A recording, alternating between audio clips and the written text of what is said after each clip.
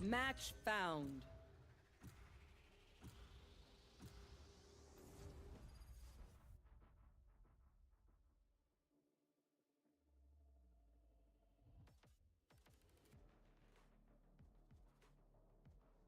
Hello, guys.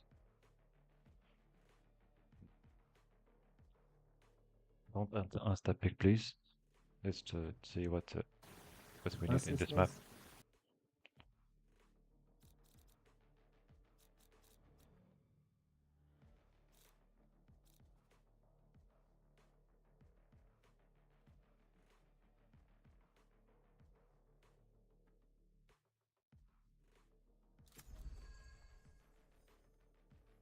Okay, I will choose glove. I've got all the time in the world. I am a neon main, but I will choose a smoker. Sorry. No problem, no problem. Go ahead. Danjusha, choose jet.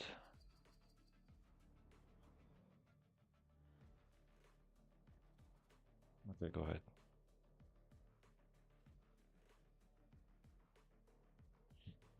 With you French. I am Moroccan. I can speak French, English, Deutsch. Get any you want.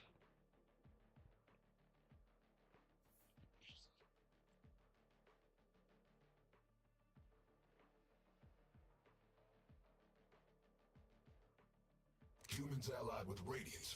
What a strange world.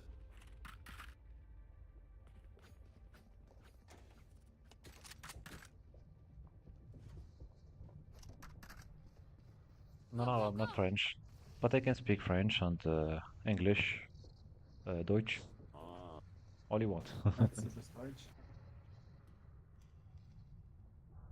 Hello? Hello? Hello? Can you speak Polish? No, no. Ah, Do you speak English? yeah. That's good. So let's keep it in English.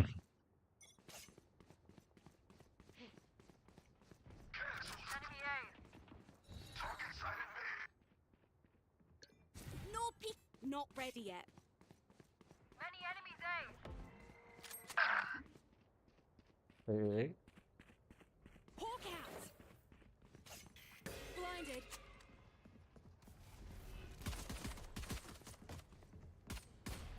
Ugh. Reload. Ugh. Mm.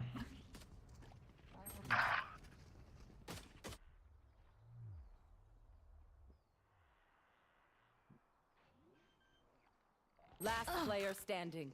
Enemy spotted. Spike planted.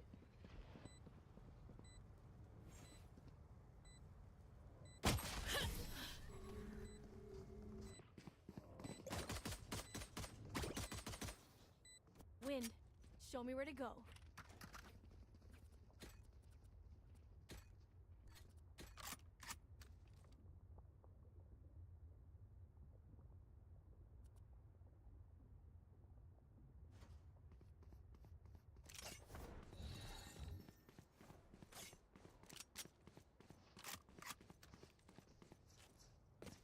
Find the weak point and break it.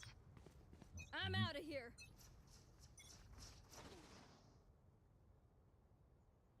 Multiple enemies mid. Gotta go.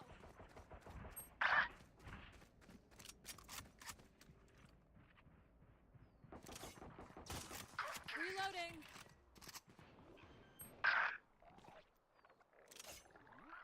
Spike planted. Reloading. Go, go, go. Last player standing.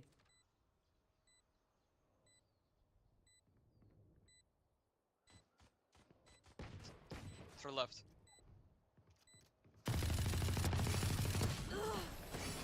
Ah, Alex.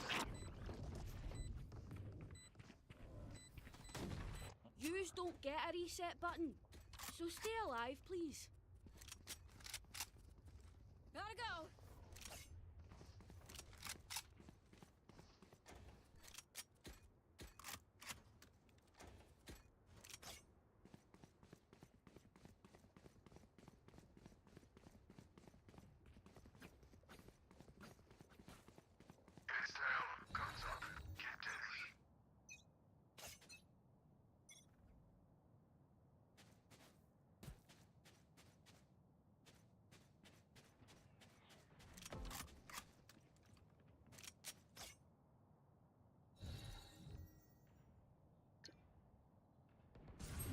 peeking.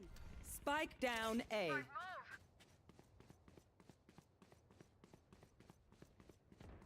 Ended. Hawk out. One enemy remaining. Drop in a Spotted A. smoke. Here. Not ready yet.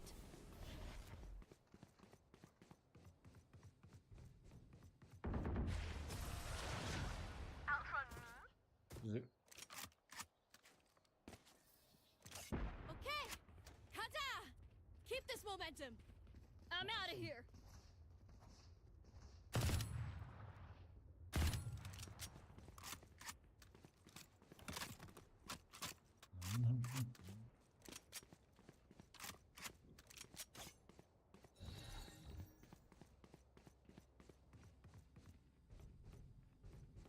I got yous, okay?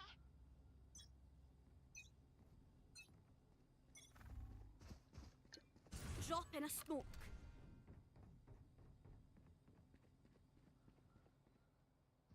Hawk out. Enemy It's spotted. you and me. Enemy spotted C. No peeking. Spike planted.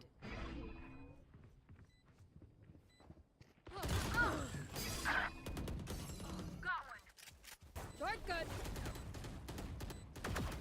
Last player Heads up. standing. My ult's red. Watch out. That's 3. Here we go. Stella.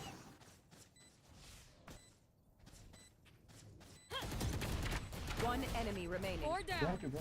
Behind you. Is it? Nice.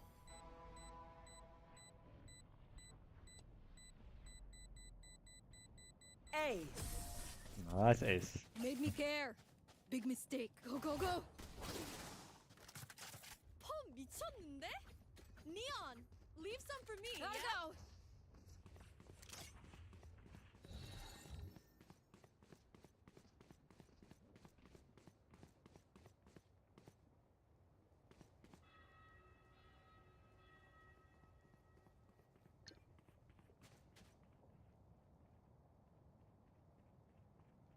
Serious face on.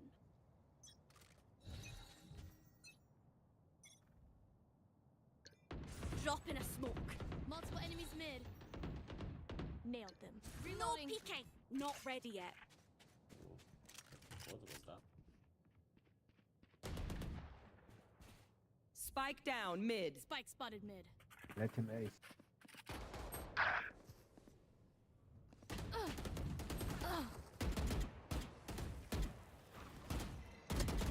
One enemy remaining. Relax. Have one of these. See you later, Geckerator. Nice team. Heal up, squad. Aye, where to?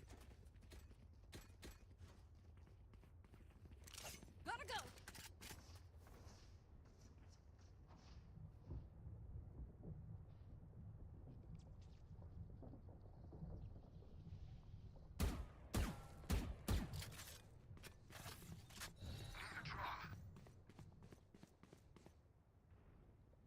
Let's fly.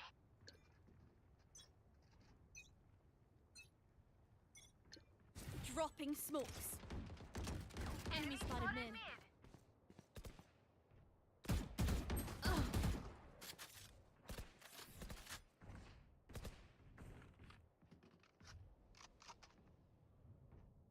I'm out of here.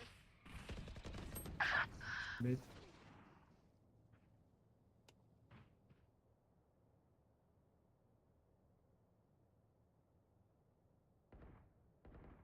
Multiple targets A.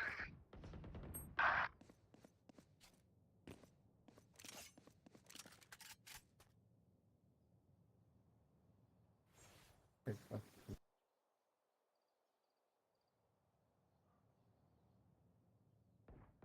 It's A. Spike planted.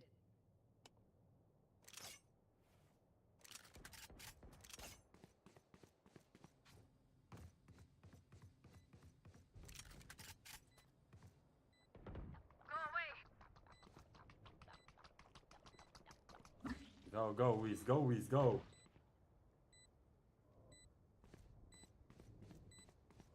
Last player standing.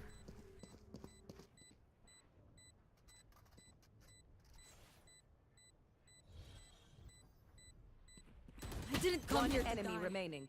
I'm out of here. My bad. That's That right. way no one takes a soul. I'll make sure of it.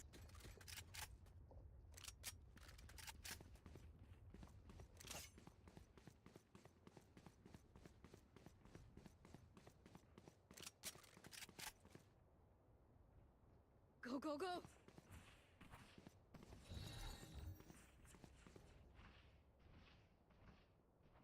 Come on then.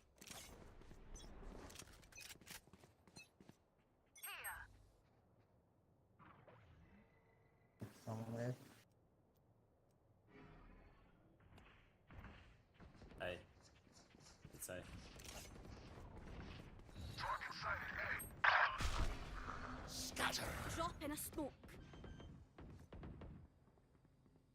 Heaven, heaven. Spike planted.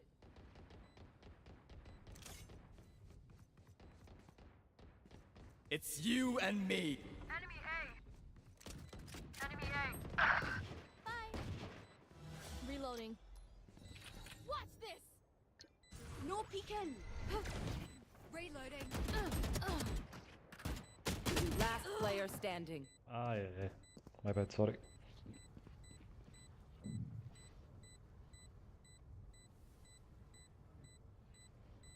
Nah. Not It's bad. under you. And Safe, safe. yeah.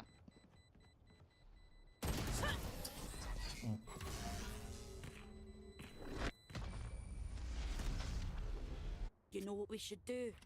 I'll tell you. We should win. I'm out of here.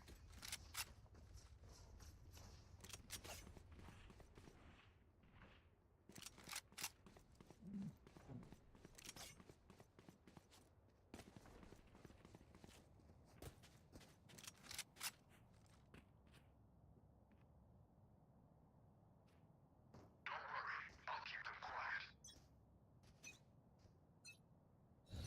You want to play? Let's play. Someone's in attacker spawn. It's A, it's A. Nice try. Drop in a smoke.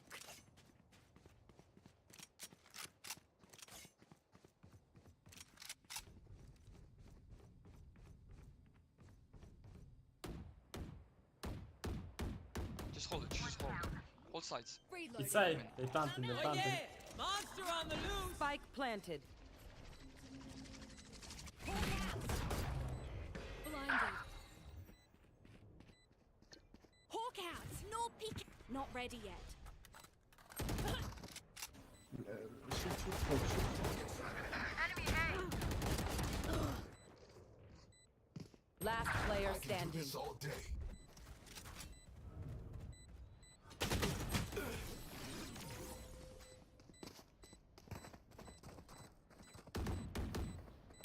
My ult is ready. Go. I got things to do.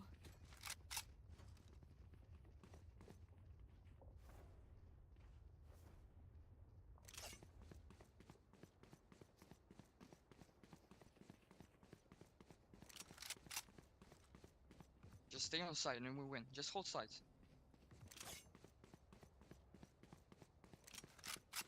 Let's get this done.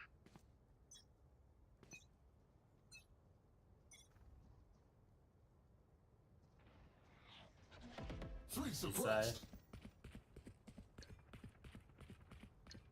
Dropping smokes. The hunt begins.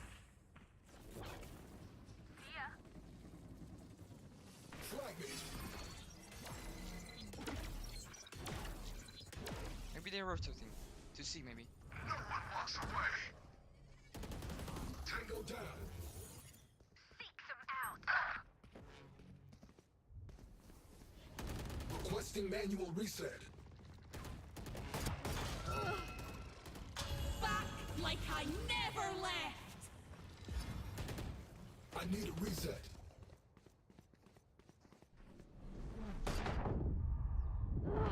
One enemy remaining. My ult's ready. the last of him. Nice. Ingat ka, don't get stabbed. Bad way to go. Need a drop.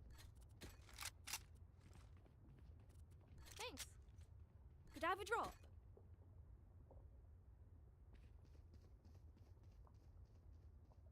Can you buy me neon, please? Thank you. Thanks.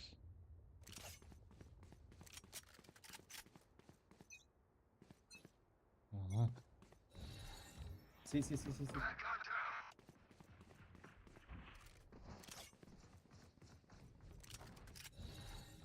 Enemy spotted C. Drop in a smoke.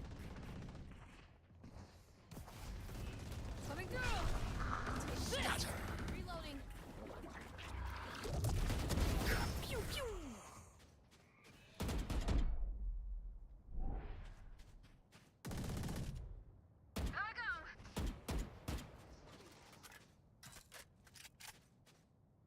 They rotate maybe?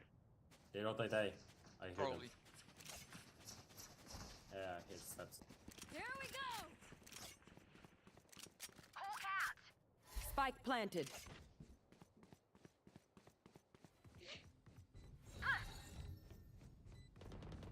One enemy remaining. Dropping smokes. Diffuse.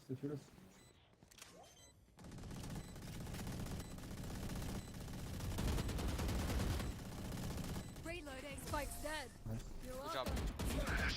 Gotta go. Hi. Fight's not over, you know. Go, go, go.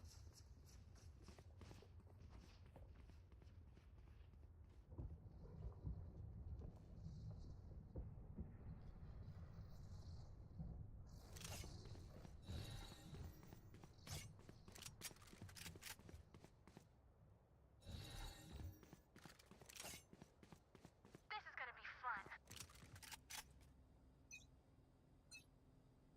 Shutting them down. One suppressed. Enemy spotted mid. Reloading. No peeking. Enemy spotted mid.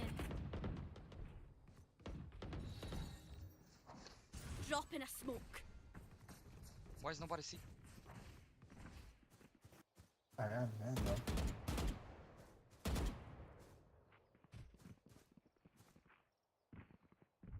They going A. They going A. I hear them. They going A. Fast A. Not Fast A. ready yet. Wolf, can you smoke? Already smoke it. No, can't. Spike planted. Blinded. Target sighted A. Oh yeah! Monster on the loose! Target sighted A. Flash. Be fast. One enemy remaining. Last player Help, standing. help. Right. Right. Clutch.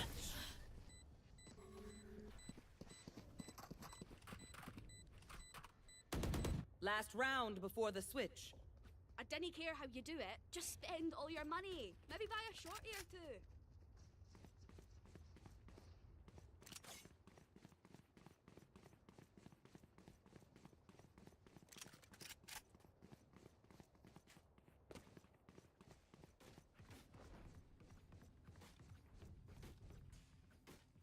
Keep up.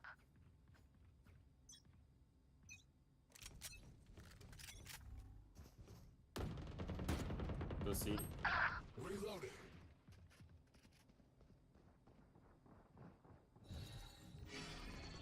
Drop in a smoke.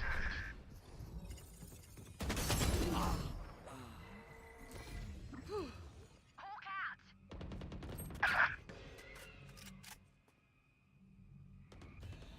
They're dead. Garage. Here.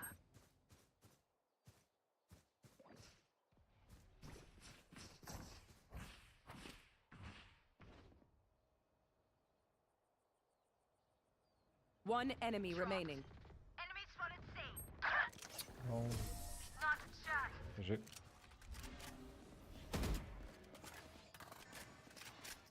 Switching sides. This place is nice, but not nice enough to die in. Let's win and get out of here. I bought wall. so we can try to just rush. Yeah, go away.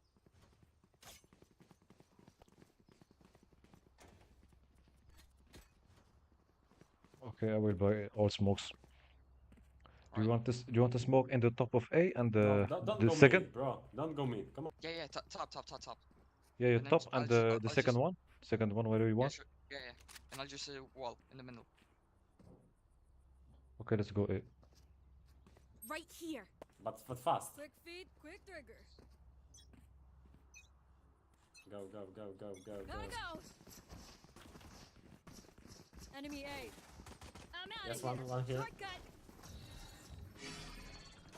No peeking. Reloading. I'm out of here. Enemy spotted A. Spike down A. Go. One enemy remaining. I got the spike. Plant. Spike planted. Up, I think.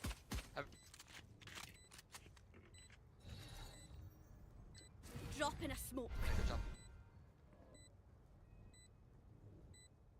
Last player standing. You don't have to peek. Just Maybe. nice. Good Hey, job. hey, hey, hey. Remember, bullets hurt.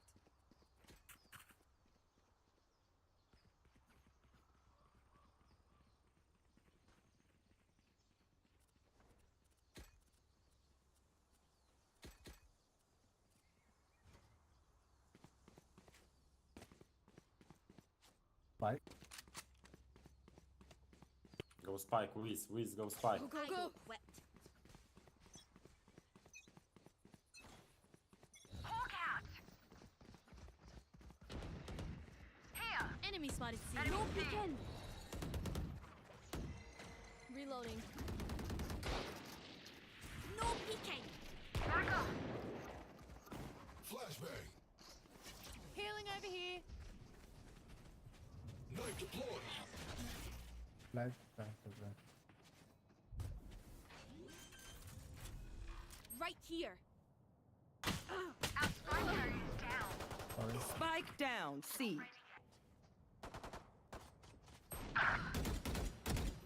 One enemy remaining.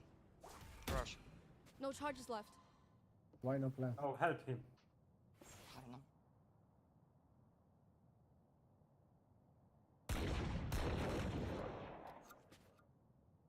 He doesn't. I got the spike. Gun here. Just plant. Found him. Spike planted. Good job. Now watch all the aim. Yeah, good.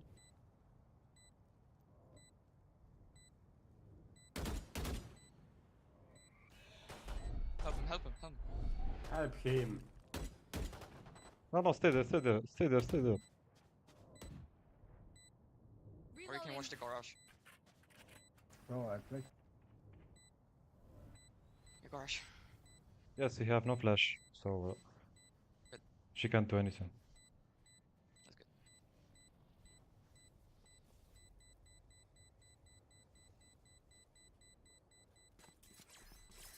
Run. Nice. Good job. Is it? Good fucking shit. Here.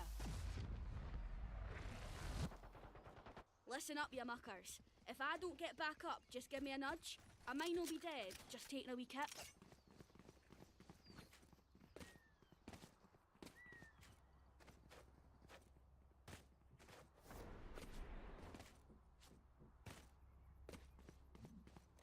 Same as the first round. You smoke Right here. heaven. Yeah, don't worry. Yeah. Hey, you? Reloading. Hawk out. Blinded. Gotta go. Enemy spotted A. Oh. Reloading. Reloading. This way. Take this.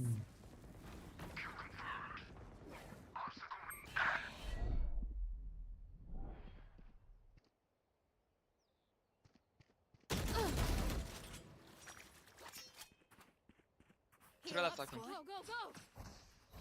Blocking sight. Last player standing. Heaven.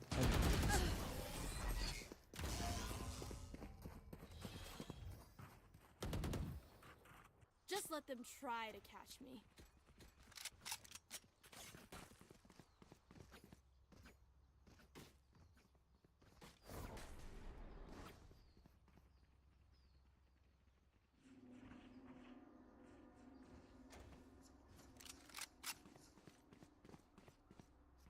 Gotta go! Right here. Don't give them ground. Reloading.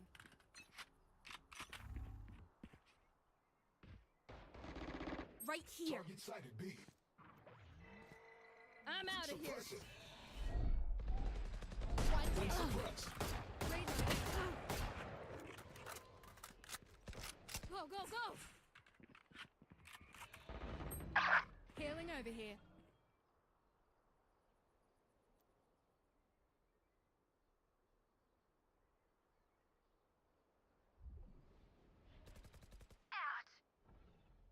I'm out of here. Shortcut. Drop in a smoke. Enemy spotted B. Drop in a smoke. Spike planted.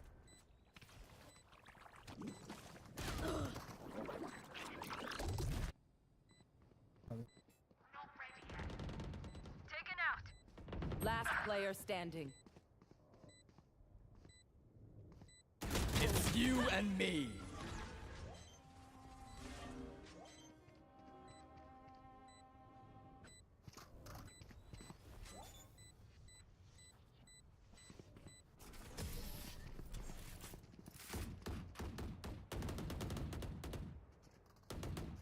I will fulfill my purpose.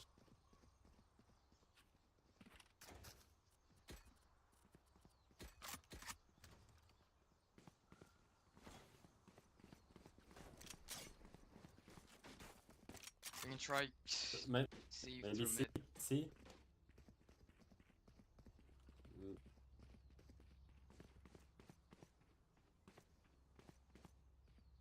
Okay, let's go see. Hawk out. Flashbang. No peeking. My ult's ready. Seek them out. One.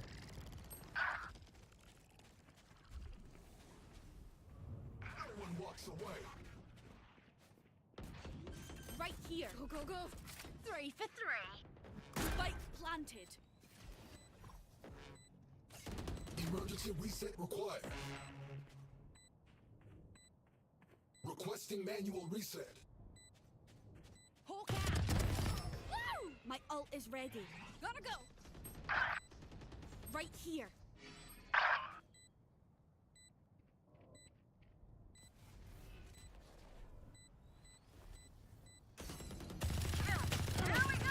One enemy remaining. Bravo. You had it coming. I hate to say it, but That was the probably longest best to arrow first shot team. I have ever done. Plan.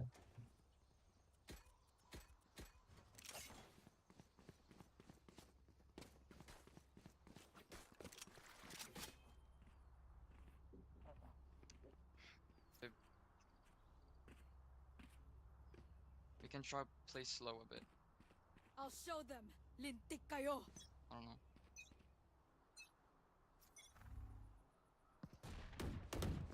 Target sighted. Healing over here.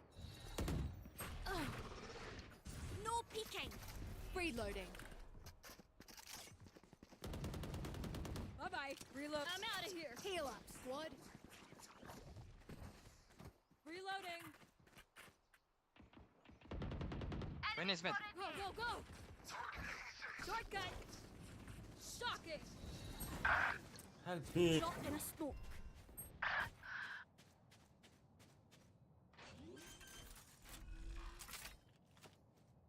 Spike planted. Last player standing. Back like I never left. Last player Close. standing. Ah, my bad. Sorry.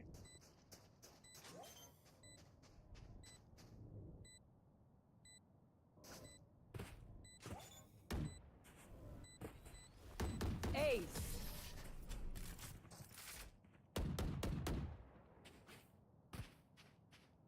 Find the weakest link and kick him in the shin.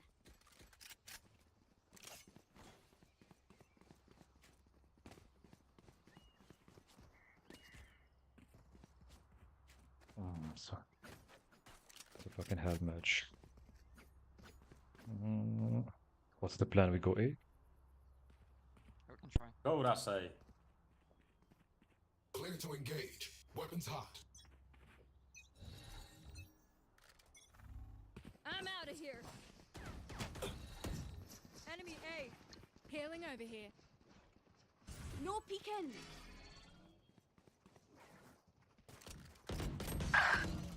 Radiant kill.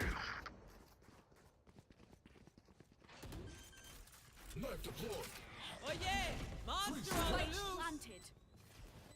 Grenade. Pickles. No peeking. No, don't peek, please. Thrash isn't done with you! Enemy spotted A. Scatter. Your fault. One enemy remaining. Heal up, squad. Open. Last one down.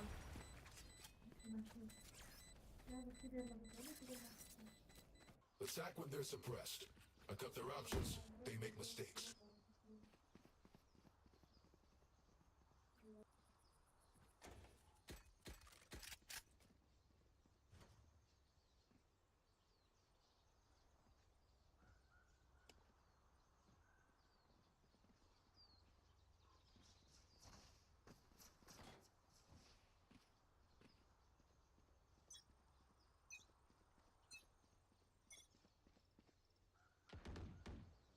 Enemy spotted B.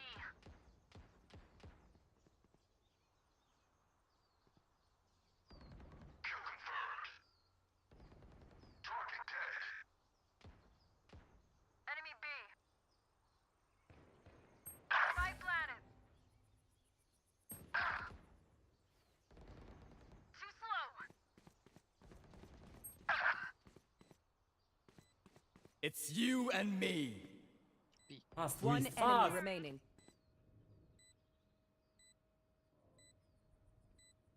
Yeah, just watch it. What? Last player standing. You ju- Wait.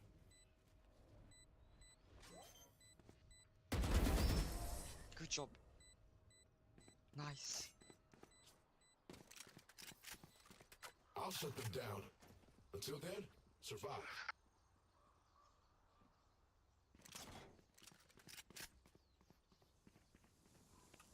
Go see, guys. Go see.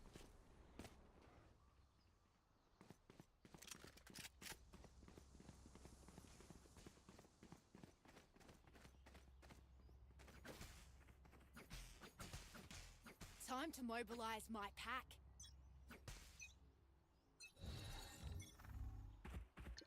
Drop in a smoke.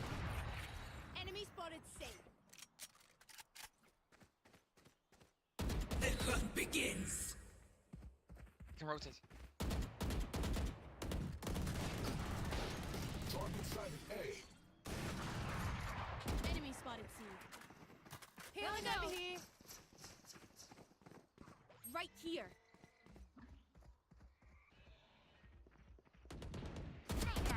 Over go.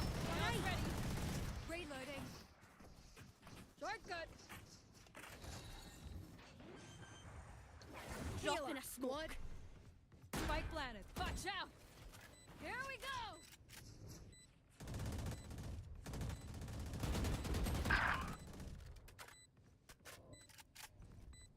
Heal up, squad. Enemy spotted C. One enemy remaining. Oh shit. Go, go, go. I'm bugged. Let's go, guys. I'm out of here. Match point. Come on, squad. Gotta Nice. play Play that whistle.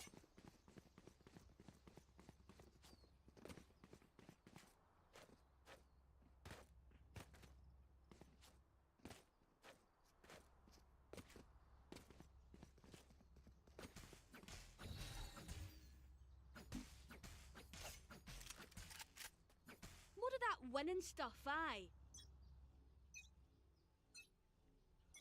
No one walks away. Flash. Go, go, go!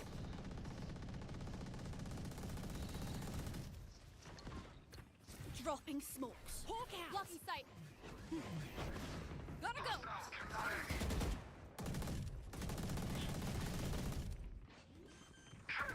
Yikes. Our spike carrier is killed. Spike down B. I got the spike.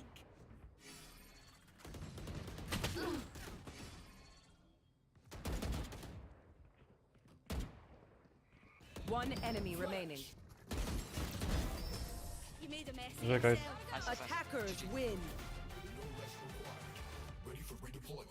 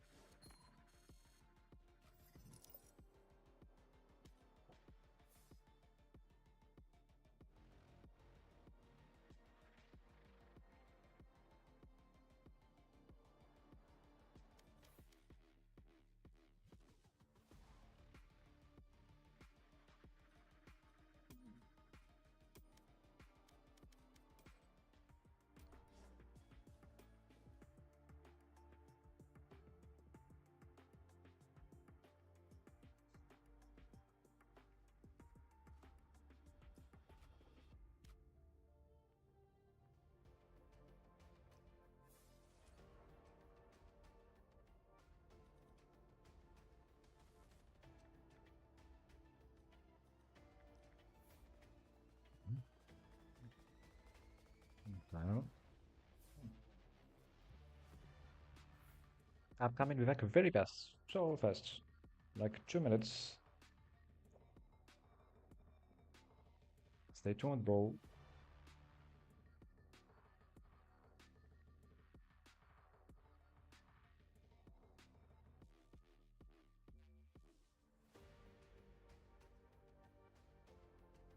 But Ellen was dead. He was about to marry again. He spoke of my mother. Then, as Ellen had spoken of her, and he might indeed have been speaking of Ellen. They had a fight one night when I was about 13. They had a great many fights, of course. But perhaps I remember this one so clearly because it seemed to be about me. I was in bed upstairs, asleep. It was quite late. I was suddenly awakened by the sound of my father's footfalls on the walk beneath my window. I could tell by the sound and the rhythm that he was a little drunk, and I remember that at that moment a certain disappointment, an unprecedented sorrow entered into me. I had seen him drunk many times and had never felt this way. On the contrary, my father sometimes had great charm when he was drunk. But that night I suddenly felt that there was something in him to be despised. I heard him come in. Then, at once, I heard Ellen's voice. "Aren't you in bed yet?" my father asked. He was trying to be pleasant and trying to avoid a scene. But there was no cordiality in his voice, only strain and exasperation. "I thought," said Ellen coldly, "that someone ought to tell you what you're doing to your son, what I'm doing to my son." And he was about to say something more, something awful. But he caught himself and only said, with a resigned, drunken, despairing calm, "What are you talking about, Ellen? Do you really think?" she asked. I was certain that she was standing in the center of the room, with her hands folded before her, standing very straight and still. "That you're the kind of man he ought to be when he grows up?" And, as my father said nothing, "He is growing up, you know." And then, spitefully, which is more than I can say for you, is more than I can say for you. "Go to bed, Ellen," said my father, sounding very weary. I had the feeling, since they were talking about me, that I ought to go downstairs and tell Ellen that whatever was wrong between my father and myself we could work out between us without her help. And, perhaps, which seems odd, I felt that she was disrespectful of me. For I had certainly never said a word to her about my father. I heard his heavy, uneven footfalls as he moved across the room, towards the stairs. "Don't think," said Ellen, "that I don't know where you've been." "I've been out drinking," said my father, "and now I'd like to get a little sleep. Do you mind?" "You've been with that girl, Beatrice," said Ellen. That's where you always are, and that's where all your money goes and all your manhood and self-respect, too. She had succeeded in making him angry. He began to stammer. If you think that I'm going to stand here and argue with you about my private life, if you think I'm going to argue with you about it, why, you're out of your mind. I certainly don't care, said Ellen. What you do with yourself. It isn't you I'm worried about. It's only that you're the only person who has any authority over David. I don't. And he hasn't got any mother. And he only listens to me when he thinks it pleases you. Do you really think it's a good idea for David to see you staggering home drunk all the time? And don't fool yourself, she added after a moment, in a voice thick with passion. Don't fool yourself that he doesn't know where you're coming from. Don't think he doesn't know about your women. She was wrong. I don't think I did know about them, or I had never thought about them. But from that evening I thought about them all the time. I could scarcely ever face a woman without wondering whether or not my father had, in Ellen's phrase, been interfering with her. I think it barely possible, said my father, that David has a cleaner mind than yours. The silence, then, in which my father climbed the stairs was by far the worst silence my life had ever known. I was wondering what they were thinking, each of them. I wondered how they looked. I wondered what I would see when I saw them in the morning. And listen, said my father suddenly, from the middle of the staircase, in a voice which frightened me. All I want for David is that he grow up to be a man. And when I say a man, Ellen, I don't mean a Sunday school teacher. And when I say a man, Ellen, I don't mean a Sunday school teacher. A man, said Ellen shortly, is not the same thing as a bull. Good night. Good night, he said after a moment, and I heard him stagger past my door. From that time on, with the mysterious, cunning, and dreadful intensity of the very young, I despised my father and I hated Ellen. It is hard to say why. I don't know why, but it allowed all of Ellen's prophecies about me to come true. She had said that there would come a time when nothing and nobody would be able to rule me, not even my father. And that time certainly came. It was after Joey. The incident with Joey had shaken me profoundly, and its effect was to make me secretive and cruel. I could not discuss what had happened to me with anyone. I could not even admit it to myself. And, while I never thought about it, it remained, nevertheless, at the bottom of my mind, as still and as awful as a decomposing corpse. And it changed, it thickened, it soured the atmosphere of my mind. Soon it was I who came staggering home late at night. It was I who found Ellen waiting up for me. Ellen and I who wrangled night in and night out. My father's attitude was that this was but an inevitable phase of my growing up, and he affected to take it lightly. But beneath his jocular, boys-together air, he was at a loss, he was frightened.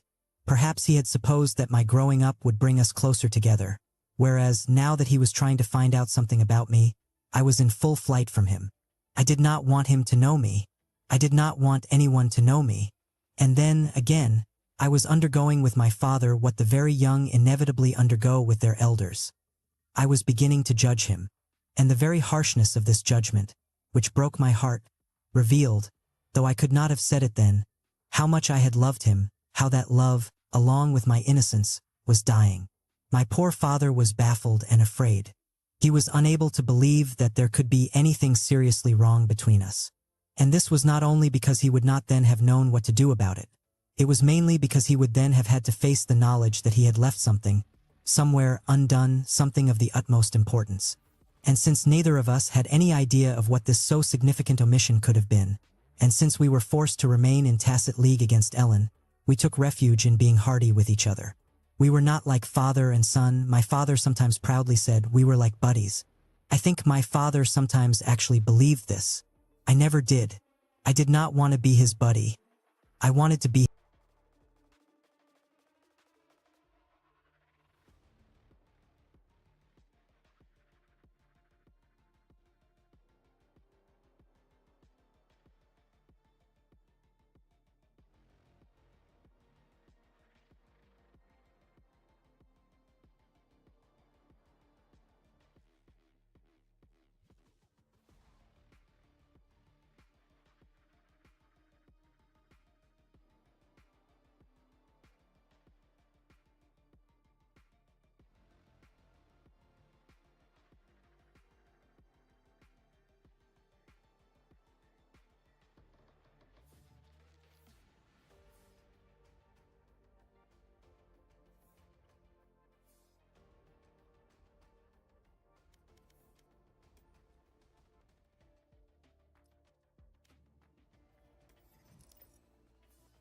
Match found.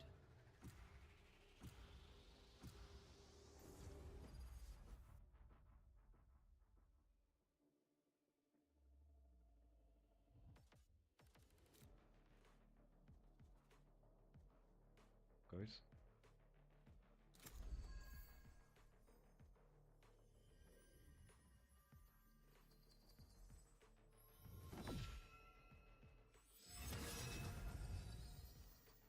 I've got all the time in the world.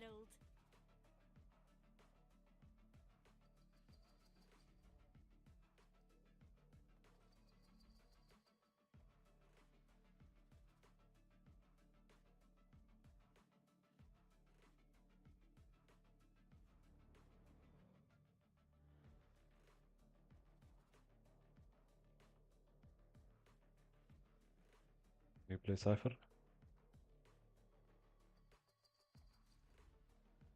Beteho is good also. Let's go.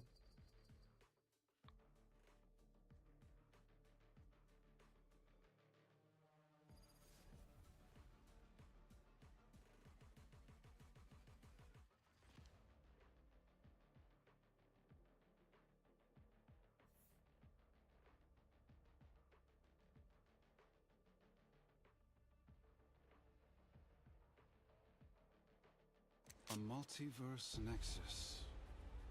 Oh.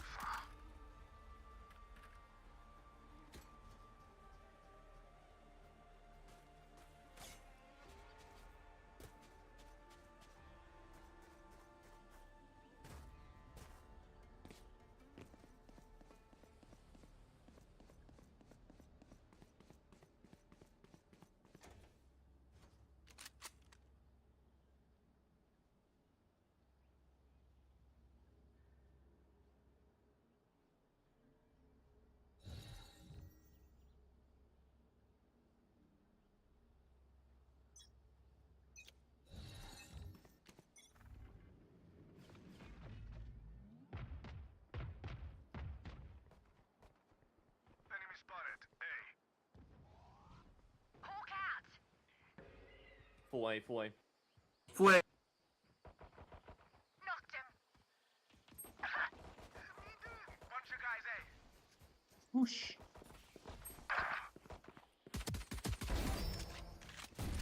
Spike down A. Spikes A. One enemy Target remaining. down. Refreshing.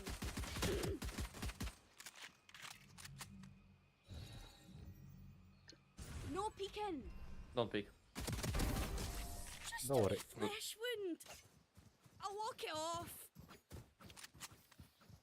You know, I could just outlive them. Nah, bullets are quicker.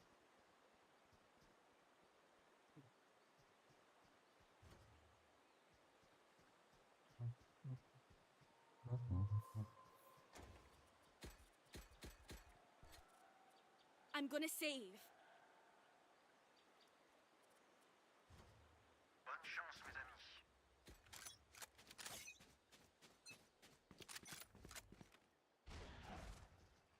Right here. Enemy C. That's a kill. Enemy spotted. Take it out. Hawk out. Hawk out.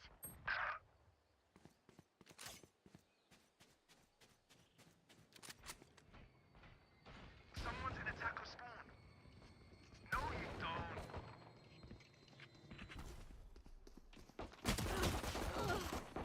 One enemy remaining. Reloading. Spike down B. Last player standing.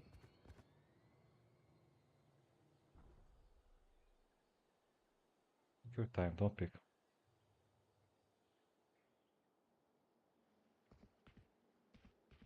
I'm out of stuff. Coco is.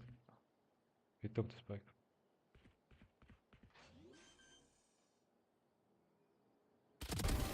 GG, very nice. Here.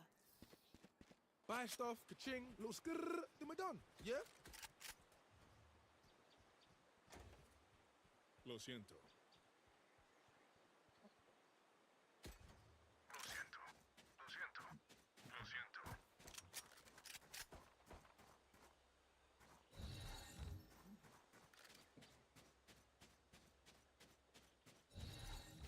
All right, muckers. Off we go.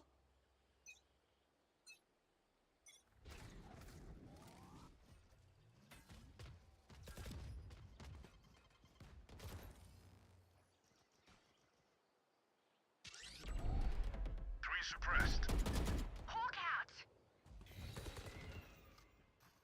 Hawk out! Drop in a smoke.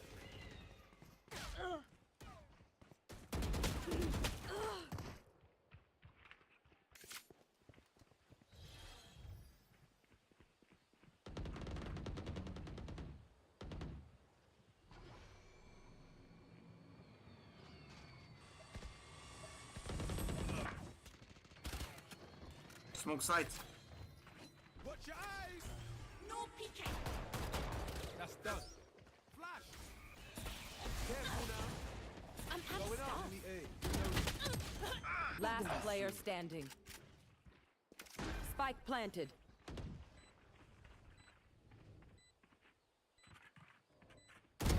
One less. One enemy remaining. That's right.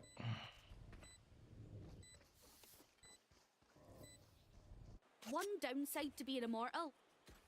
I can't play dead.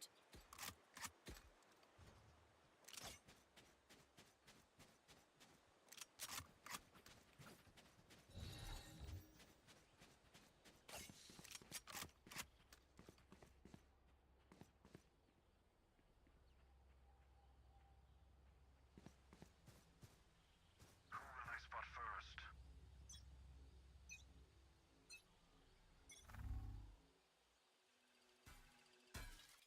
Again.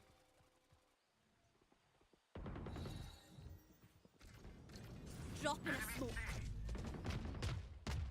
Hawk out! Hawk out!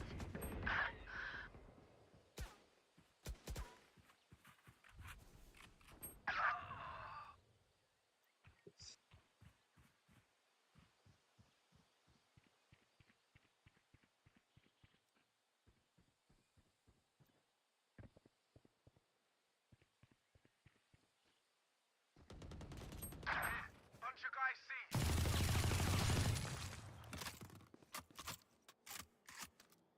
Spike planted. Refreshing. Reload him.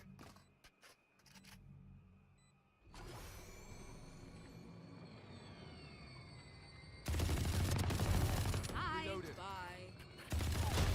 My ult is ready. No charges. Last player standing. Back like Last I player never standing. left.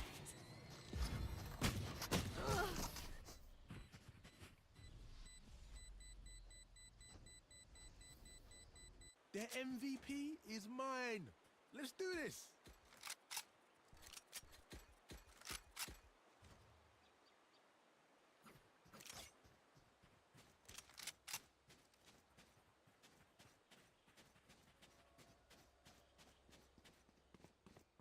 Good effort. Lo siento. We got this. My ultimate is not No ready. more. They are so dead. No peeking. Nowhere to run.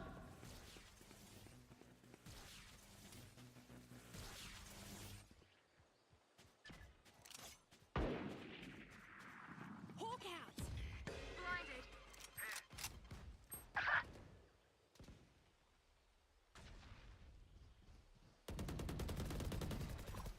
Here, catch.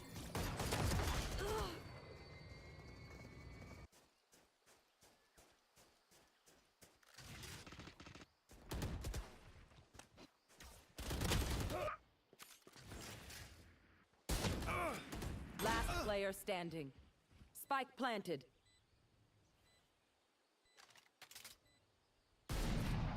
Teleport's ready.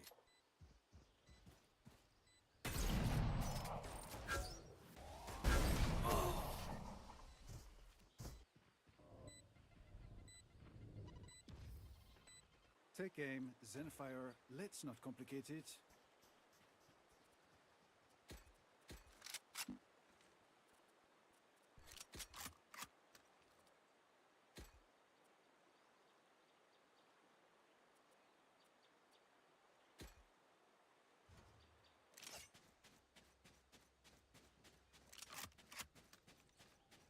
By any means necessary.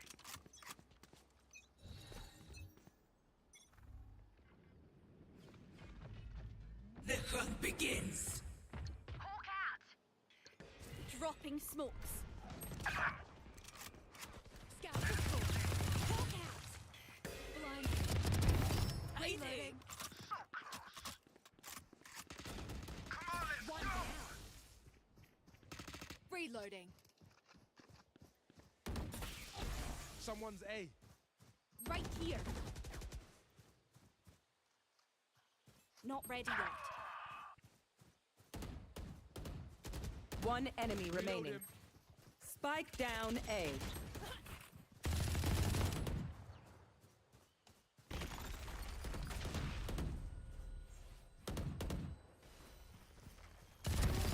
Reloading. Did your best. Just wasn't enough. No, then, papaya. If you compromise your position, Help you a girl hand out, them a would free ya? kill. Don't. Anybody? Cheers, mate. Of course.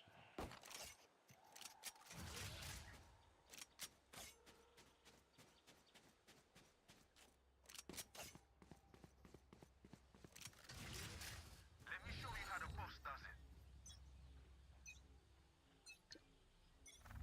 No peeking. Here.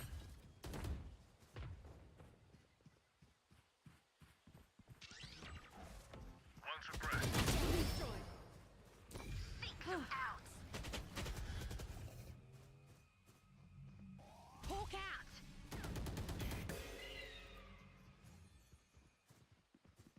Hawk out. Adios.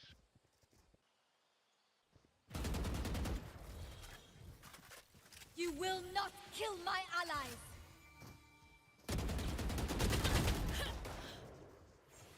Drop in a smoke.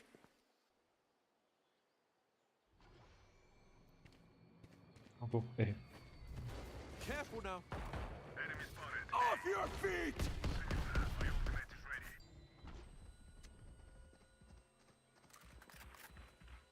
This is how it ends.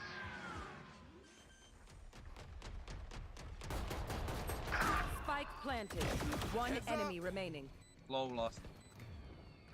Watch your eyes! Fire in the hole. Last player standing.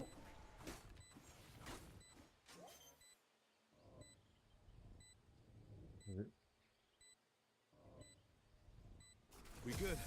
We good.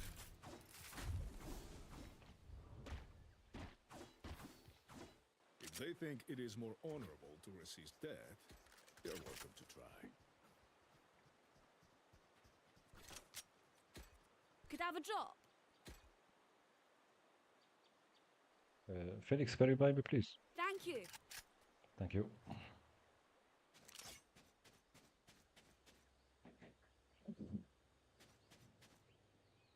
Focus now. Eyes off me. Missile Time to deployed. hunt. Drop in a smoke.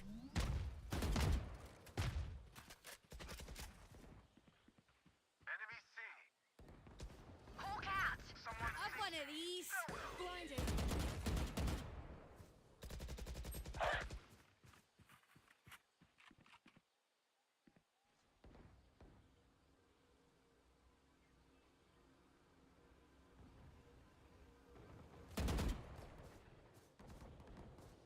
Enemy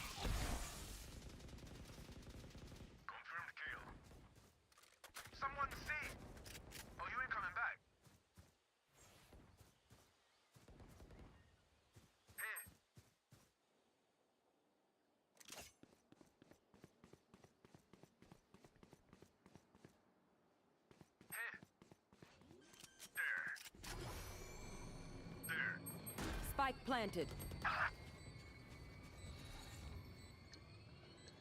Dropping smokes. One enemy remaining. My ult is ready. Reloading.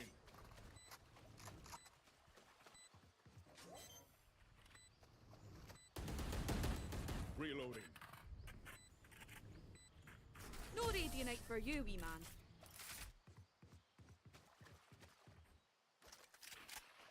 Remember, no one wants to die out here. But you don't always get what you want. Lo siento.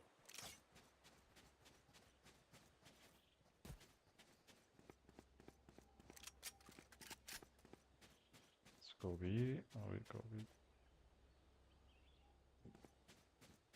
Wait, I will smoke B. Okay.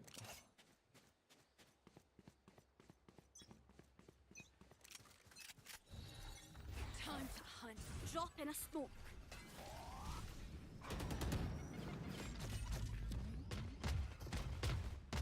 Target down.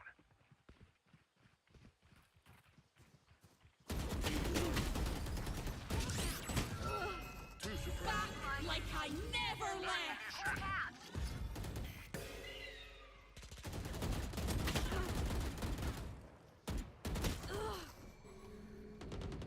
Shot. My ultimate's ready.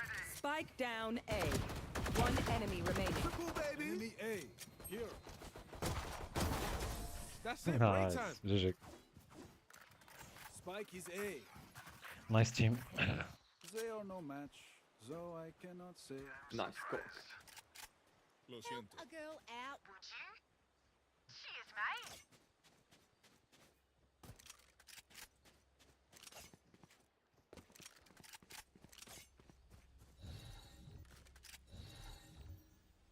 Here. Guess they're fond of losing. All missiles away. Dropping smokes.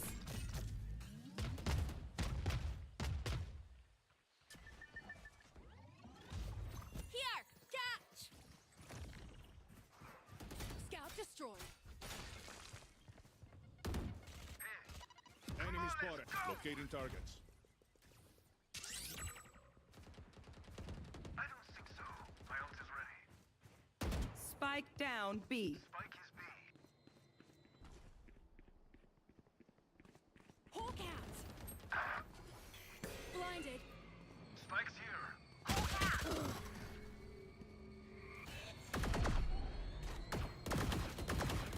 Someone C. Reload him. Sleep tight.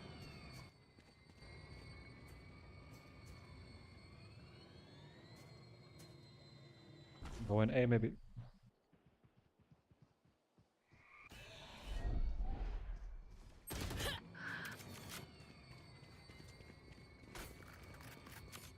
Thirty seconds left.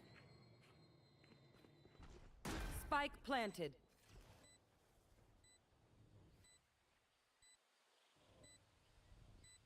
Last player standing. One enemy remaining. That one up. Flash. Ah, nice try. Could happen. We can stand around all day talking about killing them, or we just do it.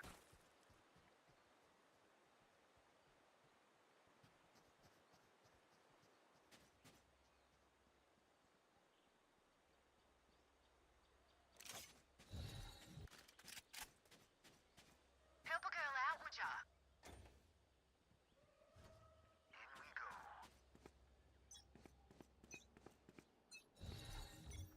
The hunt begins. No peeking. Nowhere to run. Enemy spotted. A. No peeking. Not ready yet. Not your best. Away.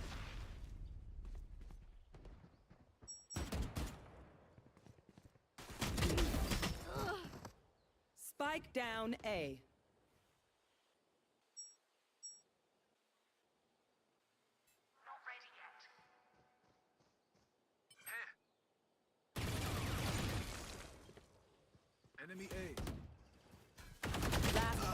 standing.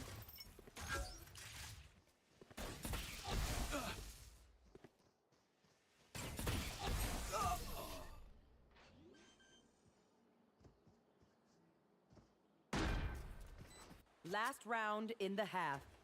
Spend everything. Don't be cheap. Anyone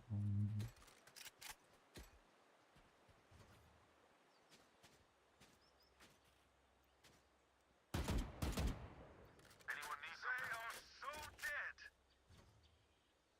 Help a girl out, would you? I need a drop. Help a girl out, would ya? I'll crush her radiant heart.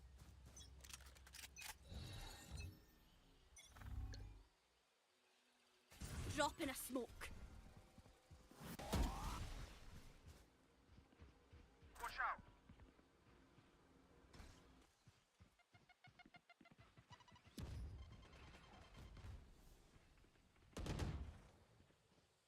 Hawk out.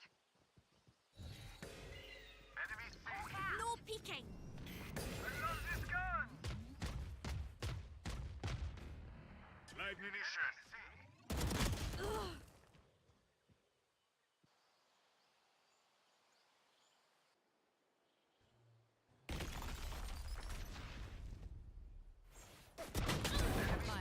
You will not kill my allies!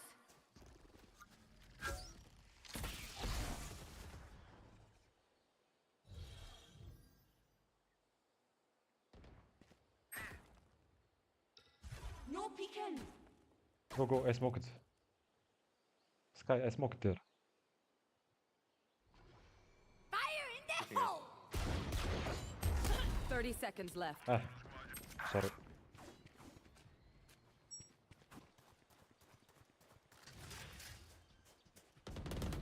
Put down. Spike planted. Going up. Flash. Careful now. Watch your eyes. One enemy remaining. Nice. Very nice.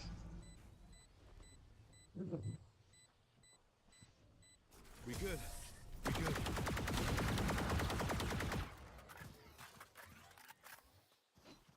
Switching sides. You man ready for a light show?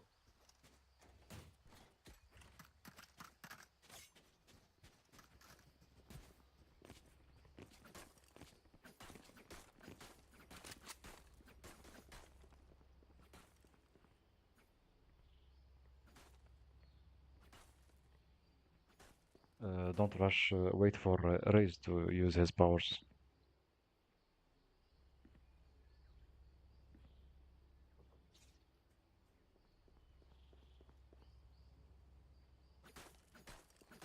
Let's go.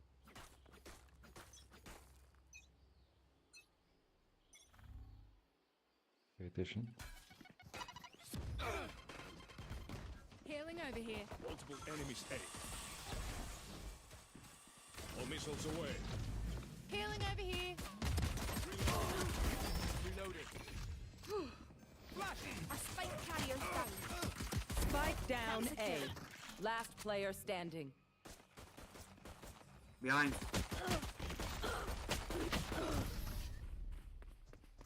Bro, choose one. Choose one. Don't shoot both. One bullet per enemy. That should be enough, yes?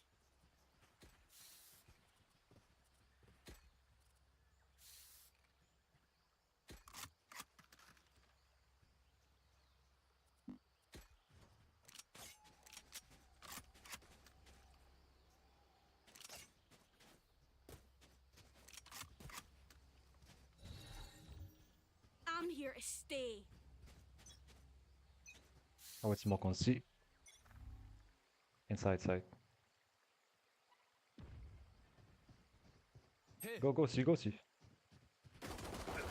Right there, dropping smokes. Heal up, squad. Missile deployed. Reloading. Hawk out. On the spike. Spike drop. Time to Plant hunt. the spike. Enemy I got the spotted. spike. See. They can cut. Blinded. Spike down C. Last player standing.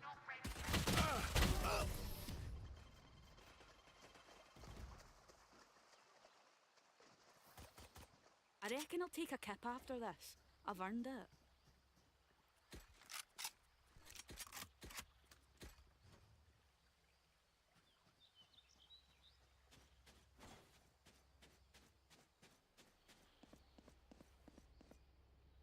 Let's go see again. Go see. Go see, go see. Yeah, go see, but don't stay there.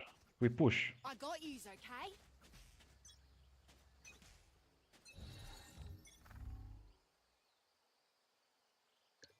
Here. Drop in Launching a missile. smoke. Hawk out. Blinded. Reload him. Finished. Got him. Come on, come in, come in, come in, come in, come in. No Going up. peeking.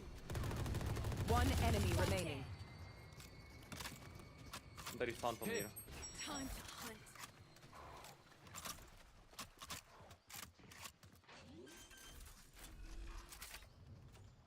Hawk Nice. spike planted. Blinded. Not ready yet. Healing over here.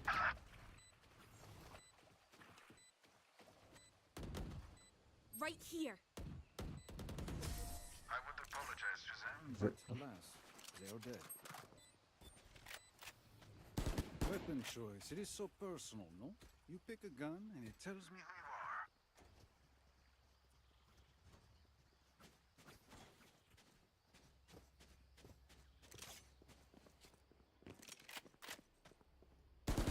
Help.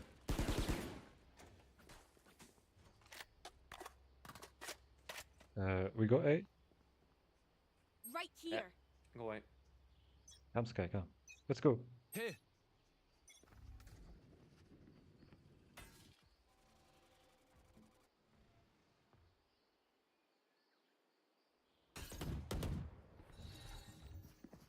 Time to hunt.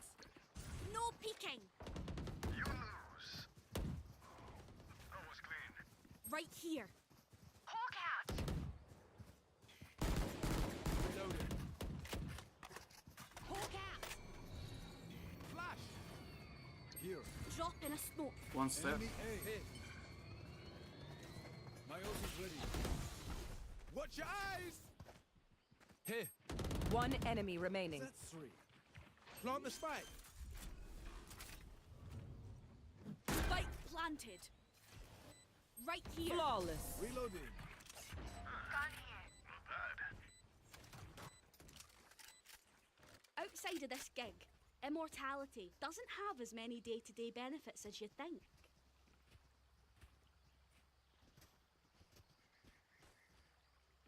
Here. They are so dead. Right here. Let's go C. There. Reload him. Come Sky, come. Bonne chance, mes amis.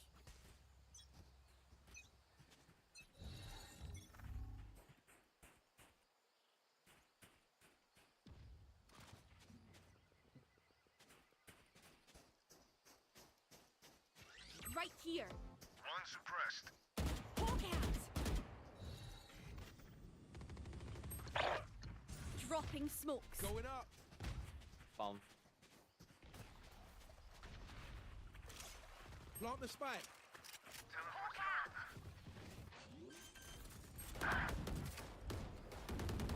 Spike Someone planted. C. Enemy C. Enemy C. Next. Have a kip. My ult is ready. One enemy remaining. That's 3. Don't get back up, Here we go. sweetheart. Remember, I hit them with explosives, then you go in. No la vayan a cagar.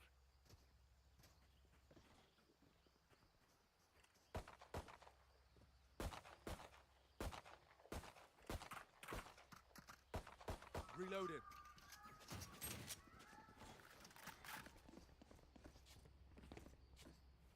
right here. Let's keep it rolling. Hawk out. Drop in a smoke. Blinded. Come on, let's go. Nowhere to run! Down. Got spike. Spike down A. Flash.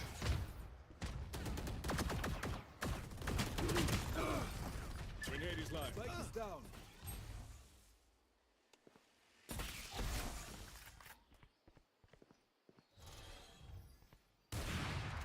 Drop in a smoke. Last player standing.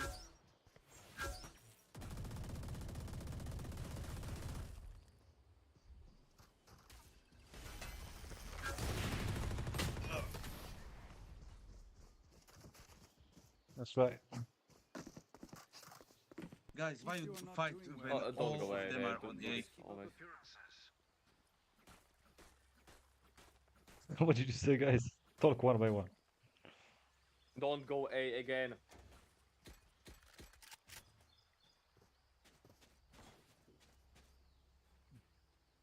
Let's go mid I need a mid drop. to C. What do you think? Oh, it's ready. Don't hold back. Arena only plays B. No peeking. All missiles away. Reload him. Enemy spotted. B. Reloading. Going up. Seek them out. Okay, push, push, push. Drone going out. Three for three. Yeah. Grenade is live. Reloading.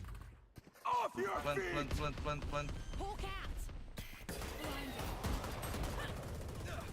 Last player standing.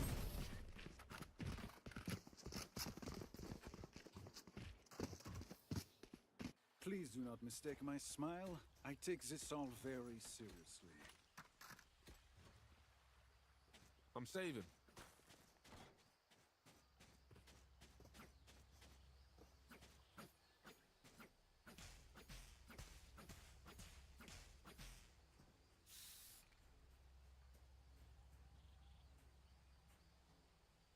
Don't give them ground.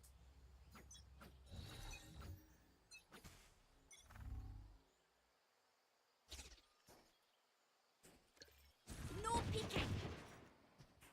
Reloaded. Enemy C. Spike drop. I got the spike.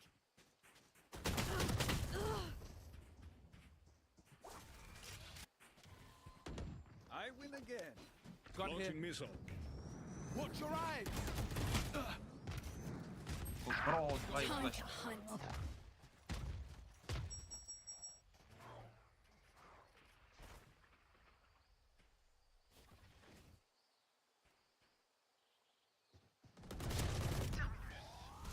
Come, come, come, come, come. Hey, come, hey, come, hey, come, hey.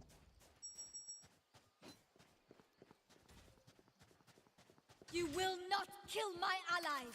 Healing over here.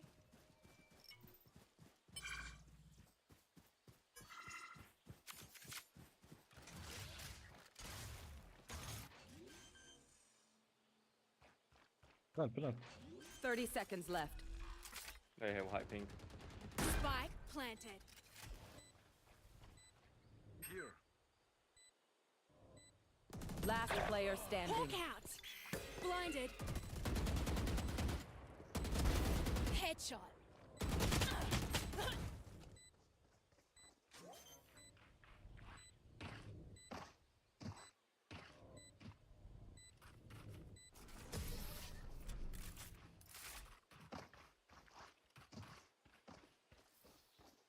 Make peace with yourself before you pull the trigger. No one else can judge you.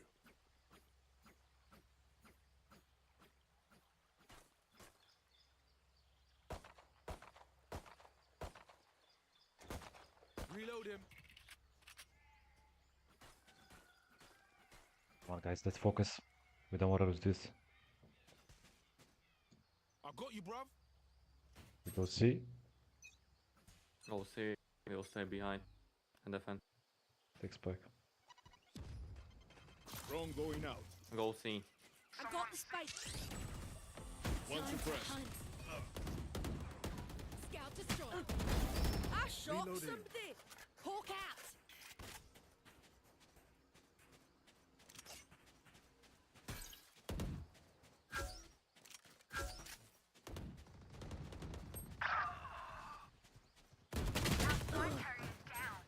Spike down, C. One enemy remaining.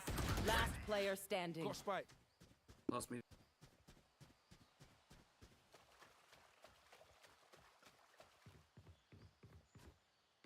He was long, bro. Spike planted.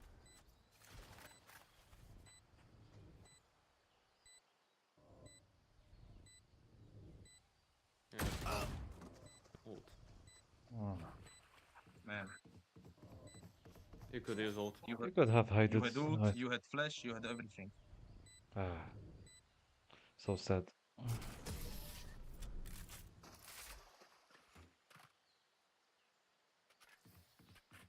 These new friends of ours are not too friendly.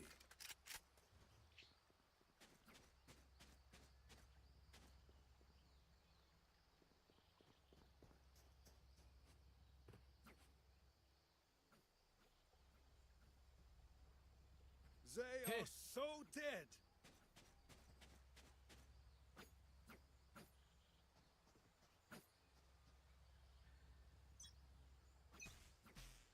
There. Yes. Wait for them to use their powers.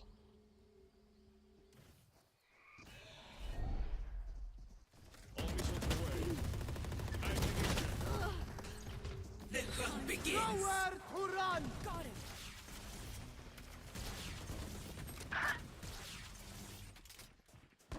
Last Spike is player down. standing. Spike down, B. Oh, I like it. Pardon, monsieur. That's three.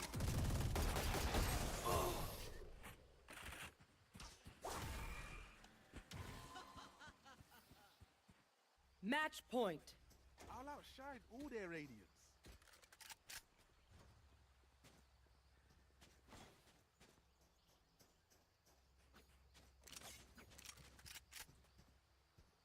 Here.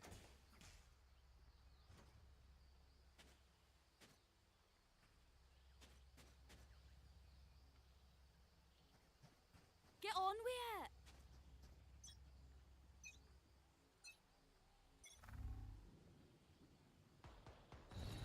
Enemy spotted. A. Buried. My ult's ready. Dropping a smoke. Out. Sorry, bro.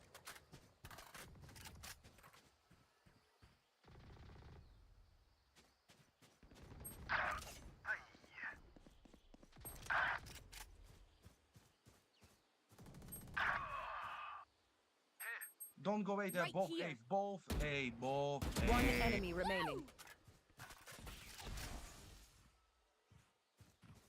Guys, just go B or C, please. Hey, shut up. Last player standing.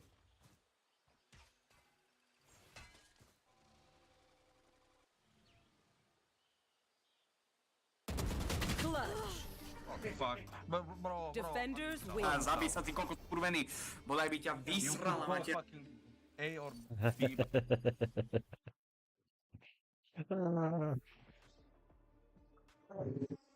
Ay, ay, ay.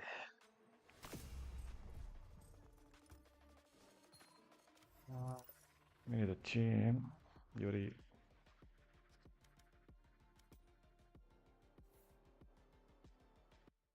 His son. What passed between us as masculine candor exhausted and appalled me. Fathers ought to avoid utter nakedness before their sons. I did not want to know, not anyway from his mouth, that his flesh was as unregenerate as my own. The knowledge did not make me feel more like his son or buddy, it only made me feel like an interloper and a frightened one at that. He thought we were alike. I did not want to think so. I did not want to think that my life would be like his, or that my mind would ever grow so pale, so without hard places and sharp sheer drops. He wanted no distance between us. He wanted me to look on him as a man like myself. But I wanted the merciful distance of father and son, which would have permitted me to love him. One night, drunk, with several other people on the way back from an out-of-town party. The car I was driving smashed up. It was entirely my fault. I was almost too drunk to walk and had no business driving. But the others did not know this, since I am one of those people who can look and sound sober while practically in a state of collapse. On a straight, level piece of highway, something weird happened to all my reactions, and the car sprang suddenly out of my control. And a telephone pole, foam white, came crying at me out of the pitch darkness. I heard screams and then a heavy, roaring, tearing sound. Then everything turned absolutely scarlet and then as bright as day, and I went into a darkness I had never known before. I must have begun to wake up as we were being moved to the hospital. I dimly remember movement and voices, but they seemed very far away. They seemed to have nothing to do with me. Then, later, I woke up in a spot which seemed to be the very heart of winter. A high, white ceiling and white walls, and a hard, glacial window, bent, as it seemed, over me. I must have tried to rise, for I remember an awful roaring in my head, and then a weight on my chest and a huge face over me. And as this weight, this face, began to push me under again, I screamed for my mother. Then it was dark again. When I came to myself at last, my father was standing over my bed. I knew he was there before I saw him, before my eyes focused and I carefully turned my head. When he saw that I was awake, he carefully stepped closer to the bed, motioning to me to be still. And he looked very old. I wanted to cry. For a moment we just stared at each other. "How do you feel?" he whispered finally. It was when I tried to speak that I realized I was in pain, and immediately I was frightened. He must have seen this in my eyes, for he said in a low voice, with a pained, a marvelous intensity, "Don't worry, David. You're going to be all right. You're going to be all right." I still could not say anything. I simply watched his face. "You kids were mighty lucky," he said, trying to smile. "You're the one got smashed up the most." "I was drunk," I said at last. I wanted to tell him everything, but speaking was such agony. "Don't you know?" he asked with an air of extreme bafflement, for this was something he could allow himself to be baffled about. "Better than to go driving around like that when you're drunk? You know better than that," he said severely, and pursed his lips. "Why, you could all have been killed," and his voice shook. "I'm sorry," I said suddenly. "I'm sorry." I did not know how to say what it was I was sorry for. "Don't be sorry," he said. "Just be careful next time." He had been patting his handkerchief between his palms. Now he opened his handkerchief and reached out and wiped my forehead. "You're all I've got," he said then, with a shy, pained grin. "Be careful." "Daddy," I said, and began to cry. And if speaking had been agony, this was worse, and yet I could not stop. And my father's face changed. It became terribly old and at the same time absolutely helplessly young. I remember being absolutely astonished, at the still, cold center of the storm which was occurring in me, to realize that my father had been suffering, was suffering still. "Don't cry," he said. "Don't cry." He stroked my forehead with that absurd handkerchief as though it possessed some healing charm. "There's nothing to cry about. Everything's going to be all right." He was almost weeping himself. "There's nothing wrong, is there? I haven't done anything wrong, have I?" And all the time he was stroking my face with that handkerchief, smothering me. "We were drunk," I said. "We were drunk." For this seemed, somehow, to explain everything. "Your Aunt Ellen says it's my fault," he said. "She says I never raised you right." He put away, thank heaven, that handkerchief, and weakly straightened his shoulders. "You got nothing against me, have you? Tell me if you have." My tears began to dry, on my face and in my breast. "No," I said. "No. Nothing. Honest. I did the best I could," he said. "I really did the best I could." I looked at him, and at last he grinned and said, "You're going to be on your back for a while, but when you come home, while you're lying around the house, we'll talk. Huh? And when you come home while you're lying around the house, we'll talk. Huh? And try to figure out what the hell we're going to do with you when you get on your feet. Okay?" "Okay," I said, for I understood, at the bottom of my heart, that we had never talked, that now we never would. I understood that he must never know this. When I came home, he talked with me about my future, but I had made up my mind. I was not going to go to college. I was not going to remain in that house with him and Ellen. And I maneuvered my father so well that he actually began to believe that my finding a job and being on my own was the direct result of his advice and a tribute to the way he had raised me. Once I was out of the house, of course, it became much easier to deal with him, and he never had any reason to feel shut out of my life, for I was always able, when talking about it, to tell him what he wished to hear. And we got on quite well, really, for the vision I gave my father of my life was exactly the vision in which I myself most desperately needed to believe. For I was, one of those people who pride themselves on their willpower, on their ability to make a decision and carry it through. This virtue, like most virtues, is ambiguity itself. People who believe that they are strong-willed and the masters of their destiny can only continue to believe this by becoming specialists in self-deception. Their decisions are not really decisions at all. A real decision makes one humble.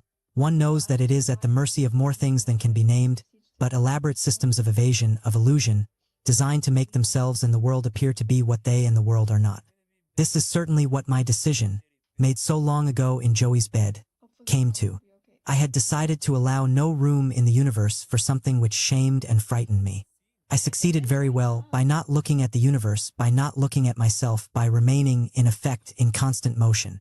Even constant motion, of course, does not prevent on occasional mysterious drag, a drop, like an airplane hitting an air pocket. And there were a number of those, all drunken, all sordid. One very frightening such drop while I was in the army, which involved a fairy who was later court-martialed out. The panic his punishment caused in me was as close as I ever came to facing in myself the terrors I sometimes saw clouding another man's eyes. What happened was that, all unconscious of what this ennui meant, I wearied of the motion, wearied of the joyless seas of alcohol, wearied of the blunt, bluff, hearty, and totally meaningless friendships, wearied of wandering through the forests of desperate women, wearied of the work, which fed me only in the most brutally literal sense. Perhaps, as we say in America, I wanted to find, in the most brutally literal sense. Perhaps, as we say in America, I wanted to find myself.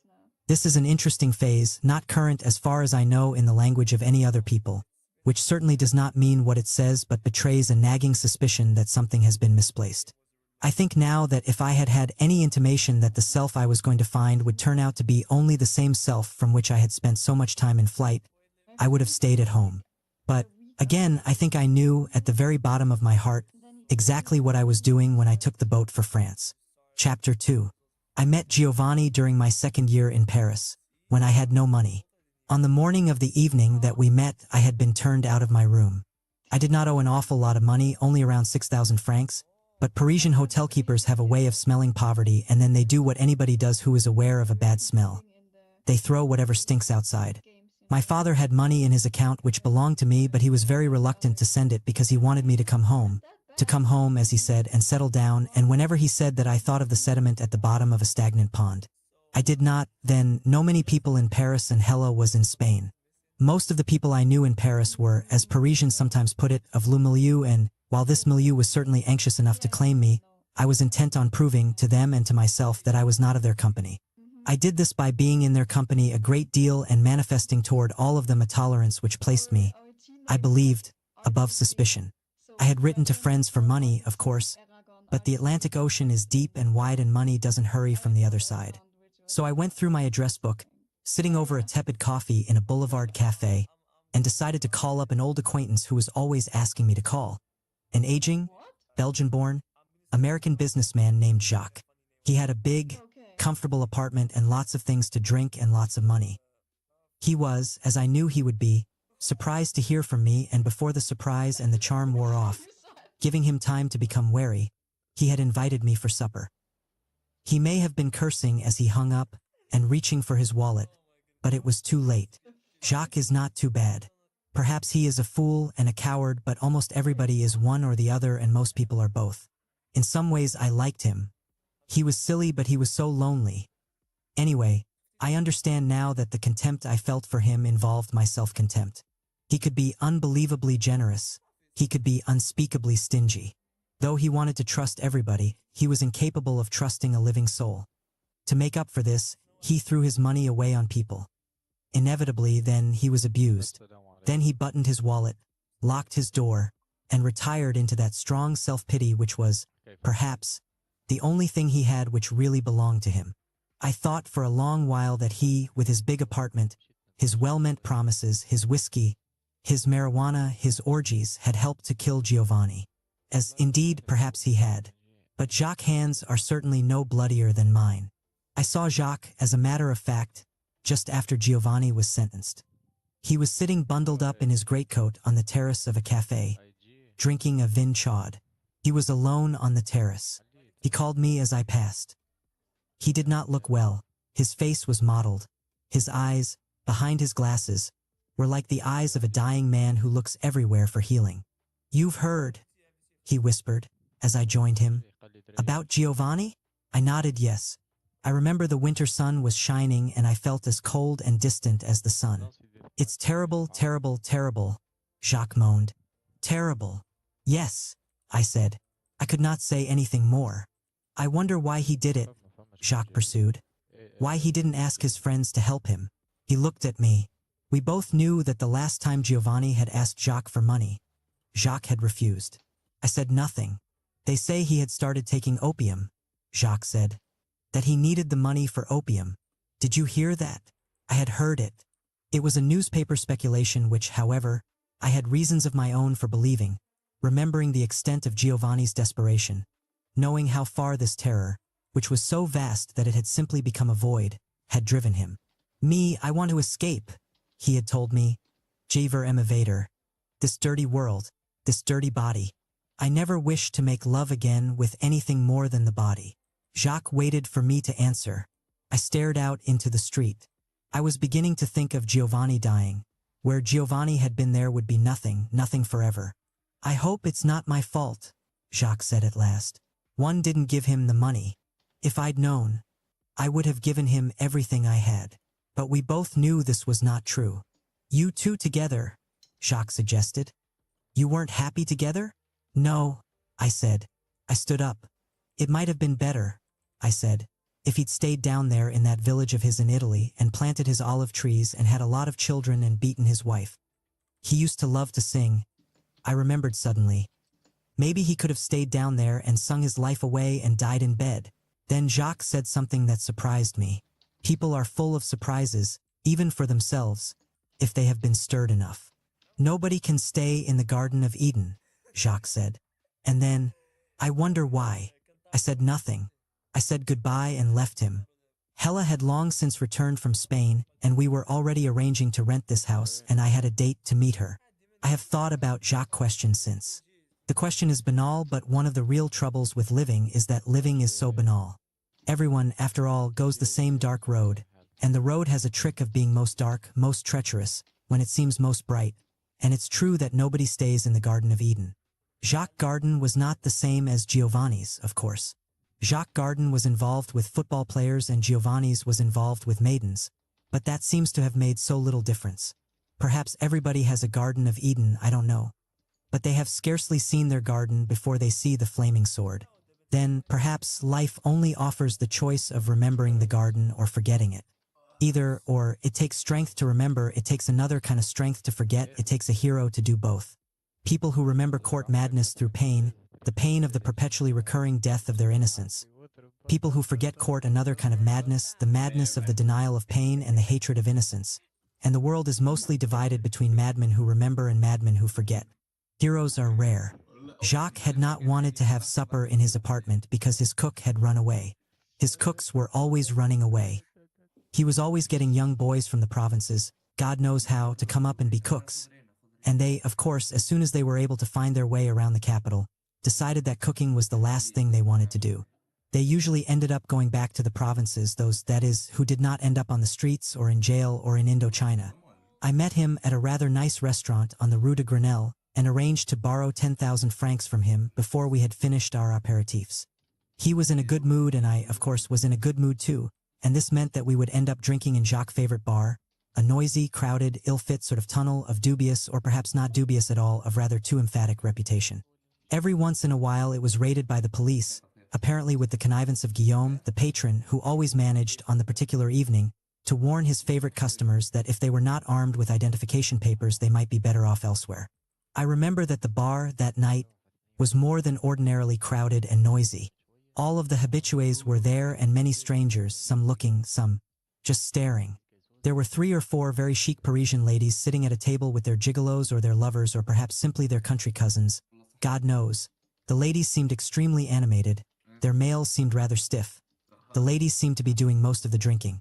There were the usual paunchy, bespectacled gentlemen with avid, sometimes despairing eyes, the usual knife-blade lean, tight-trousered boys. One could never be sure, as concerns these latter, whether they were after money or blood or love. They moved about the bar incessantly, cadging cigarettes and drinks, with something behind their eyes at once terribly vulnerable and terribly hard.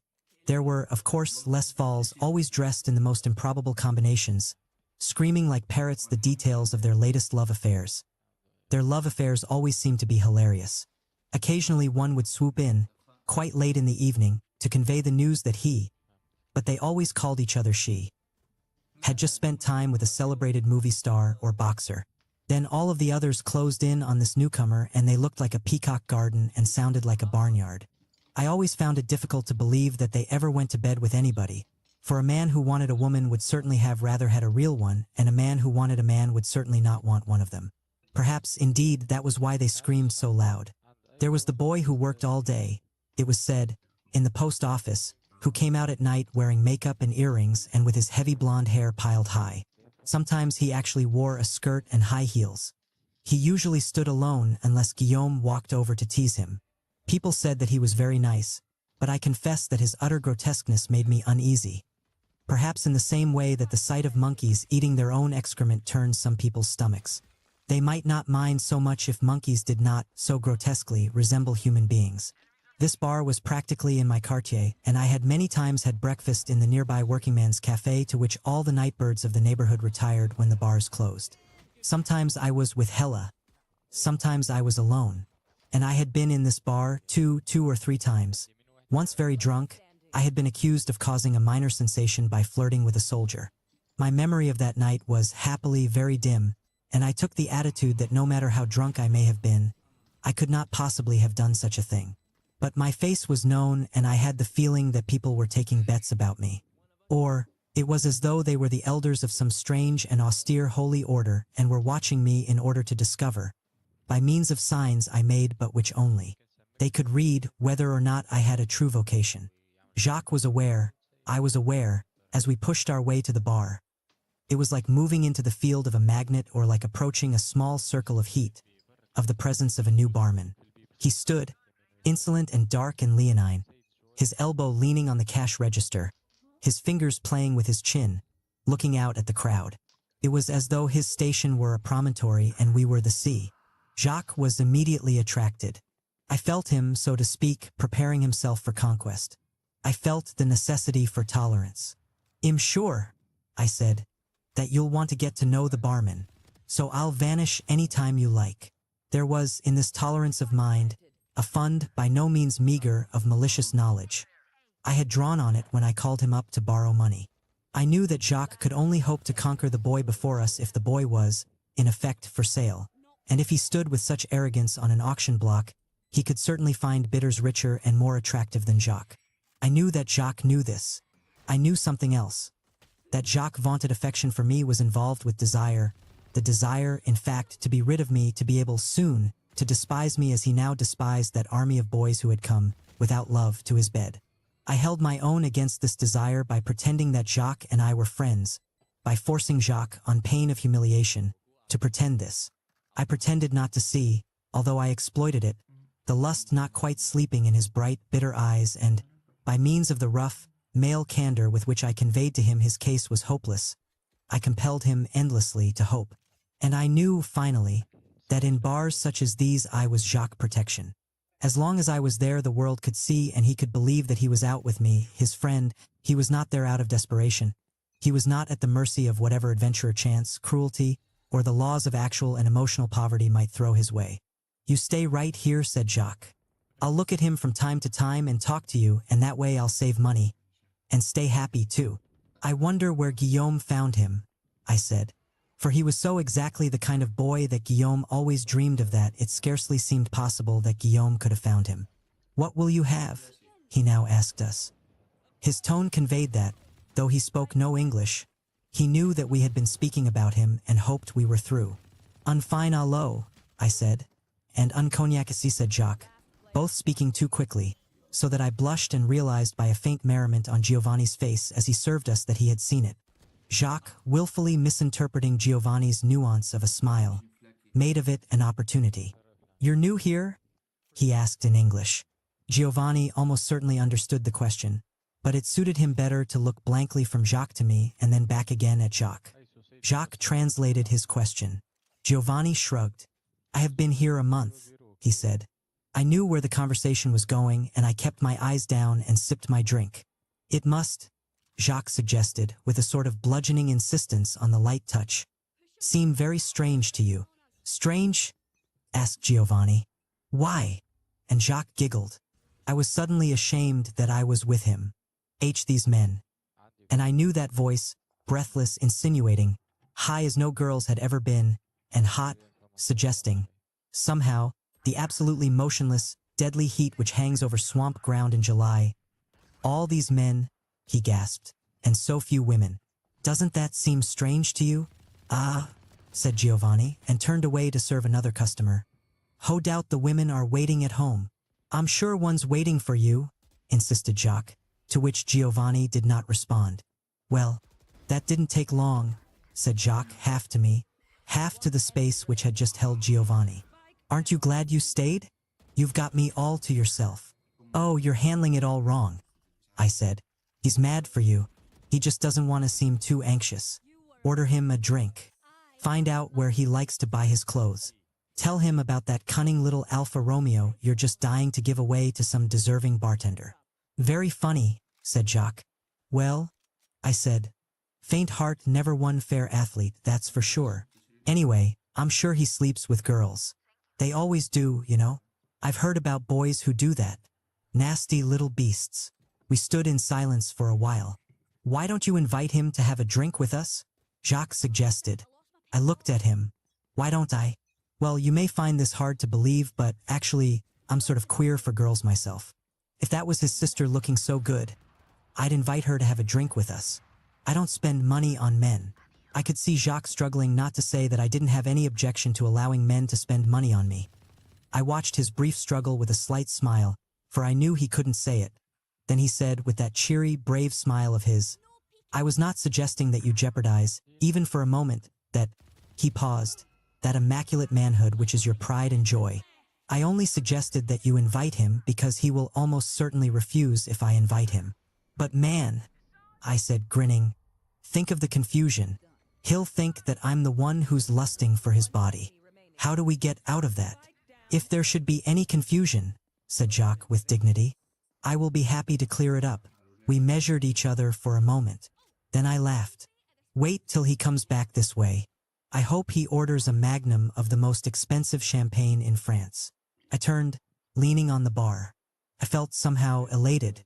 Jacques, beside me, was very quiet, suddenly very frail and old, and I felt a quick, sharp, rather frightened pity for him.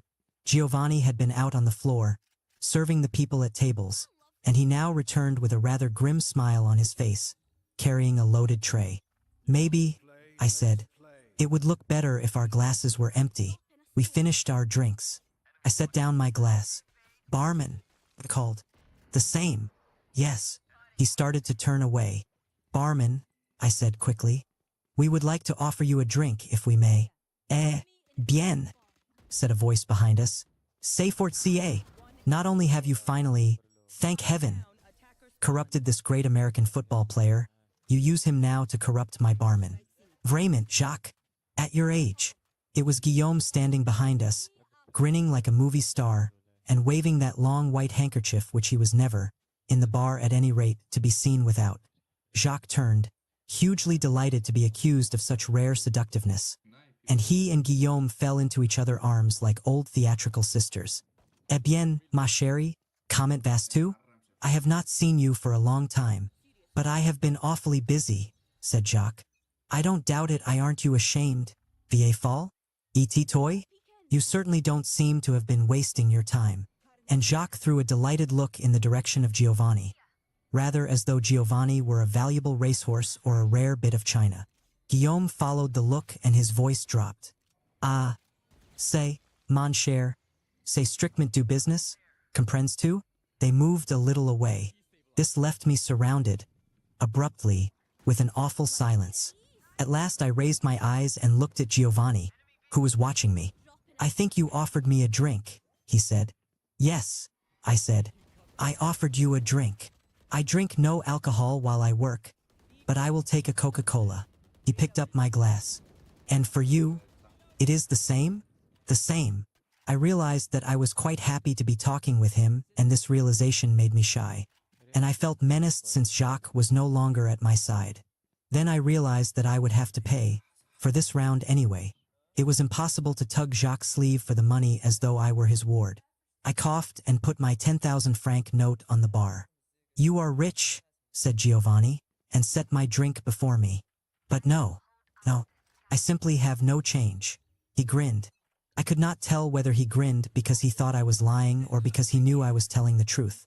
In silence, he took the bill and rang it up and carefully counted out my change on the bar before me. Then he filled his glass and went back to his original position at the cash register. I felt a tightening in my chest. "À la vatri," he said. "À la vatri." We drank. "You are an American?" he asked at last. "Yes," I said. "From New York." "Ah, I am told that New York is very beautiful. Is it more beautiful than Paris?" "Oh no," I said. "No city is more beautiful than Paris." "It seems the very suggestion that one could be is enough to make you very angry," grinned Giovanni. "Forgive me. I was not trying to be heretical." Then, more soberly and as though to appease me, "Two must like Paris very much." "I like New York too," I said, uncomfortably aware that my voice had a defensive ring. "But New York is very beautiful in a very different way." Defensive ring, but New York is very beautiful in a very different way. He frowned. "In what way?" "No one," I said, "who has never seen it can possibly imagine it. It's very high and new and electric. Exciting." I paused. It's hard to describe. His smile made me feel a little foolish. "Well," I said, "Paris is old, is many centuries. You feel, in Paris, all the time gone by. That isn't what you feel in New York." He was smiling. I stopped. "What do you feel in New York?" he asked.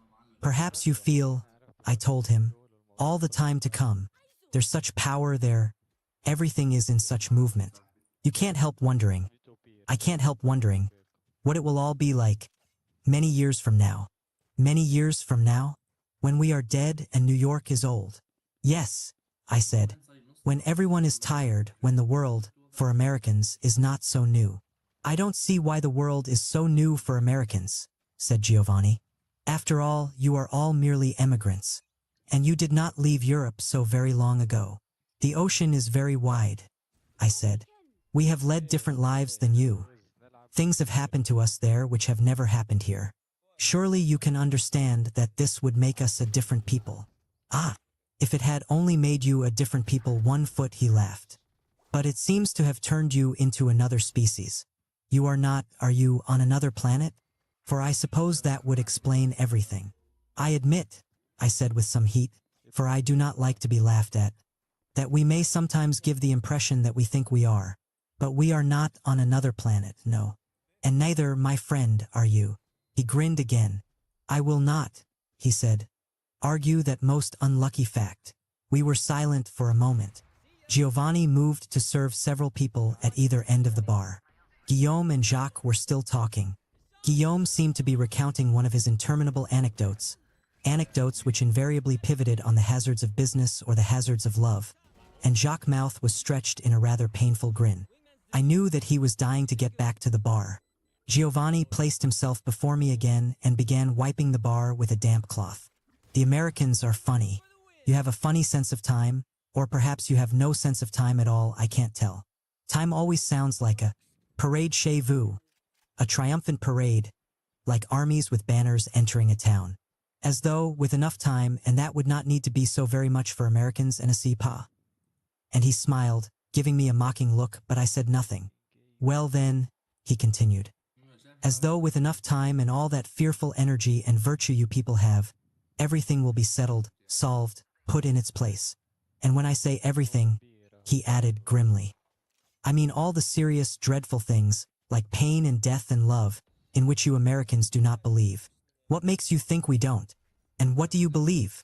I don't believe in this nonsense about time. Time is just common, it's like water for a fish. Everybody's in this water, nobody gets out of it, or if he does the same thing happens to him that happens to the fish, he dies. And you know what happens in this water, time? The big fish eat the little fish. That's all. The big fish eat the little fish and the ocean doesn't care. Oh, please, I said. I don't believe that. Time's hot water and we're not fish and you can choose to be eaten and also not to eat.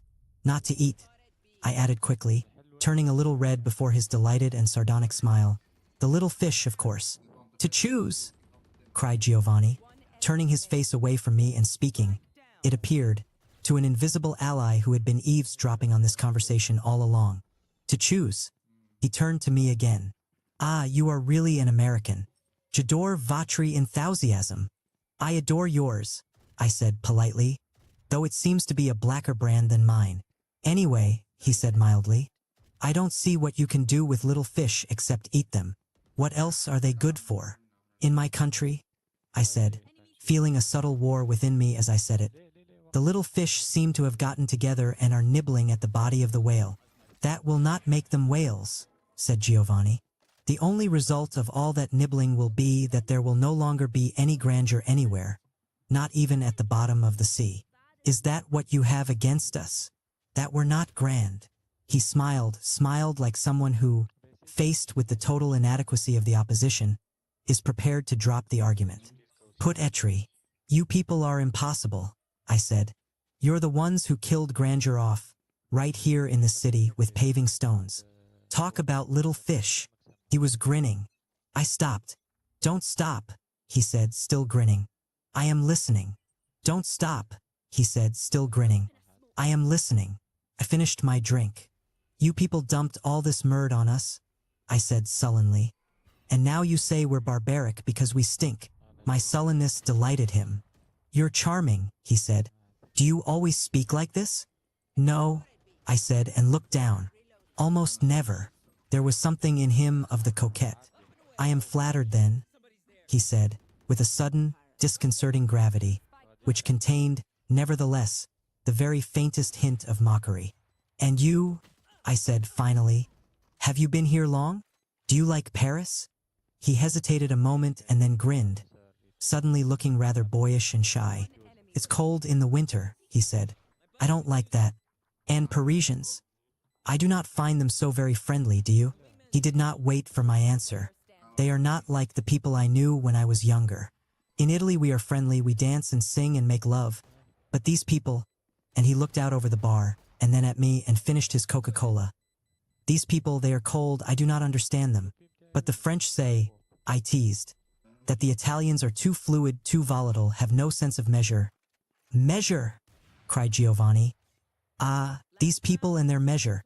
They measure the gram, the centimeter, these people, and they keep piling all the little scraps they save, one on top of the other, year in and year out, all in the stocking or under the bed. And what do they get out of all this measure? A country which is falling to pieces, measure by measure, before their eyes. Measure. I do not like to offend your ears by saying all the things I am sure these people measure before they permit themselves any act whatever. May I offer you a drink now? He asked suddenly. Before the old man comes back? Who is he? Is he your uncle? I did not know whether the word uncle was being used euphemistically or not. I felt a very urgent desire to make my position clear, but I did not know how to go about it. I laughed. No, I said, Lai is not my uncle. He is just somebody I know. Giovanni looked at me, and this look made me feel that no one in my life had ever looked at me directly before. One hope he is not very dear to you, he said with a smile, because I think he is silly. Not a bad man, you understand, just a little silly. Perhaps, I said, and at once felt like a traitor. He's not bad, I added quickly. He's really a pretty nice guy. That's not true either, I thought he's far from being a nice guy. Anyway, I said, he's certainly not very dear to me, and, from being a nice guy. Anyway, I said, He's certainly not very dear to me. And felt again at once this strange tightening in my chest and wondered at the sound of my voice. Carefully now, Giovanni poured my drink. Vive l'Amérique, he said. Thank you, I said, and lifted my glass. Vive le vieux continent. We were silent for a moment. Do you come in here often? Asked Giovanni suddenly. No, I said. Not very often. But you will come, he teased, with a wonderful, mocking light on his face. More often now? I stammered. Why? Ah! Cried Giovanni. Don't you know when you have made a friend? I knew I must look foolish and that my question was foolish too. So soon? Why no, he said reasonably and looked at his watch. We can wait another hour if you like. We can become friends then. Or we can wait until closing time. We can become friends then. Or we can wait until tomorrow. Only that means that you must come in here tomorrow and perhaps you have something else to do. He put his watch away and leaned both elbows on the bar. Tell me, he said, what is this thing about time? Why is it better to be late than early? People are always saying, we must wait, we must wait. What are they waiting for? Well, I said, feeling myself being led by Giovanni into deep and dangerous water. I guess people wait in order to make sure of what they feel. In order to make sure. He turned again to that invisible ally and laughed again. I was beginning, perhaps, to find his phantom a little unnerving, but the sound of his laughter in that airless tunnel was the most incredible sound. It's clear that you are a true philosopher. He pointed a finger at my heart. And when you have waited, has it made you sure? For this I could simply summon no answer. From the dark, crowded center of the bar someone called, Garçon. And he moved away from me, smiling. Two can wait now. And tell me how sure you have become when I return. And he took his round metal tray and moved out into the crowd. I watched him as he moved. And then I watched their faces watching him. And then I was afraid. I knew that they were watching, had been watching both of us. They knew that they had witnessed a beginning and now they would not cease to watch until they saw the end. It had taken some time, but the tables had been turned. Now I was in the zoo and they were watching. I stood at the bar for quite a while alone. For Jacques had escaped from Guillaume but was now involved, poor man, with two of the knife blade boys. Guillaume but was now involved, poor man, with two of the knife blade boys. Giovanni came back for an instant and winked. Are you sure? You win. You're the philosopher. Oh, you must wait some more. You do not yet know me well enough to say such a thing. And he filled his tray and disappeared again. Now someone whom I had never seen before came out of the shadows toward me. It looked like a mummy or a zombie. This was the first, overwhelming impression of something walking after it had been put to death. And it walked, really, like someone who might be sleepwalking or like those figures in slow motion one sometimes sees on the screen. It carried a glass. It walked on its toes. The flat hips moved with a dead, horrifying lasciviousness. It seemed to make no sound.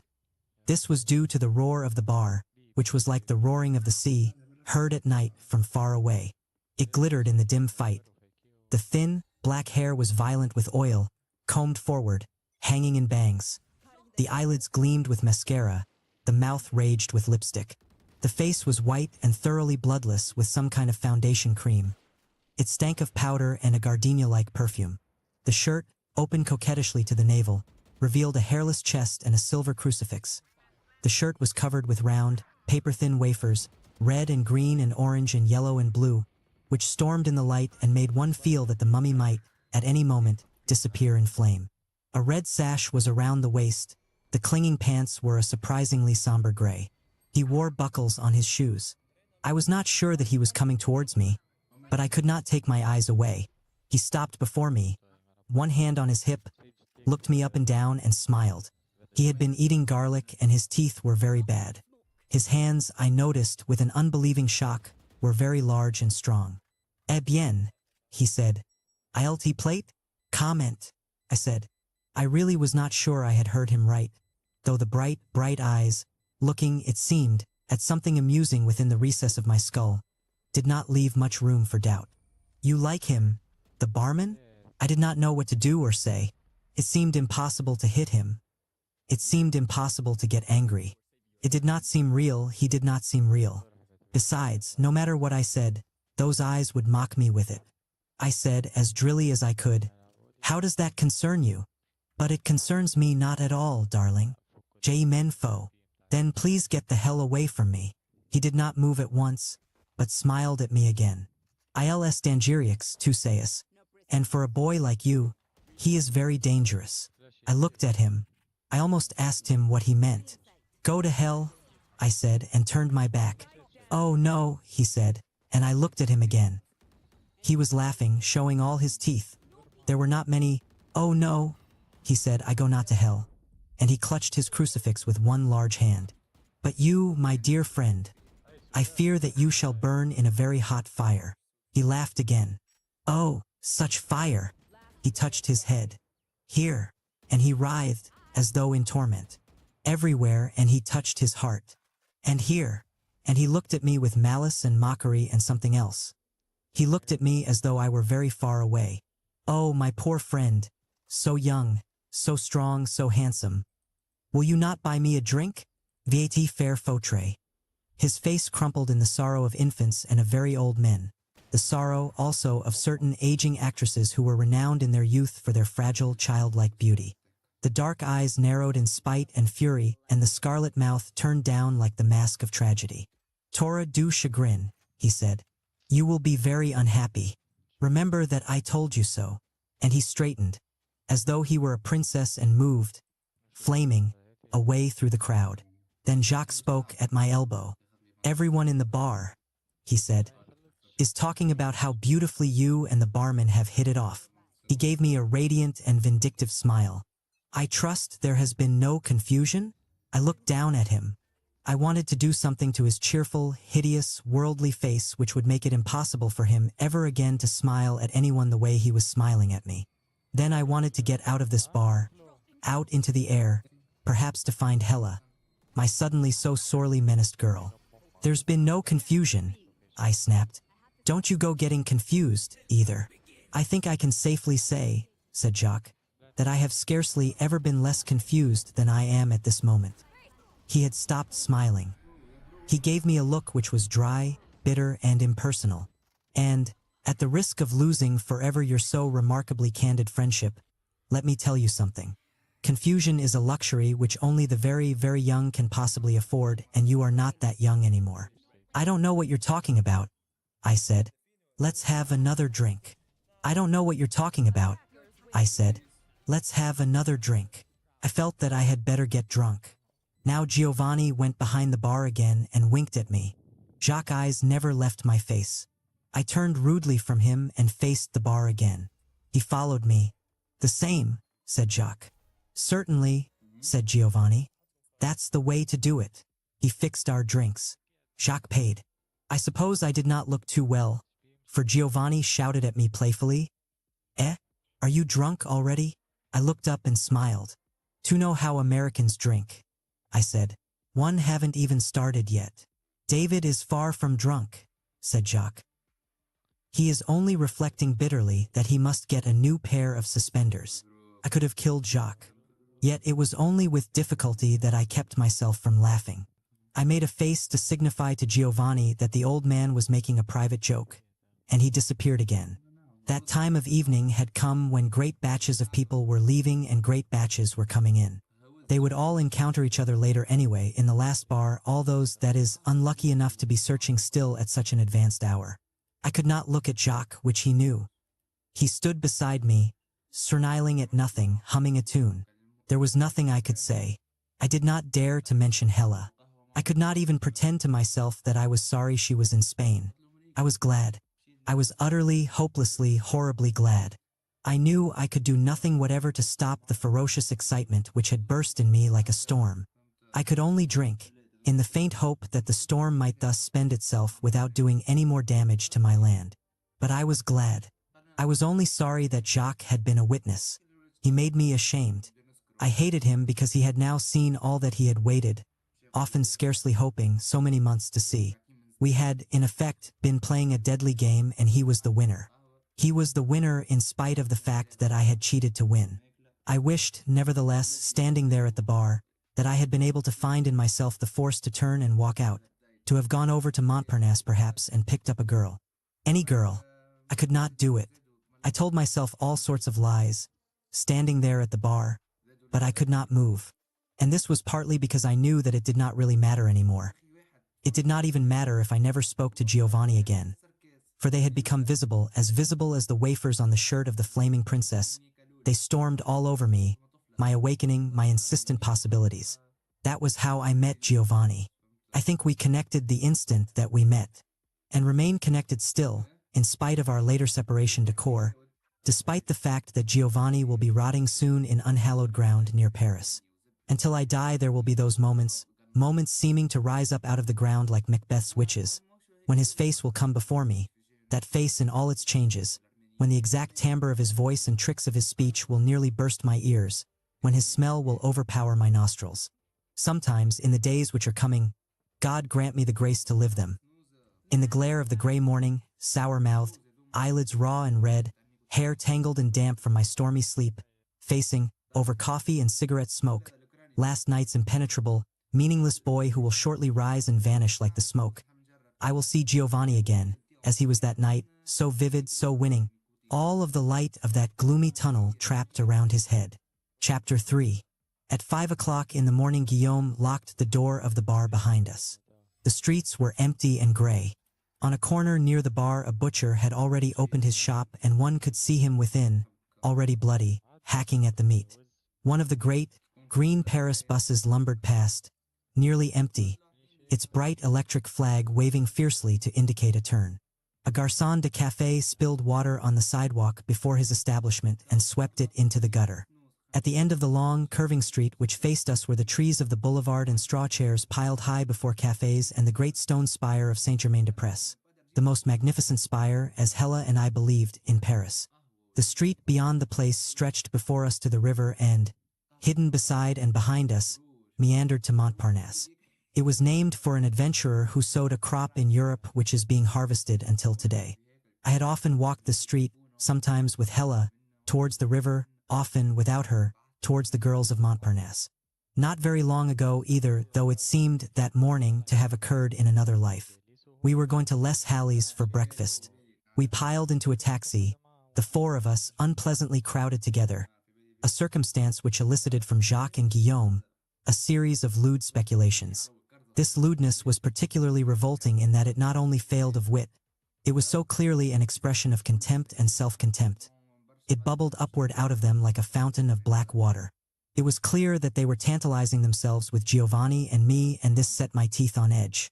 But Giovanni leaned back against the taxi window, allowing his arm to press my shoulder lightly, seeming to say that we should soon be rid of these old men and should not be distressed that their dirty water splashed.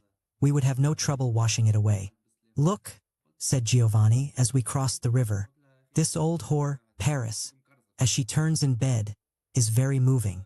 I looked out, beyond his heavy profile, which was gray, from fatigue and from the light of the sky above us. The river was swollen and yellow. Nothing moved on the river. Barges were tied up along the banks.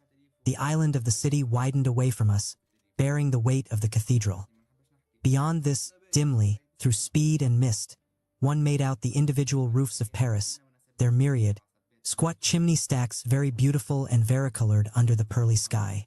Mist clung to the river, softening that army of trees, softening those stones, hiding the city's dreadful corkscrew alleys and dead-end streets, clinging like a curse to the men who slept beneath the bridges.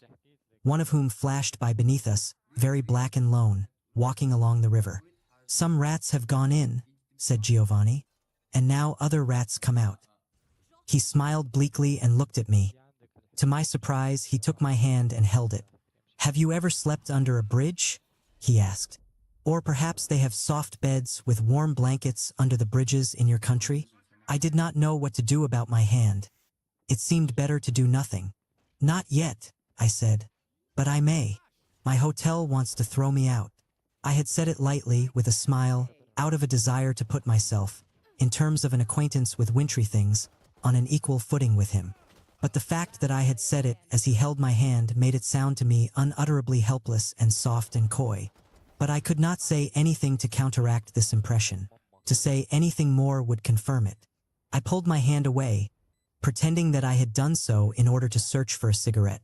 Jacques lit it for me. "Where do you live?" he asked Giovanni. Oh, said Giovanni, out, far out. It is almost not Paris. He lives in a dreadful street, near Nation, said Guillaume, among all the dreadful bourgeoisie and their pig-like children. You failed to catch the children at the right age, said Jacques. They go through a period all too brief, Hellas, when a pig is perhaps the only animal they do not call to mind. And, again to Giovanni, in a hotel? No, said Giovanni, and for the first time he seemed slightly uncomfortable. I live in a maid's room, with the maid. No, said Giovanni and smiled. The maid is I don't know where. You could certainly tell that there was no maid if you ever saw my room. I would love to, said Jacques. Then we will give a party for you one day, said Giovanni. This, too courteous and too bald to permit any further questioning. Nearly forced, nevertheless, a question from my UPS. Guillaume looked briefly at Giovanni, who did not look at him but out into the morning, whistling. I had been making resolutions for the last 6 hours, and now I made another one. To have this whole thing off with Giovanni as soon as I got him alone at Les Halles. I was going to have to tell him that he had made a mistake, but that we... Halles. I was going to have to tell him that he had made a mistake, but that we could still be friends. But I could not be certain, really, that it might not be I who was making a mistake, blindly misreading everything, and out of necessities, then too shameful to be uttered. I was in a box, for I could see that, no matter how I turned, the hour of confession was upon me and could scarcely be averted. Unless, of course, I leaped out of the cab, which would be the most terrible confession of all. Now the cab driver asked us where we wanted to go, for we had arrived at the choked boulevards and impassable side streets of Les Halles.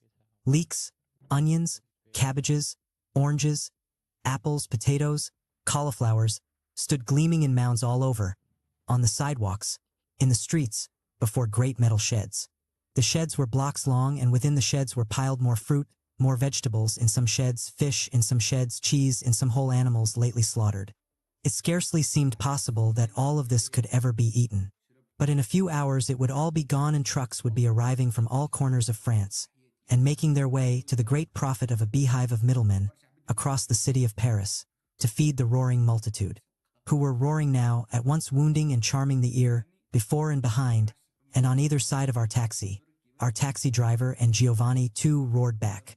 The multitude of Paris seems to be dressed in blue every day but Sunday, when, for the most part, they put on an unbelievably festive black.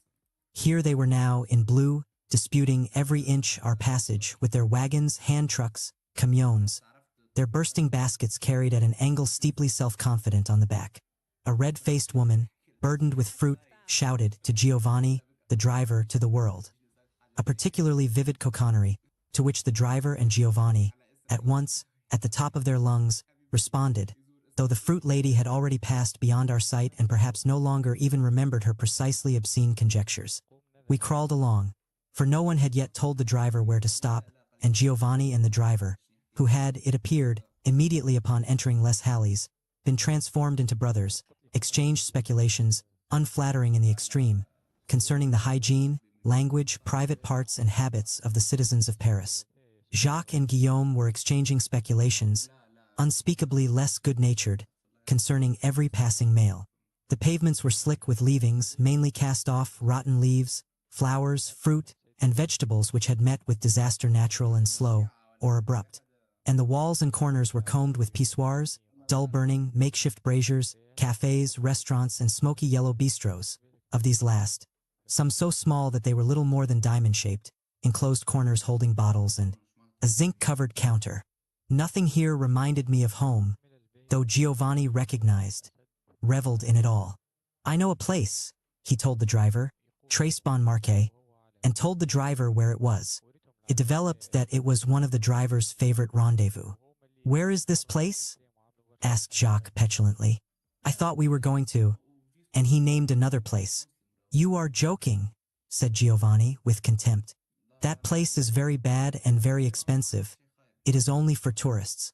We are not tourists, and he added to me, when I first came to Paris I worked in Les Halles, a long time too. Nom de Dieu. Quel boulot. I pray always never to do that again. And he regarded the streets through which we passed with a sadness which was not less real for being a little theatrical and self-mocking. Guillaume said, from his corner of the cab. Tell him who rescued you. Ah, yes, said Giovanni. Behold my savior, my patron. He was silent a moment. Then, asterisk, you do not regret it, do you? I have not done you any harm? You are pleased with my work. Mais oui, said Guillaume. Giovanni sighed. Bien, sir. He looked out of the window again whistling. We came to a corner remarkably clear. The taxi stopped. ICI, said the driver. ICI, Giovanni echoed. I reached for my wallet, but Giovanni sharply caught my hand, conveying to me with an angry flick of his eyelash the intelligence that the least these dirty old men could do was pay. He opened the door and stepped out into the street. Guillaume had not reached for his wallet and Jacques paid for the cab. Ugh, said Guillaume, staring at the door of the cafe before which we stood. I am sure this place is infested with vermin. Do you want to poison us? It's not the outside you're going to eat, said Giovanni. You are in much more danger of being poisoned in those dreadful, chic places you always go to, where they always have the face clean. Mais, mon Dieu, les fesses. He grinned. Face-moi confiance. Why would I want to poison you? Then I would have no job, and I have only just found out that I want to live. He and Guillaume, Giovanni still smiling, exchanged a look which I would not have been able to read even if I had dared to try, and Jacques, pushing all of, not have been able to read even if I had dared to try, and Jacques, pushing all of us before him as though we were his chickens, said with that grin, we can't stand here in the cold and argue. If we can't eat inside, we can drink. Alcohol kills all microbes. And Guillaume brightened suddenly. He was really remarkable, as though he carried, hidden somewhere on his person, a needle filled with vitamins, which automatically, at the blackening hour, discharged itself into his veins. "Ils jeunes de dawn," he said, and we went in. Indeed, there were young people, half a dozen at the zinc counter before glasses of red and white wine, along with others not young at all. A pockmarked boy and a very rough-looking girl were playing the pinball machine near the window.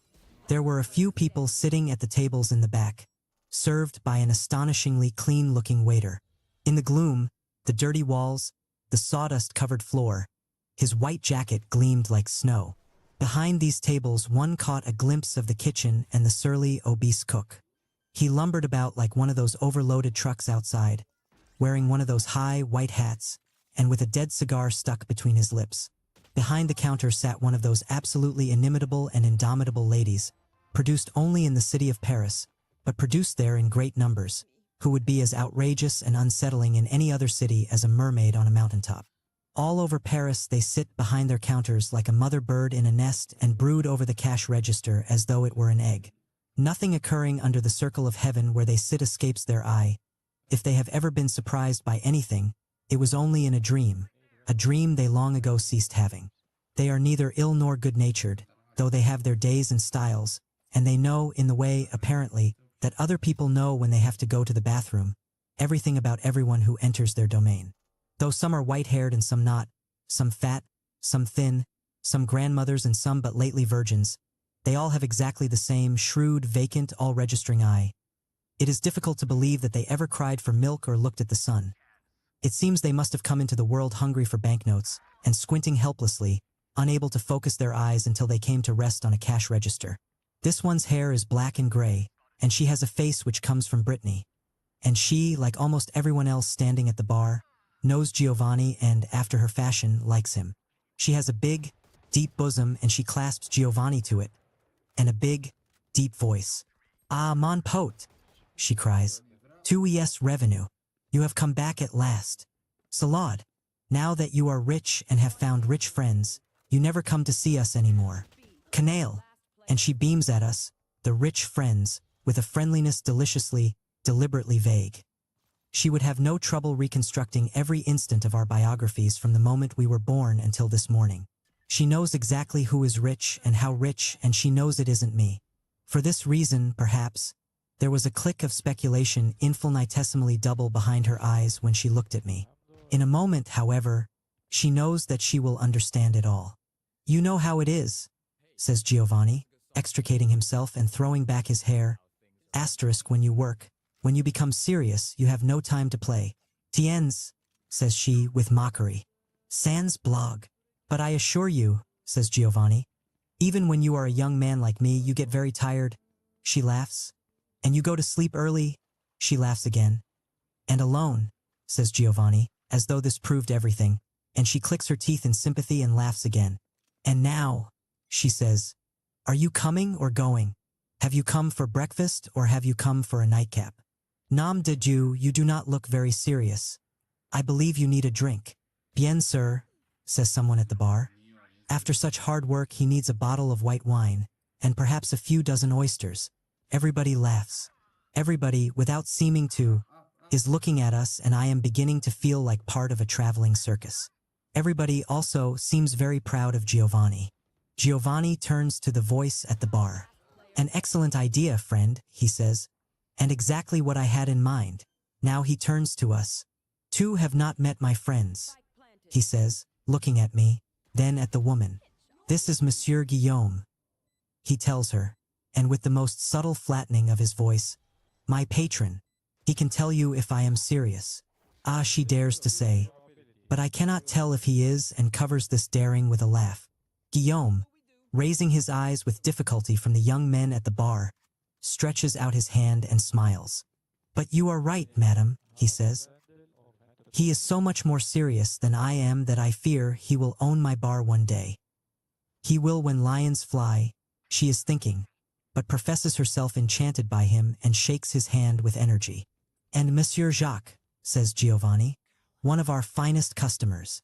Enchanté, madam, says Jacques with his most dazzling smile, of which she, in responding, produces the most artless parody. And this is Monsieur l'Américain, says Giovanni, otherwise known as Monsieur David, Madame Clotilde, and he stands back slightly. Something is burning in his eyes and it lights up all his face. It is joy and pride. Je suis ravi, monsieur. She tells me and looks at me and shakes my hand and smiles. I am smiling too, I scarcely know why. Everything in me is jumping up and down. Giovanni carelessly puts an arm around my shoulder. What have you got good to eat? He cried. We are hungry. But we must have a drink first, cried Jacques. But we can drink sitting down, said Giovanni. No, no, said Guillaume, to whom leaving the bar at the moment would have seemed like being driven from the promised land. Let us first have a drink, here at the bar with Madame. Guillaume's suggestion had the effect, but subtly, as though a wind had blown over everything or a light been imperceptibly intensified, of creating among the people at the bar a troupe who would now play various roles in a play they knew very well. Madame Clotilde would demur, as indeed she instantly did, but only for a moment. Then she would accept it would be something expensive. It turned out to be champagne. She would sip it, making the most non-committal conversation, so that she could vanish out of it a split second before Guillaume had established contact with one of the boys at the bar. As for the boys at the bar, they were each invisibly preening, having already calculated how much money he and his copine would need for the next few days, having already appraised Guillaume to within a decimal of that figure, and having already estimated how long Guillaume as a fountainhead would last, and also how long they would be able to endure him. The only question left was whether they would be vache with him or chic, but they knew that they would probably be vache. There was also Jacques, who might turn out to be a bonus or merely a consolation prize. There was me, of course, another matter altogether, innocent of apartments, soft beds, or food, a candidate, therefore, for affection, but, as Giovanni's mome, out of honorable reach. Their only means, practically at least, of conveying their affection for Giovanni and me was to relieve us of these two old men, so that there was added, to the roles they were about to play, a certain jolly aura of conviction and, to self-interest, an altruistic glow. I ordered black coffee and a cognac, a large one. Giovanni was far from me, drinking mark between an old man, who looked like a receptacle of all the world's dirt and disease, and a young boy, a redhead, who would look like that man one day, if one could read, in the dullness of his eye, anything so real as a future. Now, however, he had something of a horse's dreadful beauty. Some suggestion, too, of the storm trooper. Covertly, he was watching Guillaume. He knew that both Guillaume and Jacques were watching him. Guillaume chatted, meanwhile, with Madame Clotilde. They were agreeing that business was awful, that all standards had been debased by the nouveau riche, and that the country needed de Gaulle. Luckily, they had both had this conversation so many times before that it ran, so to speak, all by itself, demanding of them nothing in the way of concentration. Jacques would shortly offer one of the boys a drink, but, for the moment, he wished to play uncle to me. "How do you feel?" he asked me. "This is a very important day for you." "I feel fine," I said. "How do you feel?" "Like a man," he said, "who has seen a vision." "Yes," I said. "Tell me about this vision." "I am not joking," he said. "I am talking about you. You were the vision. You should have seen yourself tonight. You should see yourself now." I looked at him and said nothing. "You are how old? 26 or 7? I am nearly twice that, and let me tell you, you are lucky. You are lucky that what is happening to you now is happening now and not when you are 40 or something like that, when there would be no hope for you and you would simply be destroyed." "What is happening to me?" I asked. I had meant to sound sardonic, but I did not sound sardonic at all. He did not answer this, but sighed, looking briefly in the direction of the redhead. Then he turned to me. "Are you going to write to Hela?" "I very often do," I said. "I suppose I will again." "That does not answer my question." "Oh, I was under the impression that you had asked me if I was going to write to Hua." "Well, let's put it another way. Are you going to write to Hela about this night and this morning?" "I really don't see what there is to write about. But what's it to you if I do or I don't?" He gave me a look full of a certain despair which I had not, till that moment, known was in him. Frightened me. "It's not," he said, "what it is to me. It's what it is to you. And to her. And to that poor boy yonder who doesn't know that when he looks at you the way he does. He is simply putting his head in the lion's mouth. Are you going to treat them as you've treated me? You? What have you to do with all this? How have I treated you?" "You have been very unfair to me," he said. "You have been very dishonest." This time I did sound sardonic. "I suppose you mean that I would have been fair.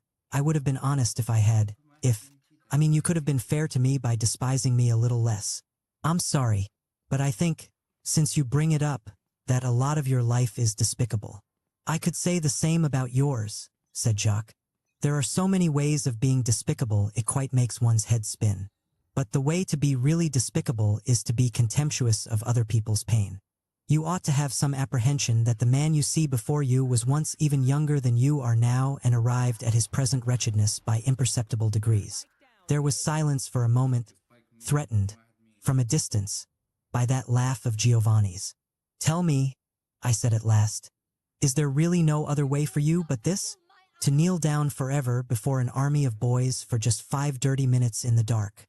"Think," said Jacques, "of the men who have kneeled before you while you thought of something else and pretended that nothing was happening down there in the dark between your legs." I stared at the amber cognac and at the wet rings on the metal. Deep below, trapped in the metal, the outline of my own face looked upward hopelessly at me. "You think," he persisted, "that my life is shameful because my encounters are, and they are. But you should ask yourself why they are. Why are they shameful?" I asked him. "Because there is no affection in them and no joy. It's like putting an electric plug in a dead socket. Touch but no contact. All touch, but no contact and no light." I asked him, "Why?" "That you must ask yourself," he told me. "And perhaps one day, this morning will not be ashes in your mouth." I looked over at Giovanni, who now had one arm around the ruined-looking girl, who could have once been very beautiful but who never would be now. Girl who could have once been very beautiful but who never would be now. Jacques followed my look. "He is very fond of you," he said, "already. But this doesn't make you happy or proud. As it should. It makes you frightened and ashamed." "Why?" "I don't understand him," I said at last. "I don't know what his friendship means. I don't know what he means by friendship." Jacques laughed. "You don't know what he means by friendship, but you have the feeling it may not be safe. You are afraid it may change you. What kind of friendship have you had?" I said nothing. "Or, for that matter," he continued, "what kind of love affairs?" I was silent for so long that he teased me, saying, come out, wherever you are and I grinned, feeling chilled. "Love him," said Jacques with vehemence. "Love him and let him love you. Do you think anything else under heaven really matters? And how long at the best can it last? Since you are both men and still have everywhere to go? Only 5 minutes, I assure you, only 5 minutes, and most of that, Hellas, in the dark. And if you think of them as dirty, then they will be dirty. They will be dirty because you will be giving nothing. You will be despising your flesh and his. But you can make your time together anything but dirty. You can give each other something which will make both of you better, forever, if you will not be ashamed, if you will only not play it safe. He paused, watching me, and then looked down to his cognac. You play it safe long enough, he said in a different tone, and you'll end up trapped in your own dirty body, forever and forever and forever, like me. And he finished his cognac, ringing his glass slightly on the bar to attract the attention of Madame Clotilde. She came at once, beaming, and in that moment Guillaume dared to smile at the redhead. Madame.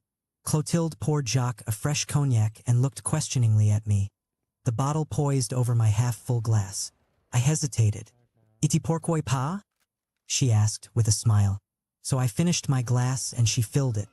Then, for the briefest of seconds, she glanced at Guillaume, who cried, "Atlu rukin la, what's the redhead drinking, Madame?"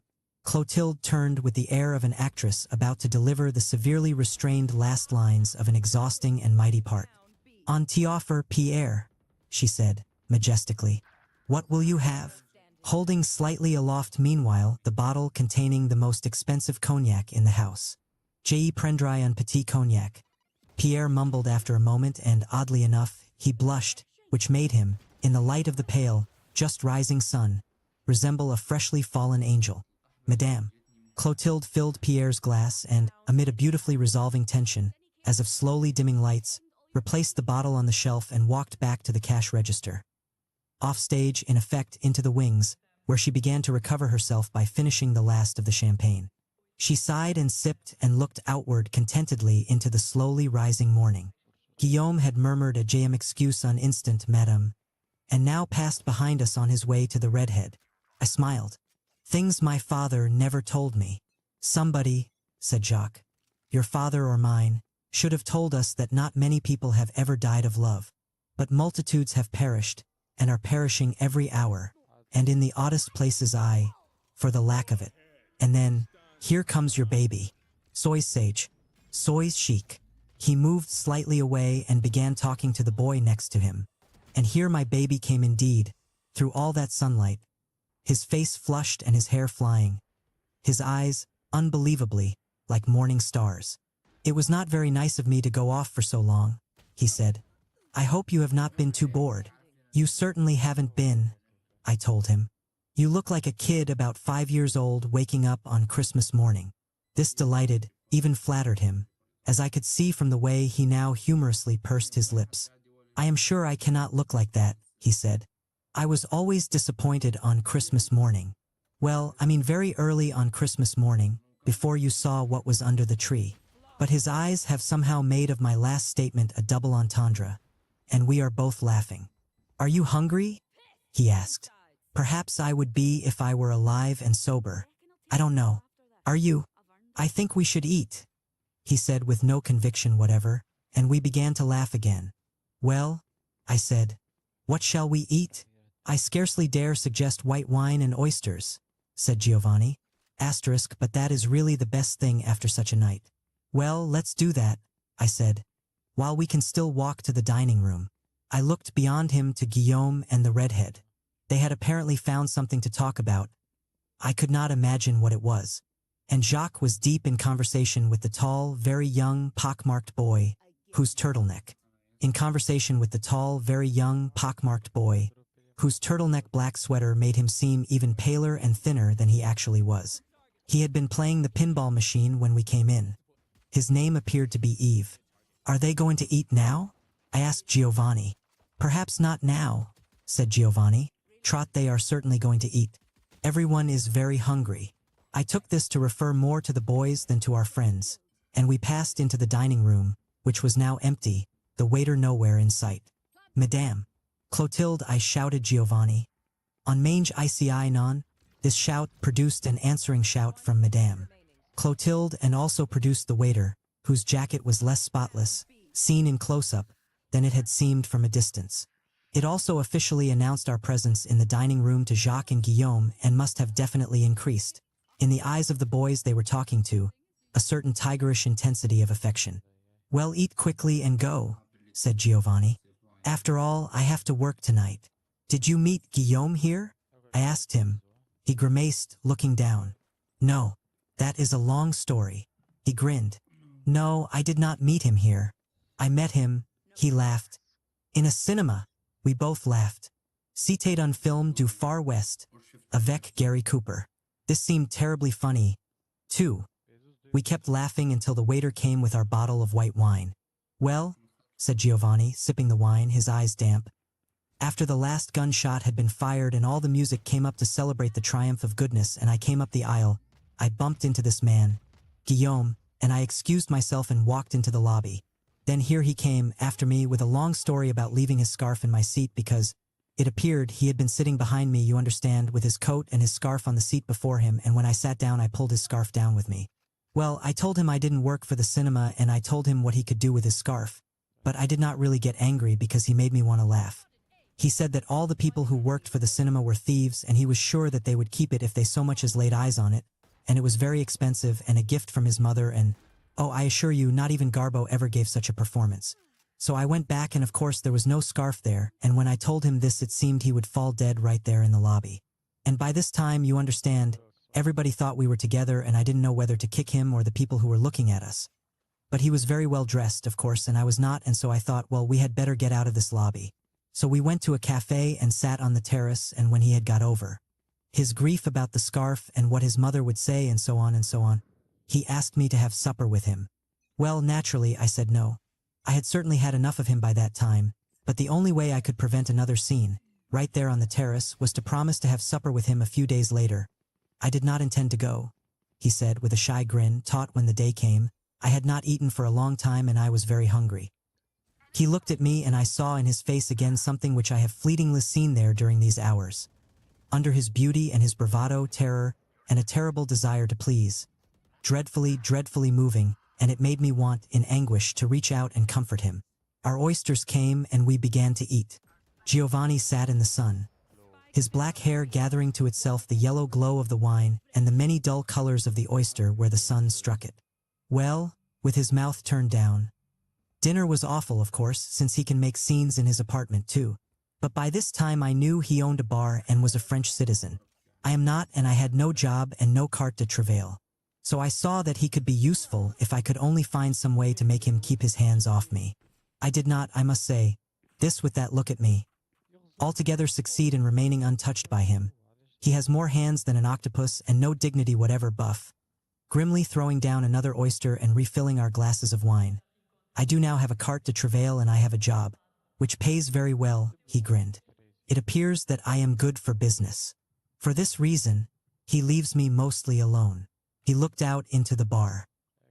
He is really not a man at all, he said, with a sorrow and bewilderment at once childlike and ancient. I do not know what he is horrible, but I will keep my carte de travail. The job is another matter, but... He knocked wood. We have had no trouble now for nearly 3 weeks. But you think that trouble is coming, I said. Oh yes, said Giovanni, with a quick, startled look at me, as if he were wondering if I had understood a word of what he had said. We are certainly going to have a little trouble soon again. Not right away, of course. That is not his style. But he will invent something to be angry at me about. Then we sat in silence for a while, smoking cigarettes, surrounded by oyster shells, and finishing the wine. I was all at once very tired. I looked out into the narrow street, this strange, crooked corner where we sat, which was brazen now with the sunlight and heavy with people. People I would never understand.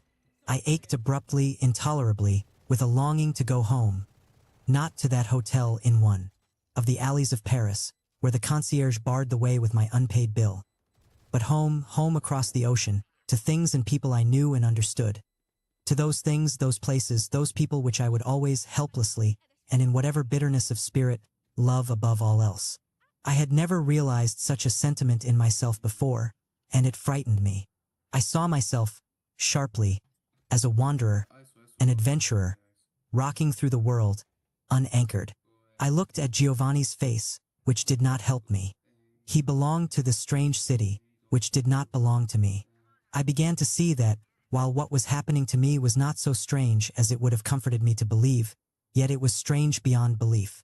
It was not really so strange, so unprecedented, though voices deep within me boomed. For shame I that I should be so abruptly, so hideously entangled with a boy. What was strange was that this was but one tiny aspect of the dreadful human tangle occurring everywhere, without end, forever. Viennes, said Giovanni. We rose and walked back into the bar and Giovanni paid our bill. Another bottle of champagne had been opened and Jacques and Guillaume were now really beginning to be drunk. It was going to be ghastly and I wondered if those poor, patient boys were ever going to get anything to eat. Giovanni talked to Guillaume for a moment, agreeing to open up the bar. Jacques was too busy with the pale tall boy to have much time for me. We said good morning and left them. I must go home, I said to Giovanni when we were in the street. I must pay my hotel bill. Giovanni stared. Mais tu es faux, he said mildly. There is certainly no point in going home now, to face an ugly concierge and then go to sleep in that room all by yourself and then wake up later, with a terrible stomach and a sour mouth, wanting to commit suicide. Come with me. We will rise at a civilized hour and have a gentle aperitif somewhere and then a little dinner. It will be much more cheerful like that, he said with a smile. You will see. But I must get my clothes, I said. He took my arm. Bien sir. But you do not have to get them now. I held back. He stopped. Come. I am sure that I am much prettier than your wallpaper or your concierge. I will smile at you when you wake up. They will not. Ah. I could only say, tu es vache. It is you who are vache, he said. To want to leave me alone in this lonely place when you know that I am far too drunk to reach my home unaided.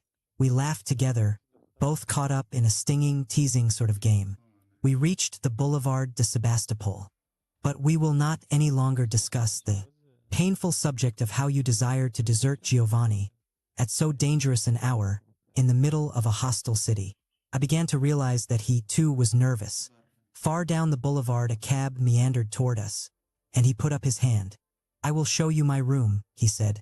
It is perfectly clear that you would have to see it one of these days, anyway. The taxi stopped beside us, and Giovanni, as though he were suddenly afraid that I would really turn and run, pushed me in before him. He got in beside me and told the driver, Nation. The street he lived on was wide, respectable rather than elegant, and massive with fairly recent apartment buildings. The street ended in a small park. His room was in the back on the ground floor of the last building on this street. We passed the vestibule and the elevator into a short, dark corridor which led to his room. The room was small, I only made out the outlines of clutter and disorder. There was the smell of the alcohol he burned in his stove. He locked the door behind us, and then for a moment, in the gloom, we simply stared at each other with dismay, with relief and breathing hard. I was trembling.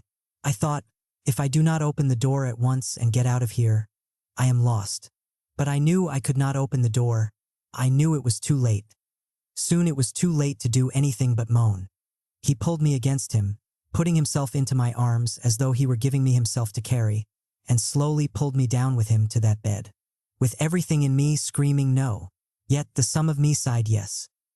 Here in the south of France it does not often snow, but snowflakes, in the beginning rather gently and now with more force, have been falling for the last half hour. It falls as though it might quite possibly decide to turn into a blizzard.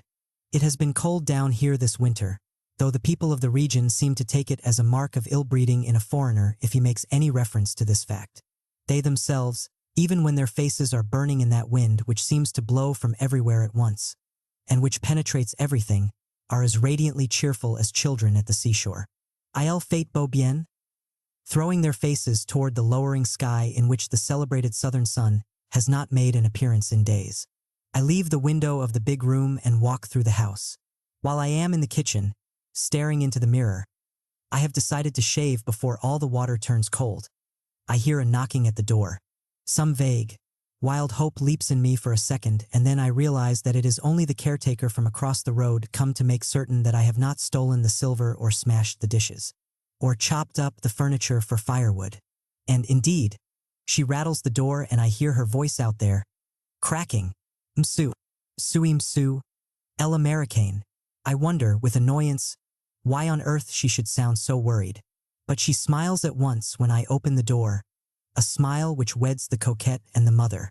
She is quite old and not really French. She came many years ago, when I was a very young girl, sir, from just across the border out of Italy. She seems, like most of the women down here, to have gone into mourning directly the last child moved out of childhood. Hella thought that they were all widows, but it turned out most of them had husbands living yet. These husbands might have been their sons. They sometimes played baloti in the sunshine in a flat field near our house, and their eyes, when they looked at Hella, contained the proud watchfulness of a father and the watchful speculation of a man. I sometimes played billiards with them and drank red wine in the tobacco. But they made me tense, with their ribaldries, their good nature, their fellowship, the life written on their hands and in their faces and in their eyes. They treated me as the son who has but lately been initiated into manhood, but at the same time with great distance, for I did not really belong to any of them, and they also sensed, or I felt they did, something else about me, something which it was no longer worth their while to pursue. This seemed to be in their eyes when I walked with Hella and they passed us on the road, saying very respectfully, Salut, Monsieur Dame. They might have been the sons of these women in black, come home after a lifetime of storming and conquering the world, home to rest and be scolded and wait for death, home to those breasts, now dry, which had nourished them in their beginnings. Flakes of snow have drifted across the shawl which covers her head, and hang on her eyelashes and on the wisps of black and white hair not covered by the shawl. She is very strong yet, though now a little bent, a little breathless. Bonsoir, monsieur. Vous n'êtes pas malade? No. I say, I have not been sick. Come in.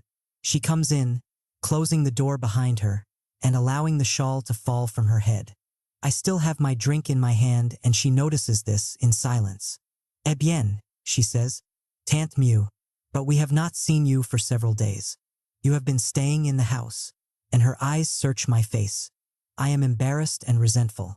Yet it is impossible to rebuff something at once shrewd and gentle in her eyes and voice.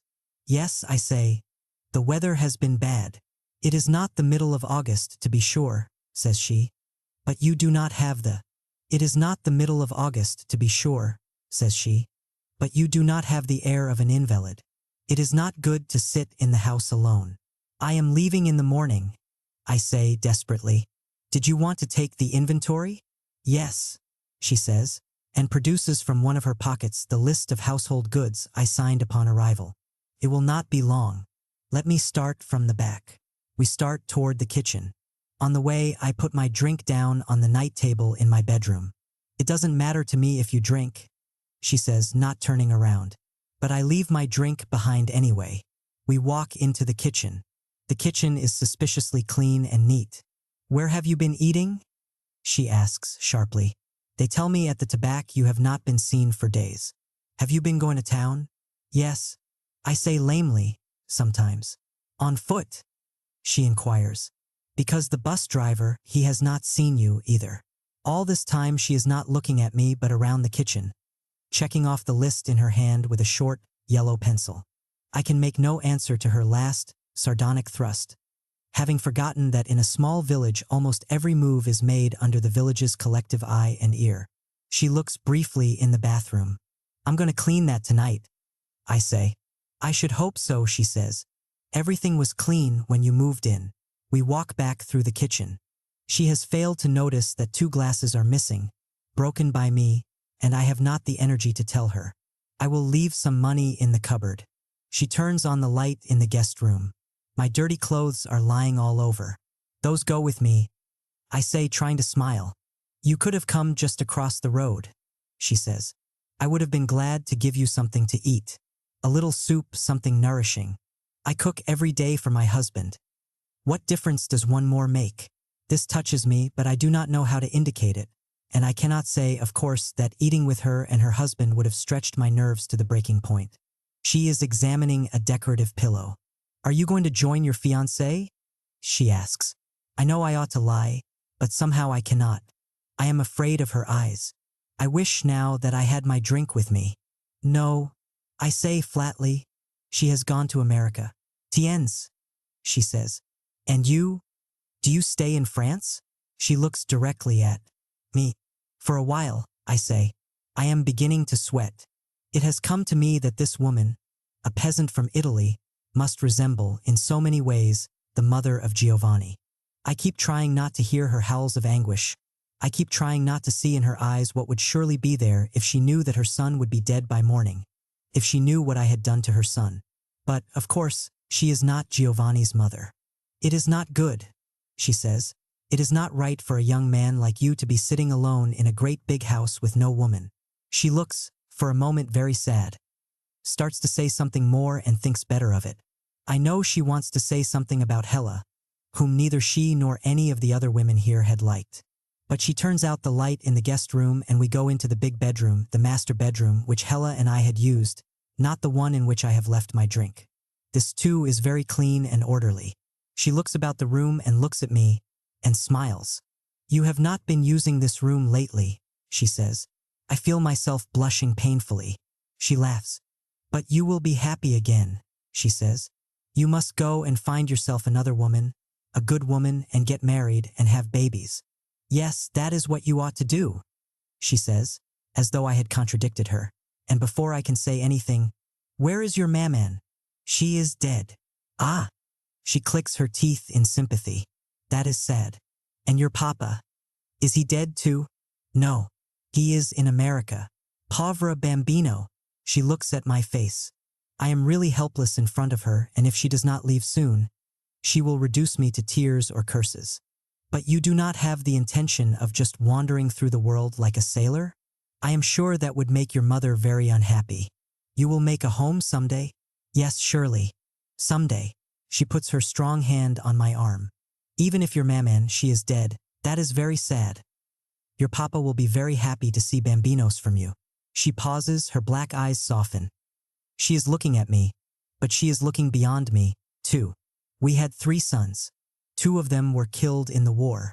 In the war, too, we lost all our money. It is sad, is it not, to have worked so hard all one's life in order to have a little peace in one's old age and then to have it all taken away? Almost killed my husband. He has never been the same since. Then I see that her eyes are not merely shrewd. They are also bitter and very sad. She shrugs her shoulders. All what can one do? It is better not to think about it. Then she smiles. But our last son, he lives in the north. He came to see us 2 years ago, and he brought with him his little boy. His little boy, he was only 4 years old then. He was so beautiful. Mario, he is called. She gestures. It is my husband's name. They stayed about 10 days and we felt young again. She smiles again. Carrot, especially my husband. And she stands there a moment with this smile on her face. Then she asks, abruptly, do you pray? I wonder if I can stand this another moment. Asterisk no. I stammer. Tamo. Not often. But you are a believer? I smile. It is not even a patronizing smile, though perhaps I wish it could be. Yes. But I wonder what my smile could have looked like. It did not reassure her. 2 must pray, she says very soberly. I assure you, even just a little prayer from time to time. Light a little candle. If it were not for the prayers of the blessed saints, one could not live in this world at all. I speak to you, she says, drawing herself up slightly, as though I were your mammon. Do not be offended. But I am not offended. You are very nice. You are very nice to speak to me this way. She smiles a satisfied smile. Men, not just babies like you, but old men too. They always need a woman to tell them the truth. Les hommes, alles sont impossibles. And she smiles, and forces me to smile at the cunning of this universal joke, and turns out the light in the master bedroom. We go down the hall again, thank heaven, to my drink. This bedroom, of course, is quite untidy.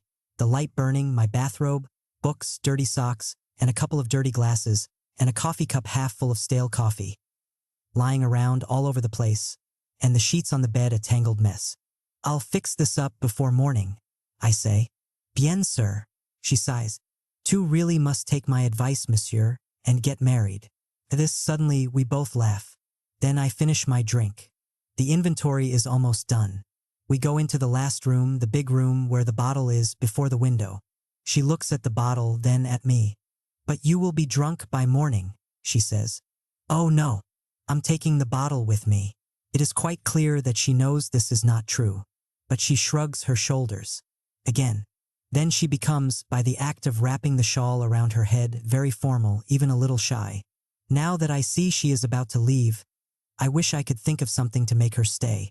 When she has gone back across the road, the night will be blacker and longer than ever.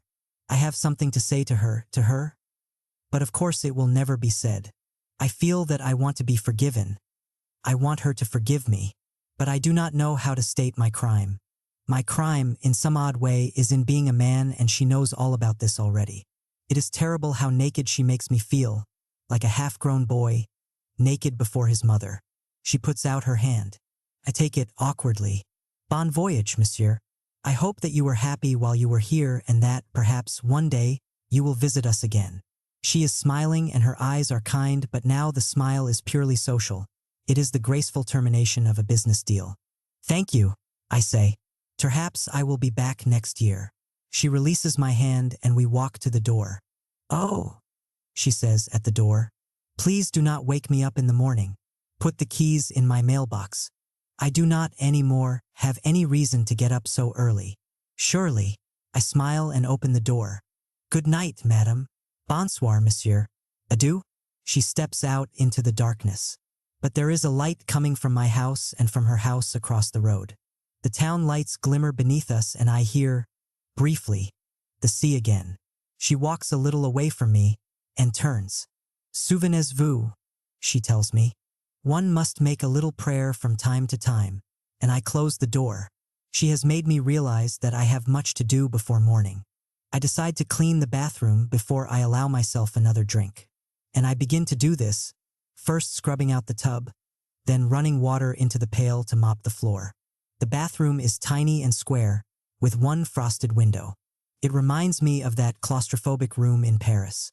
Giovanni had had great plans for remodeling the room, and there was a time when he had actually begun to do this, when we lived with plaster all over everything and bricks piled on the floor. We took packages of bricks out of the house at night and left them in the streets.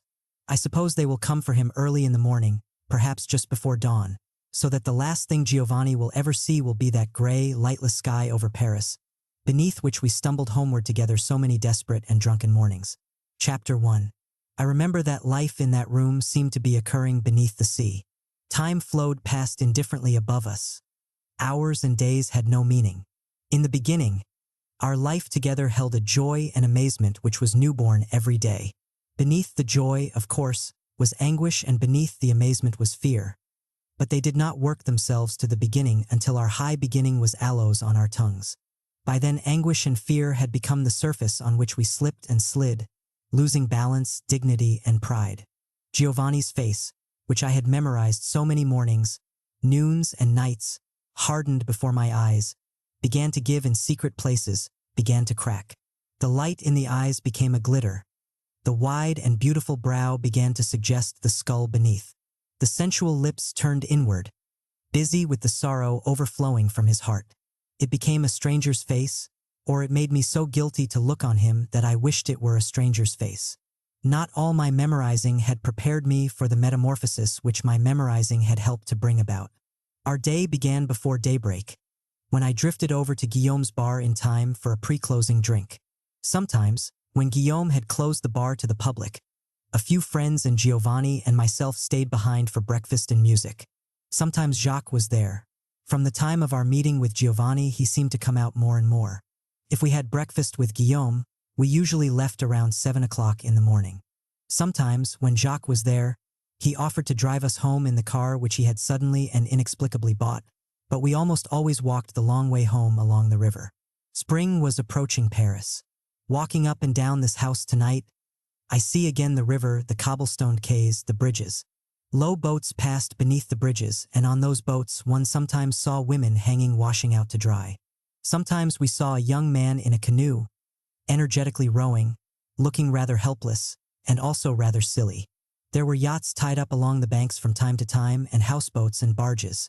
We passed the firehouse so often on our way home that the firemen got to know us. When winter came again and Giovanni found himself in hiding in one of these barges, it was a fireman who, seeing him crawl back into hiding with a loaf of bread one night, tipped off the police.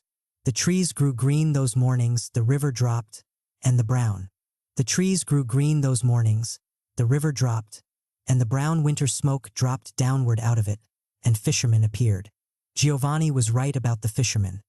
They certainly never seemed to catch anything, but it gave them something to do. Along the quays the bookstalls seemed to become almost festive, awaiting the weather which would allow the passerby to leaf idly through the dog-eared books, and which would inform the jurist with a passionate desire to carry off to the United States, or Denmark, more colored prints than he could afford, or, when he got home, know what to do with. Also, the girls appeared on their bicycles along with boys similarly equipped, and we sometimes saw them along the river as the light began to fade, their bicycles put away until the morrow. This was after Giovanni had lost his job and we walked around in the evenings. Those evenings were bitter. Giovanni knew that I was going to leave him, but he did not dare accuse me for fear of being corroborated. I did not dare to tell him. Hella was on her way back from Spain and my father had agreed to send me money, which I was not going to use to help Giovanni, who had done so much to help me.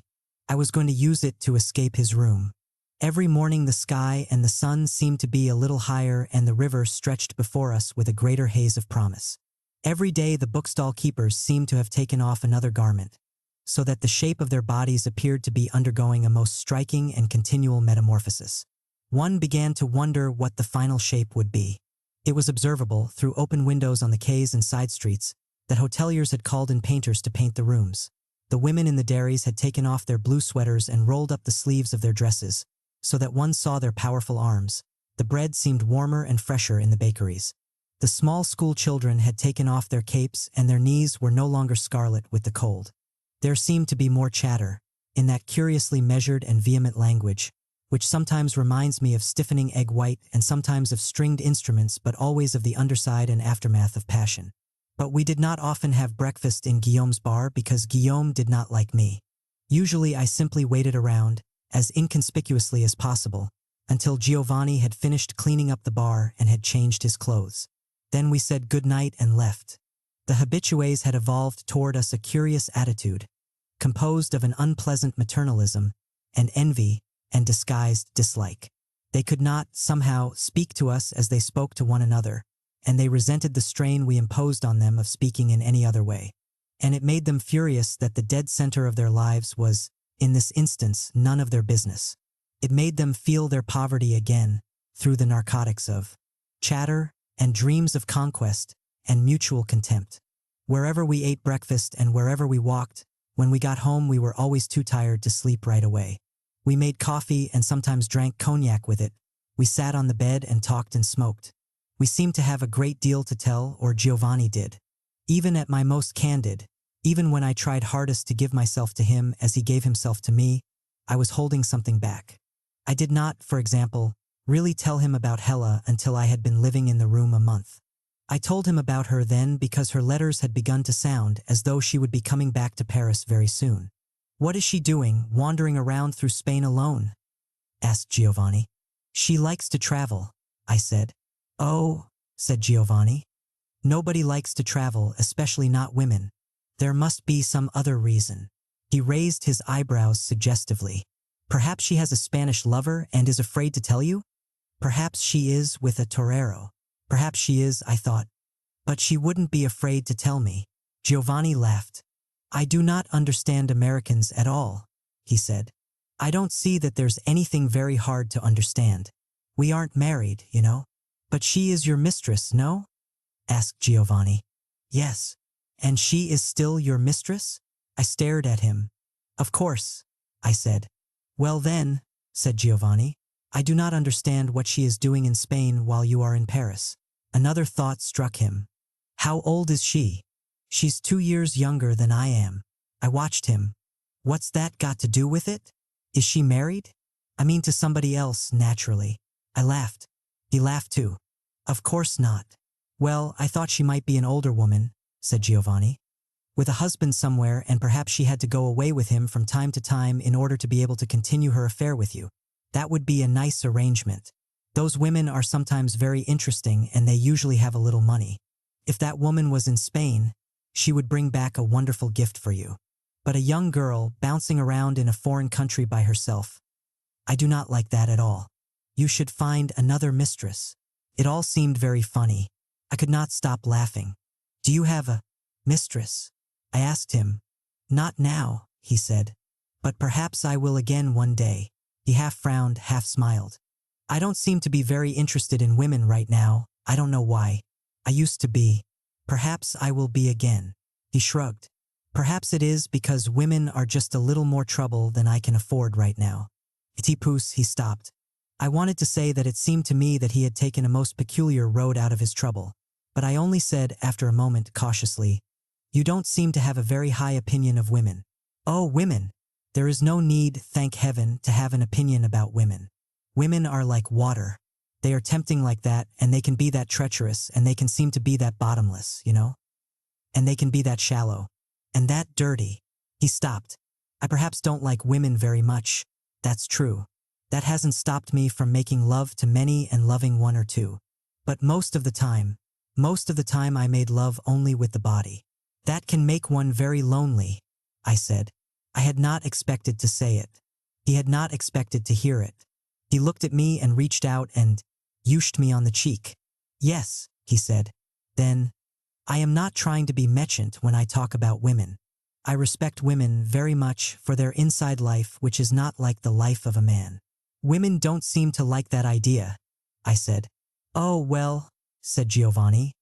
"These absurd women running around today, full of ideas and nonsense, and thinking themselves equal to men. Kel Rigolade, they need to be beaten half to death so that they can find out who rules the world." I laughed. "Did the women you knew like to get beaten?" He smiled. "I don't know if they liked it, but a beating never made them go away." We both laughed. "They were not, anyway, like that silly little girl of yours, wandering all over Spain and sending postcards back to Paris. What does she think she is doing? Does she want you or does she not want you?" "She went to Spain," I said, "to find out." Giovanni opened his eyes wide. He was indignant. "To Spain? Why not to China? What is she doing, testing all the Spaniards and comparing them with you?" I was a little annoyed. "You don't understand," I said. "She is a very intelligent, very complex girl. She wanted to go away and think. What is there to think about? She sounds rather silly, I must say. She just... What is there to think about?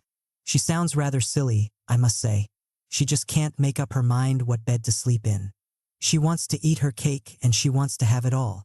If she were in Paris now," I said abruptly, "then I would not be in this room with you. You would possibly not be living here," he conceded. "Taught we would certainly be seeing each other. Why not? Why not? Suppose she found out." "Found out? Found out what?" "Oh, stop it," I said. "You know what there is to find out." He looked at me very soberly. "She sounds more and more impossible. This little girl of yours. What does she do, follow you everywhere? Or will she hire detectives to sleep under our bed? And what business is it of hers? Anyway, you can't possibly be serious," I said. "I certainly can be," he retorted. "And I am. You are the incomprehensible one." He groaned and poured more coffee and picked up our cognac from the floor. "Chez toi, everything sounds extremely feverish and complicated.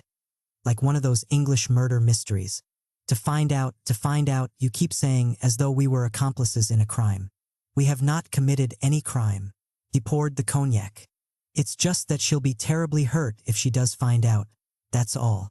People have very dirty words for this situation." I stopped. His face suggested that my reasoning was flimsy. I added defensively, "Besides, it is a crime in my country and after all, I didn't grow up here, I grew up there." "If dirty words frighten you," said Giovanni, "I really do not know how you have managed to live so long. People are full of dirty words. The only time they do not use them, most people I mean, is when they are describing something dirty." He paused and we watched each other. In spite of what he was saying, he looked rather frightened himself. "If your countrymen think that privacy is a crime, so much the worse for your country. And as for this girl of yours, are you always at her side when she is here? I mean all day, every day? You go out sometimes to have a drink alone, no?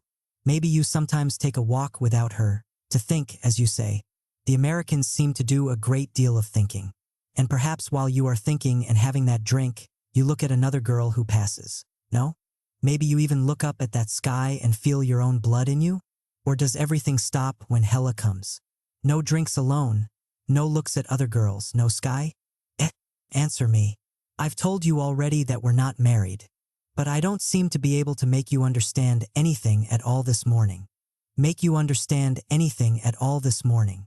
But anyway, when Hella is here you do sometimes see other people without Hella? Of course.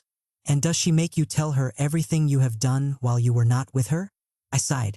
I had lost control of the conversation somewhere along the line and I simply wanted it to end. I drank my cognac too fast and it burned my throat. Of course not. Well, you are a very charming and good-looking and civilized boy and, unless you are impotent, I do not see what she has to complain about or what you have to worry about. To arrange, mon cher, la vie pratique, is very simple. It only has to be done. He reflected. Sometimes things go wrong, I agree. Then you have to arrange it another way. But it is certainly not the English melodrama you make it. Why, that way, life would simply be unbearable. He poured more cognac and grinned at me, as though he had solved all my problems. And there was something so artless in this smile that I had to smile back. Giovanni liked to believe that he was hard-headed and that I was not, and that he was teaching me the stony facts of life. It was very important for him to feel this. It was because he knew, unwillingly, at the very bottom of his heart, that I, helplessly, at the very bottom of mine, resisted him with all my strength. Eventually we grew still, we fell silent, and we slept. We awoke around 3 or 4 in the afternoon, when the dull sun was prying at odd corners of the cluttered room. We arose and washed and shaved, bumping into each other and making jokes and furious with the unstated desire to escape the room. Then we danced out into the streets, into Paris, and ate quickly somewhere, and I left Giovanni at the door to Guillaume's bar. Then I, alone and relieved to be alone, perhaps went to a movie or walked or returned home and read, or sat in a park and read, or sat on a cafe terrace or talked to people or wrote letters. I wrote to Hella, telling her nothing, or I wrote to my father asking for money. And no matter what I was doing, another me sat in my belly, absolutely cold with terror over the question of my life. Giovanni had awakened an itch, had released a gnaw in me. I realized it one afternoon, when I was taking him to work via the Boulevard Montparnasse. We had bought a kilo of cherries and we were eating them as we walked along. We were both insufferably childish and high-spirited that afternoon, and the spectacle we presented. 2 grown men jostling each other on the wide sidewalk and aiming the cherry pits, as though they were spitballs, into each other's faces, must have been outrageous. And I realized that such childishness was fantastic at my age, and the happiness out of which it sprang yet more so. For that moment I really loved Giovanni, who had never seemed more beautiful than he was that afternoon. And, watching his face, I realized that it meant much to me that I could make his face so bright. I saw that I might be willing to give a great deal not to lose that power. And I felt myself flow toward him, as a river rushes when the ice breaks up. Yet, at that very moment, there passed between us on the pavement another boy, a stranger, and I invested him at once with Giovanni's beauty, and what I felt for Giovanni I also felt for him. Giovanni saw this and saw my face, and it made him laugh the more. I blushed and he kept laughing, and then the boulevard, the light, the sound of his laughter turned into a scene from a nightmare. I kept looking at the trees, the light falling through the leaves. I felt sorrow and shame and panic and great bitterness. At the same time, it was part of my turmoil and also outside it. I felt the muscles in my neck tighten with the effort I was making not to turn my head and watch that boy diminish down the bright avenue. The beast which Giovanni had awakened in me would never go to sleep again. But one day I would not be with Giovanni anymore. And would I then, like all the others, find myself turning and following all kinds of boys down God knows what dark avenues, into what dark places. With this fearful intimation there opened in me a hatred for Giovanni which was as powerful as my love and which was nourished by the same roots. Chapter 2. I scarcely know how to describe that room. It became, in a way, every room I had ever been in, and every room I find myself in hereafter will remind me of Giovanni's room. I did not really stay there very long. We met before the spring began and I left there during the summer, but it still seems to me that I spent a lifetime there. Life in that room seemed to be occurring underwater, as I say, and it is certain that I underwent a sea change there. To begin with, the room was not large enough for 2. It looked out on a small courtyard. Looked out means only that the room had 2 windows, against which the courtyard malevolently pressed, encroaching day by day, as though it had confused itself with a jungle. We, or rather Giovanni, kept the windows closed most of the time. He had never bought any curtains. Neither did we buy any while I was in the room. To ensure privacy, Giovanni had obscured the window panes with a heavy, white cleaning polish. We sometimes heard children playing outside our window. Sometimes strange shapes loomed against it. At such moments, Giovanni, working in the room or lying in bed, would stiffen like a hunting dog and remain perfectly silent until whatever seemed to threaten our safety had moved away. He had always had great plans for remodeling this room, and before I arrived he had already begun. One of the walls was a dirty, streaked white where he had torn off the wallpaper. The wall facing it was destined never to be uncovered. And on this wall a lady in a hoop skirt and a man in knee breeches perpetually walked together, hemmed in by roses. The wallpaper lay on the floor, in great sheets and scrolls in dust. On the floor also lay our dirty laundry, along with Giovanni's tools and the paint brushes and the bottles of oil and turpentine. Our suitcases teetered on top of something, so that we dreaded ever having to open them and sometimes went without some minor necessity, such as clean socks, for days. No one ever came to see us except Jacques, and he did not come often. We were far from the center of the city and we had no phone. I remembered the first afternoon I woke up there, with Giovanni fast asleep beside me, heavy as a fallen rock. The sun filtered through the room so faintly that I was worried about the time.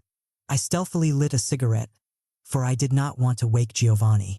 I did not yet know how I would face his eyes. I looked about me. Giovanni had said something in the taxi about his room being very dirty. "I'm sure it is," I had said lightly, and turned away from him, looking out of the window. Then we had both been silent.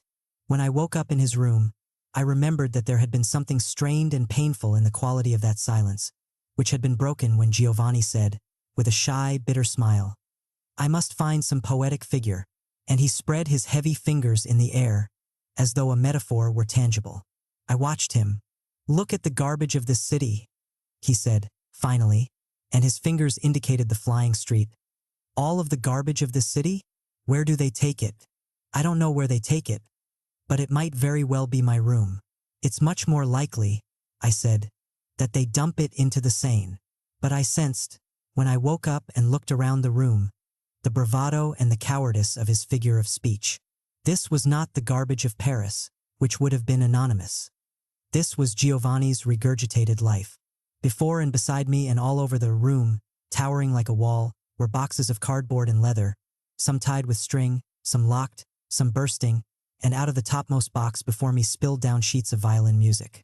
There was a violin in the room, lying on the table in its warped, cracked case. It was impossible to guess from looking at it whether it had been laid to rest there yesterday or 100 years before. The table was loaded with yellowing newspapers and empty bottles, and it held a single brown and wrinkled potato in which even the sprouting eyes were rotten. Red wine had been spilled on the floor. It had been allowed to dry, and it made the air in the room sweet and heavy. But it was not the room's disorder which was frightening.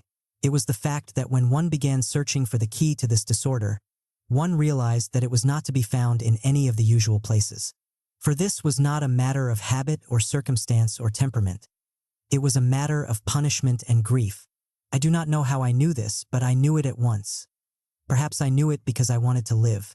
And I stared at the room with the same nervous, calculating extension of the intelligence and of all one's forces which occurs when gauging a mortal and unavoidable danger. At the silent walls of the room with its distant, archaic lovers trapped in an interminable rose garden, and the staring windows, staring like two great eyes of ice and fire, and the ceiling which lowered like those clouds out of which fiends have sometimes spoken, and which obscured but failed to soften its malevolence. Behind the yellow light which hung like a diseased and undefinable sex its center. Under this blunted arrow, this smashed flower of fight lay the terrors which encompassed Giovanni's soul. I understood why Giovanni had wanted me and had brought me to his last retreat. I was to destroy this room and give to Giovanni a new and better life. This life could only be my own, which, in order to transform Giovanni's, must first become a part of Giovanni's room. In the beginning, because the motives which led me to Giovanni's room were so mixed, had so little to do with his hopes and desires, and were so deeply a part of my own desperation, I invented in myself a kind of pleasure in playing the housewife after Giovanni had gone to work. I threw out the paper, the bottles, the fantastic accumulation of trash. I examined the contents of the innumerable boxes and suitcases and disposed of them. But I am not a housewife. Men never can be housewives. And the pleasure was never real or deep, though Giovanni smiled his humble, grateful smile and told me in as many ways as he could find how wonderful it was to have me there. How I stood, with my love and my ingenuity, between him and the dark. Each day he invited me to witness how he had changed, how love had changed him, how he worked and sang and cherished me. I was in a terrible confusion. Sometimes I thought, but this is your life. Stop fighting it. Stop fighting. Or I thought, but I am happy. And he loves me. I am safe. Sometimes, when he was not near me, I thought, I will never let him yuch me again. Then, when he yushed me, I thought, it doesn't matter, it is only the body, it will soon be over. When it was over, I lay in the dark and listened to his breathing and dreamed of the yuch of hands, of Giovanni's hands, or anybody's hands, hands which would have the power to crush me and make me whole again.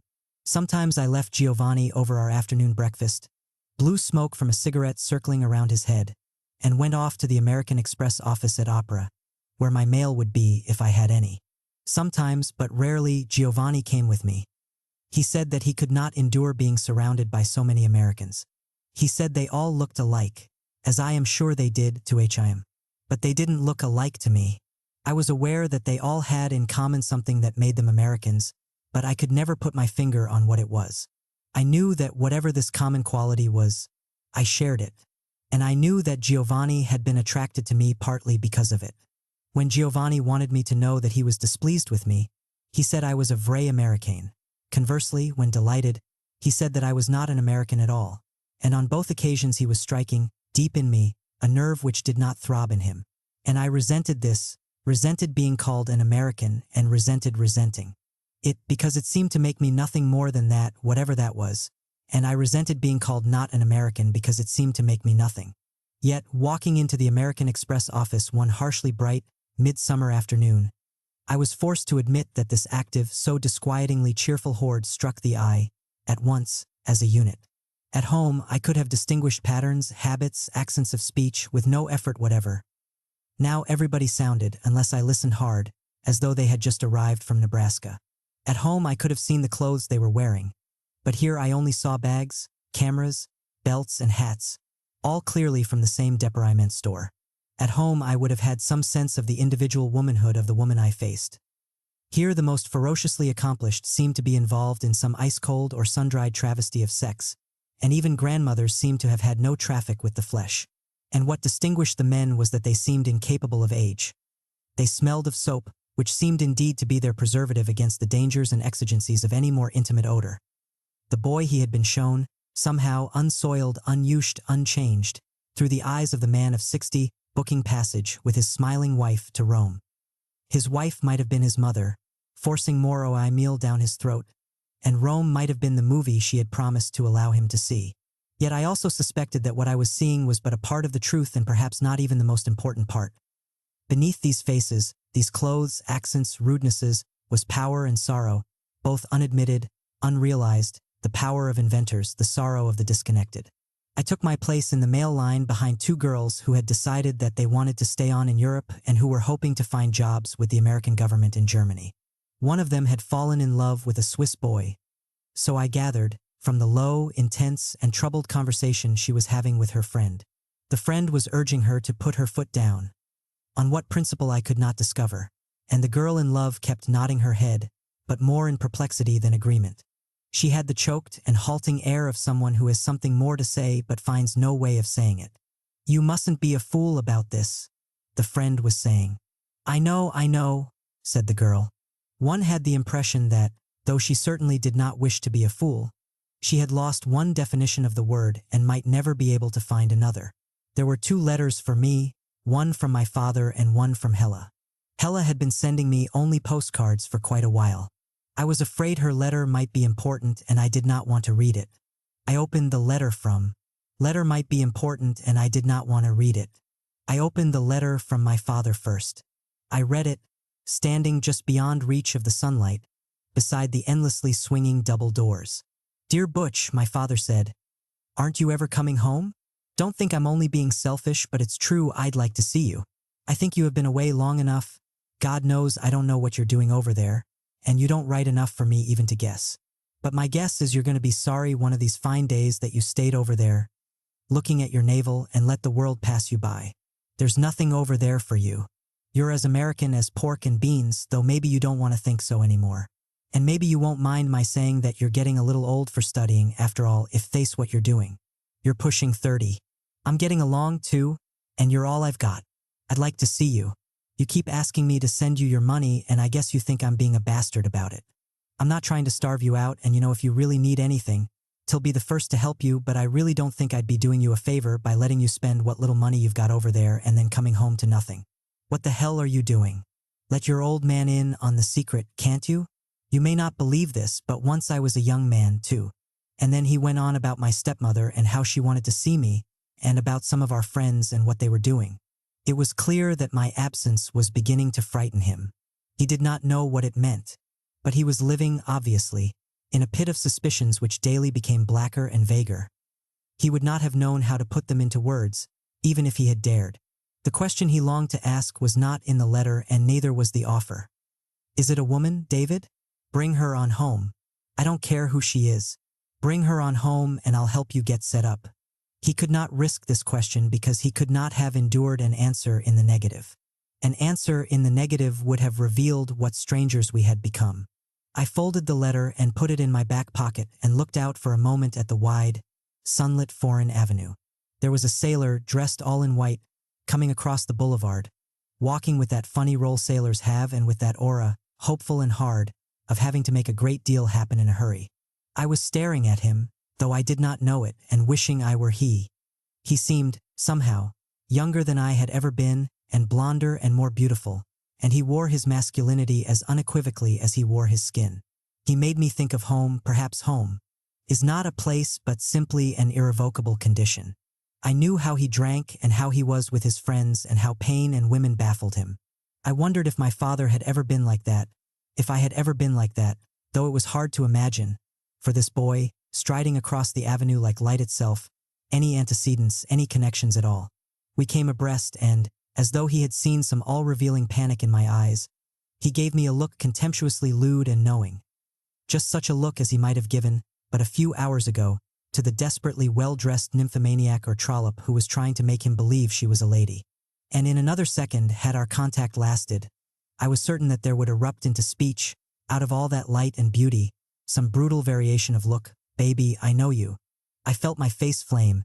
I felt my heart harden and shake as I hurried past him, trying to look stonily beyond him. He had caught me by surprise, for I had, somehow, not really been thinking of him but of the letter in my pocket of Hella and Giovanni. I got to the other side of the boulevard, not daring to look back, and I wondered what he had seen in me to elicit such instantaneous contempt. I was too old to suppose that it had anything to do with my walk, or the way I held my hands, or my voice, which anyway he had not heard. It was something else, and I would never see it. I would never dare to see it. It would be like looking at the naked sun. But hurrying, and not daring now to look at anyone, male or female, who passed me on the wide sidewalks, I knew that what the sailor had seen in my unguarded eyes was envy and desire. I had seen it often in Jacques' eyes, and my reaction and the sailor's had been the same. But if I were still able to feel affection, and if he had seen it in my eyes, it would not have helped for affection. For the boys I was doomed to look at was vastly more frightening than lust. I walked farther than I had intended, for I did not dare to stop while the sailor might still be watching. Near the river, on Rue de Pyramids, I sat down at a café table and opened Hella's letter. Mon cher, she began, Spain is my favorite country, mais ça n'empêche que Paris est. Users ma ville préférée.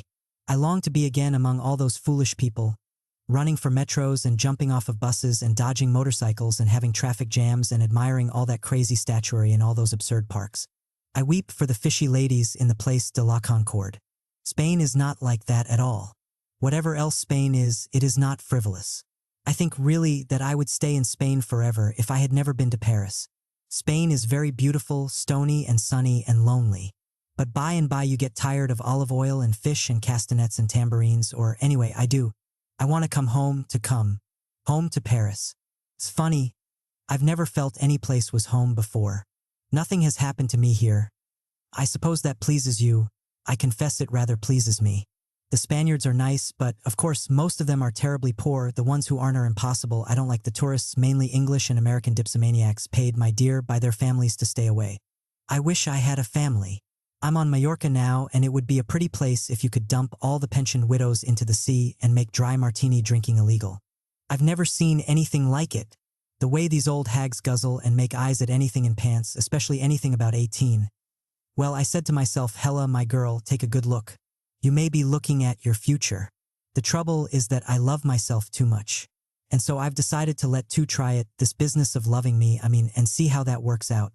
I feel fine, now that I've made the decision. I hope you'll feel fine, too, dear knight in Gimbal's armor. I've been trapped into some dreary expedition to Seville with an English family I met in Barcelona. They adore Spain and they want to take me to see a bullfight. I never have, all the time I've been wandering around here. They're really quite nice. He's some kind of poet with the BBC and she's his efficient and adoring spouse. Quite nice, really. They do have an impossibly lunatic son who imagines himself mad about me, but he's much too English and much, much too young.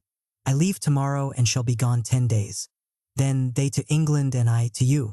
I folded this letter, which I now realized I had been awaiting for many days and nights, and the waiter came and asked me what I wanted to drink.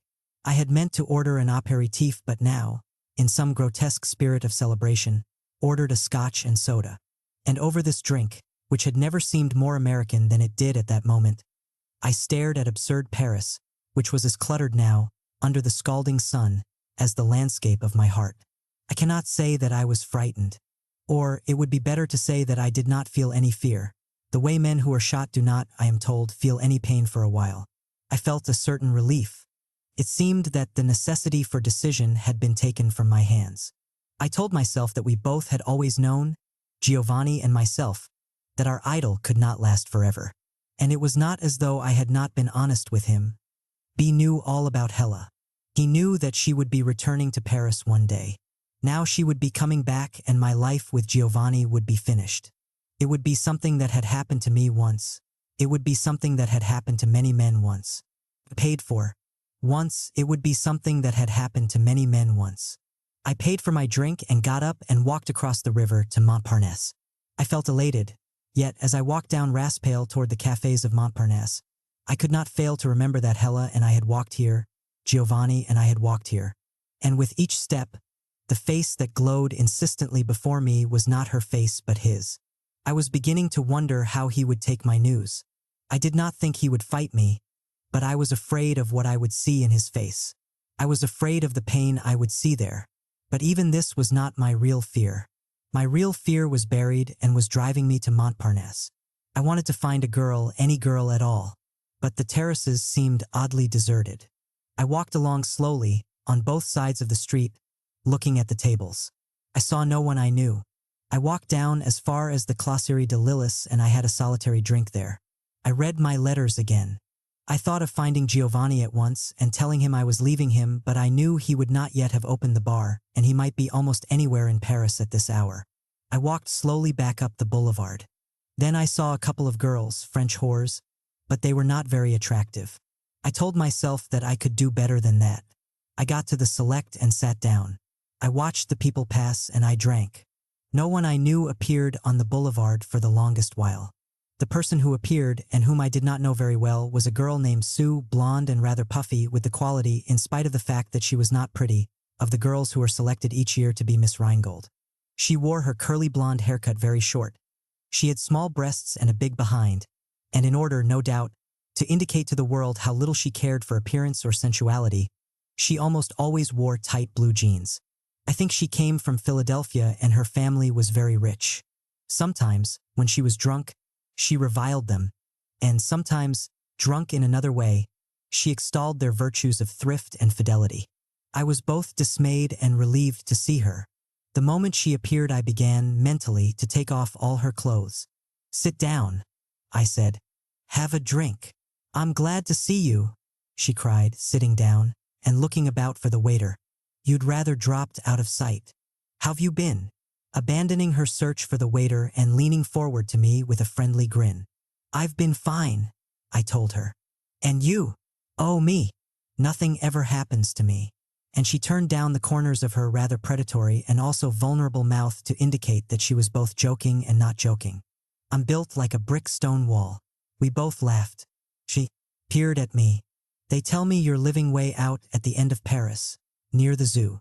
I found a maid's room out there. Very cheap. Are you living alone? I did not know whether she knew about Giovanni or not. I felt a hint of sweat on my forehead. Sort of, I said. Sort of? What the hell does that mean? Do you have a monkey with you? Or something? I grinned. No. But this French kid I know, he lives with his mistress, but they fight a lot and it's really his room, so sometimes, when his mistress throws him out, he bunks with me for a couple of days. Ah, she sighed. Chagrin d'amour. He's having a good time, I said. He loves it. I looked at her. Aren't you? Stone walls, she said, are impenetrable. The waiter arrived. Doesn't it? I dared. Depend on the weapon? What are you buying me to drink? She asked. What do you want? We were both grinning. The waiter stood above us, manifesting a kind of surly joie de vivre.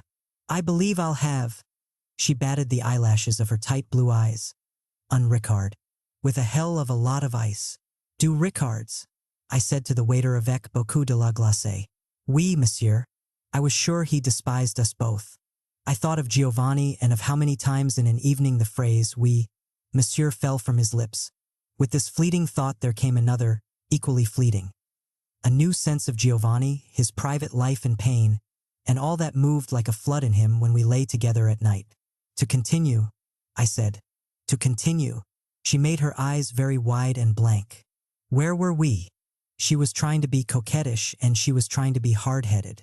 I felt that I was doing something very cruel, but I could not stop. We were talking about stone walls and how they could be entered. I never knew, she simpered, that you had any interest in stone walls. There's a lot about me you don't know. The waiter returned with our drinks. Don't you think discoveries are fun? She stared discontentedly at her drink. Tranquilly, she said, turning toward me again with those eyes. No. Oh, you're much too young for that, I said. Everything should be a discovery. She was silent for a moment. She sipped her drink. I've made, she said finally, all the discoveries that I can stand. But I watched the way her thighs moved against the cloth of her jeans. But you can't just go on being a brick stone wall forever. I don't see why not, she said. Nor do I see how not. Baby, I said, I'm making you a proposition. She picked up her glass again and sipped it, staring straight outward at the boulevard. And what's the proposition? Invite me for a drink. Chez toi. I don't believe, she said, turning to me, that I've got anything in the house.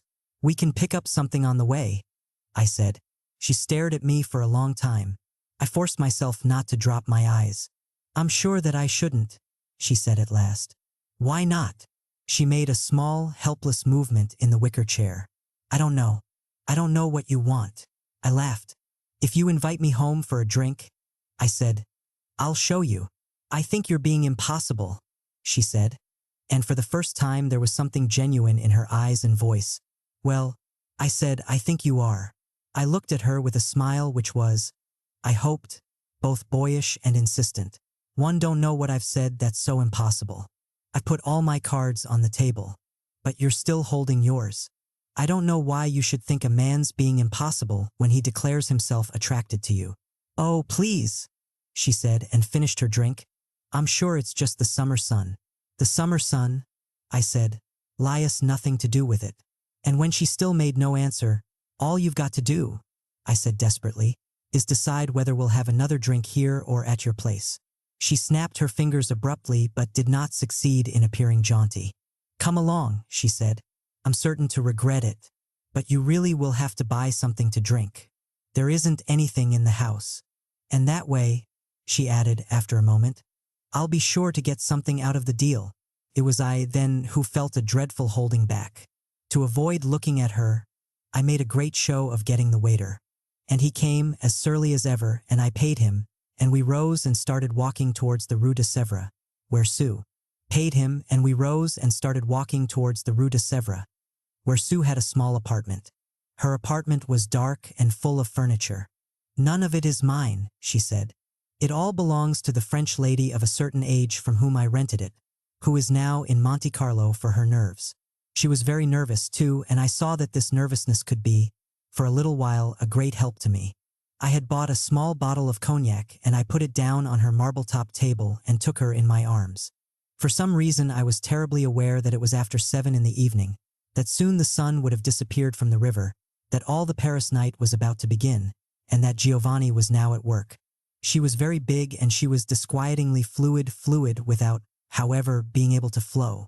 I felt a hardness and a constriction in her, a grave distrust, created already by too many men like me ever to be conquered now. What we were about to do would not be pretty. And, as though she felt this, she moved away from me. Let's have a drink, she said. Unless, of course, you're in a hurry. I'll try not to keep you any longer than absolutely necessary. She smiled and I smiled, too. We were as close in that instant as we would ever get. Like two thieves. Let's have several drinks, I said. But not too many, she said, and simpered again suggestively, like a broken-down movie queen facing the cruel cameras again after a long eclipse. She took the cognac and disappeared into her corner of a kitchen. Make yourself comfortable, she shouted out to me. Take off your shoes. Take off your socks. Look at my books. I often wonder what I'd do if there weren't any books in the world. I took off my shoes and lay back on her sofa. I tried not to think. But I was thinking that what I did with Giovanni could not possibly be more immoral than what I was about to do with Sue. She came back with 2 great brandy snifters. She came close to me on the sofa and we ushed glasses. We drank a little, she watching me all the while, and then I ushed her breasts. Her UPS parted and she put her glass down with extraordinary clumsiness and lay against me. It was a gesture of great despair and I knew that she was giving herself, not to me, but to that lover who would never come. And I thought of many things, lying coupled with Sue in that dark place. I wondered if she had done anything to prevent herself from becoming pregnant. And the thought of a child belonging to Sue and me, of my being trapped that way, in the very act, so to speak, of trying to escape, almost precipitated a laughing jag. I wondered if her blue jeans had been thrown on top of the cigarette she had been smoking. I wondered if anyone else had a key to her apartment. If we could be heard through the inadequate walls, how much, in a few moments, we would hate each other. I also approached Sue as though she were a job of work, a job which it was necessary to do in an unforgettable manner. Somewhere, at the very bottom of myself, I realized that I was doing something awful to her, and it became a matter of my honor not to let this fact become too obvious. I tried to convey, through this grisly act of love, the intelligence, at least, that it was not her flesh that I despised. It would not be her I could not face when we became vertical again. Again, somewhere at the bottom of me, I realized that my fears had been excessive and groundless and, in effect, a lie. It became clearer every instant that what I had been afraid of had nothing to do with my body. Sue was not Hela and she did not lessen my terror of what would happen when Hela came. She increased it, she made it more real than it had been before. At the same time, I realized that my performance with Sue was succeeding even too well, and I tried not to despise her for feeling so little what her laborer felt. I traveled through a network of Sue's cries, of Sue's tom-tom fists on my back, and judged by means of her thighs, by means of her legs, how soon I could be free. Then I thought, the end is coming soon. Her sobs became even higher and harsher. I was terribly aware of the small of my back and the cold sweat there. I thought, well, let her have it for Christ's sake, get it over with. Then it was ending and I hated her and me. Then it was over and the dark, tiny room rushed back. And I wanted only to get out of there. She lay still for a long time. I felt the night outside and it was calling me. I leaned up at last and found a cigarette. Perhaps, she said, we should finish our drinks. She sat up and switched on the lamp which stood beside her bed. I had been dreading this moment. But she saw nothing in my eyes.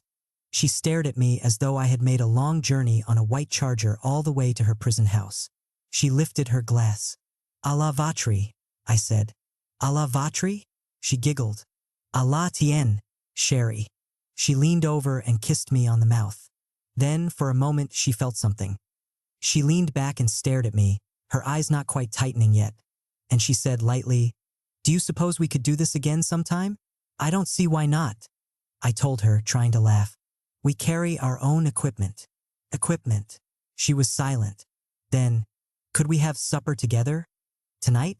I'm sorry, I said. I'm really sorry, Sue. But I've got a date. Oh, tomorrow, maybe? Look, Sue, I hate to make dates. I'll just surprise you. She finished her drink. I doubt that, she said. She got up and walked away from me. I'll just put on some clothes and come down with you. She disappeared and I heard the water running. I sat there, still naked, but with my socks on, and poured myself another brandy. Now I was afraid to go out into that night which had seemed to be calling me only a few moments before. When she came back, she was wearing a dress and some real shoes, and she had sort of fluffed up her hair. I had to admit she looked better that way, really more like a girl, like a schoolgirl. I rose and started putting on my clothes. You look nice, I said. There was a great many things she wanted to say, but she forced herself to say nothing. I could scarcely bear to watch the struggle occurring in her face. It made me so ashamed. Maybe you'll be lonely again, she said finally. I guess I won't mind if you come looking for me. She wore the strangest smile I had ever seen.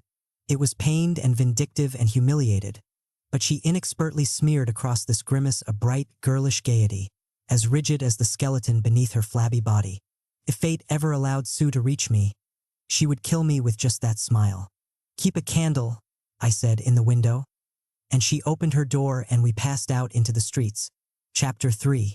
I left her at the nearest corner, mumbling some schoolboy excuse, and watched her stolid figure cross the boulevard towards the cafes. I did not know what to do or where to go. I found myself at last along the river, slowly going home. And this was perhaps the first time in my life that death occurred to me as a reality. I thought of the people before me who had looked down at the river and gone to sleep beneath it. I wondered about them. I wondered how they had done it. The physical act. I had thought of suicide when I was much younger, as possibly we all have, but then it would have been for revenge. It would have been my way of informing the world how awfully it had made me suffer. But the silence of the evening, as I wandered home, had nothing to do with that storm, that far-off boy. I simply wondered about the dead because their days had ended and I did not know how I would get through mine. The city, Paris, which I loved so much, was absolutely silent. There seemed to be almost no one on the streets, although it was still very early in the evening. Nevertheless, beneath me, along the river bank, beneath the bridges, in the shadow of the walls, I could almost hear the collective, shivering sigh, were lovers in ruins, sleeping, embracing, coupling, drinking, staring out at the descending night. Behind the walls of the houses I passed, the French nation was clearing away the dishes, putting little Jean-Pierre and Marie to bed, scowling over the eternal problems of the sew, the shop, the church, the unsteady state.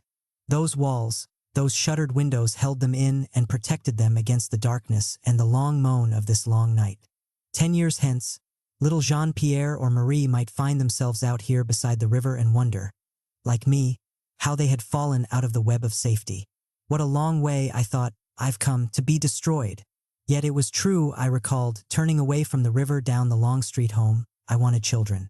I wanted to be inside again, with the light and safety, with my manhood unquestioned, watching my woman put my children to bed. I wanted the same bed at night and the same arms, and I wanted to rise in the morning, knowing where I was. I wanted a woman to be for me a steady ground, like the earth itself, where I could always be renewed. It had been so once. It had almost been so once. I could make it so again. I could make it real. It only demanded a short, hard strength for me to become myself again. I saw a light burning beneath our door as I walked down the corridor. Before I put my key in the lock, the door was opened from within. Giovanni stood there, his hair in his eyes, laughing. He held a glass of cognac in his hand. I was struck at first by what seemed to be the merriment on his face. Then I saw that it was not merriment but hysteria and despair. I started to ask him what he was doing home, but he pulled me into the room, holding me around the neck tightly, with one hand. He was shaking. Where have you been? I looked into his face, pulling slightly away from him. I have looked for you everywhere. Didn't you go to work? I asked him. No, he said. Have a drink. I have bought a bottle of cognac to celebrate my freedom. He poured me a cognac. I did not seem to be able to move. He came toward me again, thrusting the glass into my hand. Giovanni, what happened? He did not answer. He suddenly sat down on the edge of the bed, bent over. I saw then that he was also in a state of rage. "Ul sant sale, les gens, tu sais?" He looked up at me. His eyes were full of tears. "They are just dirty, all of them, low and cheap and dirty." He stretched out his hand and pulled me down to the floor beside him. "All except you. Use soft toy." He held my face between his hands, and I suppose such tenderness has scarcely ever produced such terror as I then felt. "Ne me laisse pas tumor, Jaifin pri," he said, and kissed me, with a strange insistent gentleness on the mouth. His youch could never fail to make me feel desire. Yet his hot, sweet breath also made me want to vomit. I pulled away as gently as I could and drank my cognac. "Giovanni," I said, "please tell me what happened. What's the matter?" "He fired me," he said. "Guillaume, LMA mis à la porte." He laughed and rose and began walking up and down the tiny room. He told me never to come to his bar anymore. He said I was a gangster and a thief and a dirty little street boy, and the only reason I ran after him was because I intended to rob him one night. Après la mort. Murd. He laughed again. I could not say anything. I felt that the walls of the room were closing in on me. Giovanni stood in front of our whitewashed windows, his back to me. He said all these things in front of many people right downstairs in the bar. He waited until people came. I wanted to kill him, I wanted to kill them all. He turned back into the center of the room and poured himself another cognac. He drank it at a breath, then suddenly took his glass and hurled it with all his strength against the wall. It rang briefly and fell in 1,000 pieces all over our bed, all over the floor. I could not move at once. Then, feeling that my feet were being held back by water but also watching myself move very fast, I grabbed him by the shoulders. He began to cry. I held him, and while I felt his anguish entering into me, like acid in his sweat, and felt that my heart would burst for him, I also wondered with an unwilling, unbelieving contempt why I had ever thought him strong. He pulled away from me and sat against the wall which had been uncovered. I sat facing him. "I arrived at the usual time," he said. "I felt very good today." He was not there when I arrived, and I cleaned the bar as usual and had a little drink and a little something to eat. Then he came, and I could see at once that he was in a dangerous mood. Perhaps he had just been humiliated by some young boy. "It is funny," and he smiled. "You can tell when Guillaume is in a dangerous mood because he then becomes so respectable. When something has happened to humiliate him and make him see, even for a moment, how disgusting he is, and how alone, then he remembers that he is a member of one of the best and oldest families in France. But maybe, then, he remembers that his name is going to die with him. Then he has to do something quick to make the feeling go away. He has to make much noise or have some very pretty boy or get drunk or have a fight or look at his dirty pictures." He paused and stood up and began walking up and down again. I do not know what happened to him today, but when he came in he tried at first to be very businesslike. He was trying to find fault with my work. But there was nothing wrong, and he went upstairs. Then, by and by, he called me. I hate going up to that little pied a terre he has up there over the bar. It always means a scene. But I had to go, and I found him in his dressing gown, covered with perfume. I do not know why, but the moment I saw him like that, I began to be angry. He looked at me as though he were some fabulous coquette, and he is ugly, ugly, he has a body just like sour milk. And then he asked me how you were. I was a little astonished, for he never mentions you. I said you were fine. He asked me if we still lived together. I think perhaps I should have lied to him, but I did not see any reason to heed to such a disgusting old fairy. So I said, "Bien sûr." I was trying to be calm.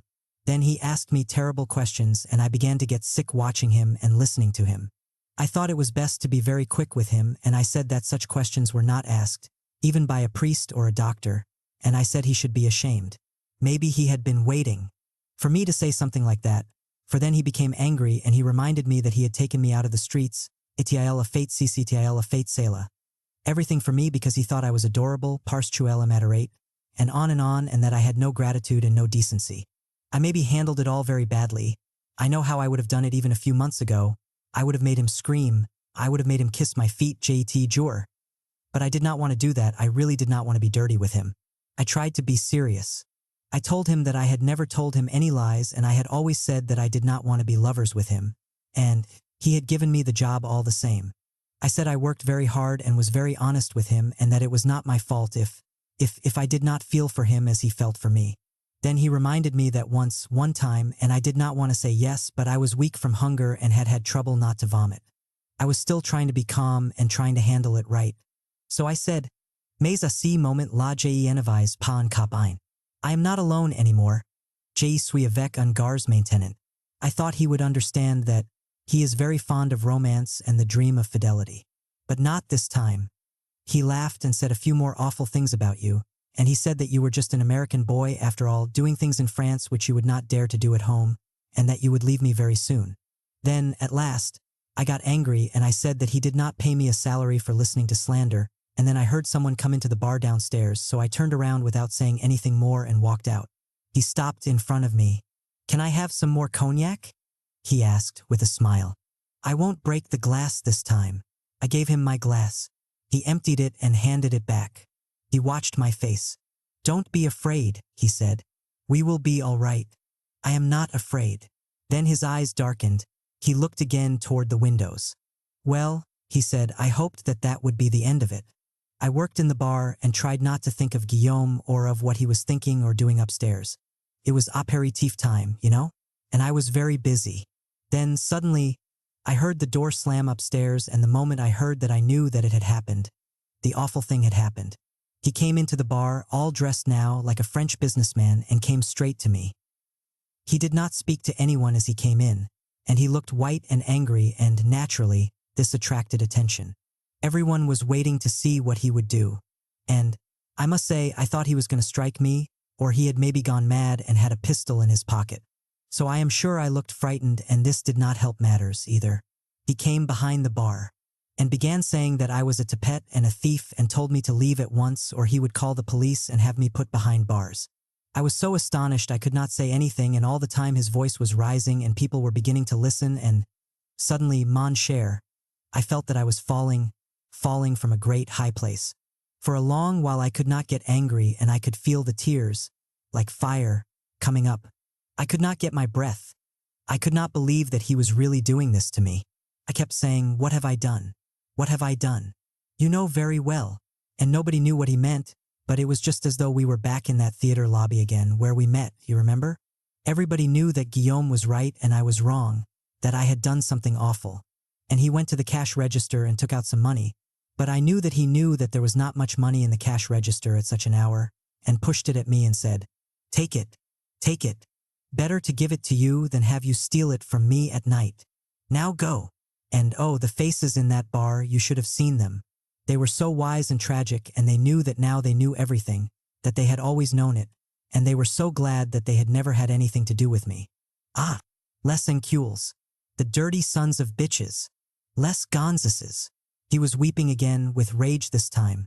Then, at last, I struck him, and then many hands grabbed me, and now I hardly know what happened.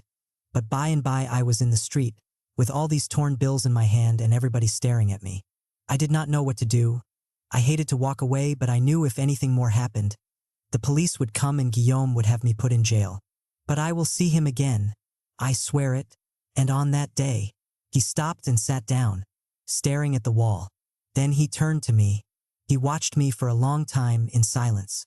Then, if you were not here, he said very slowly, this would be the end of Giovanni. I stood up.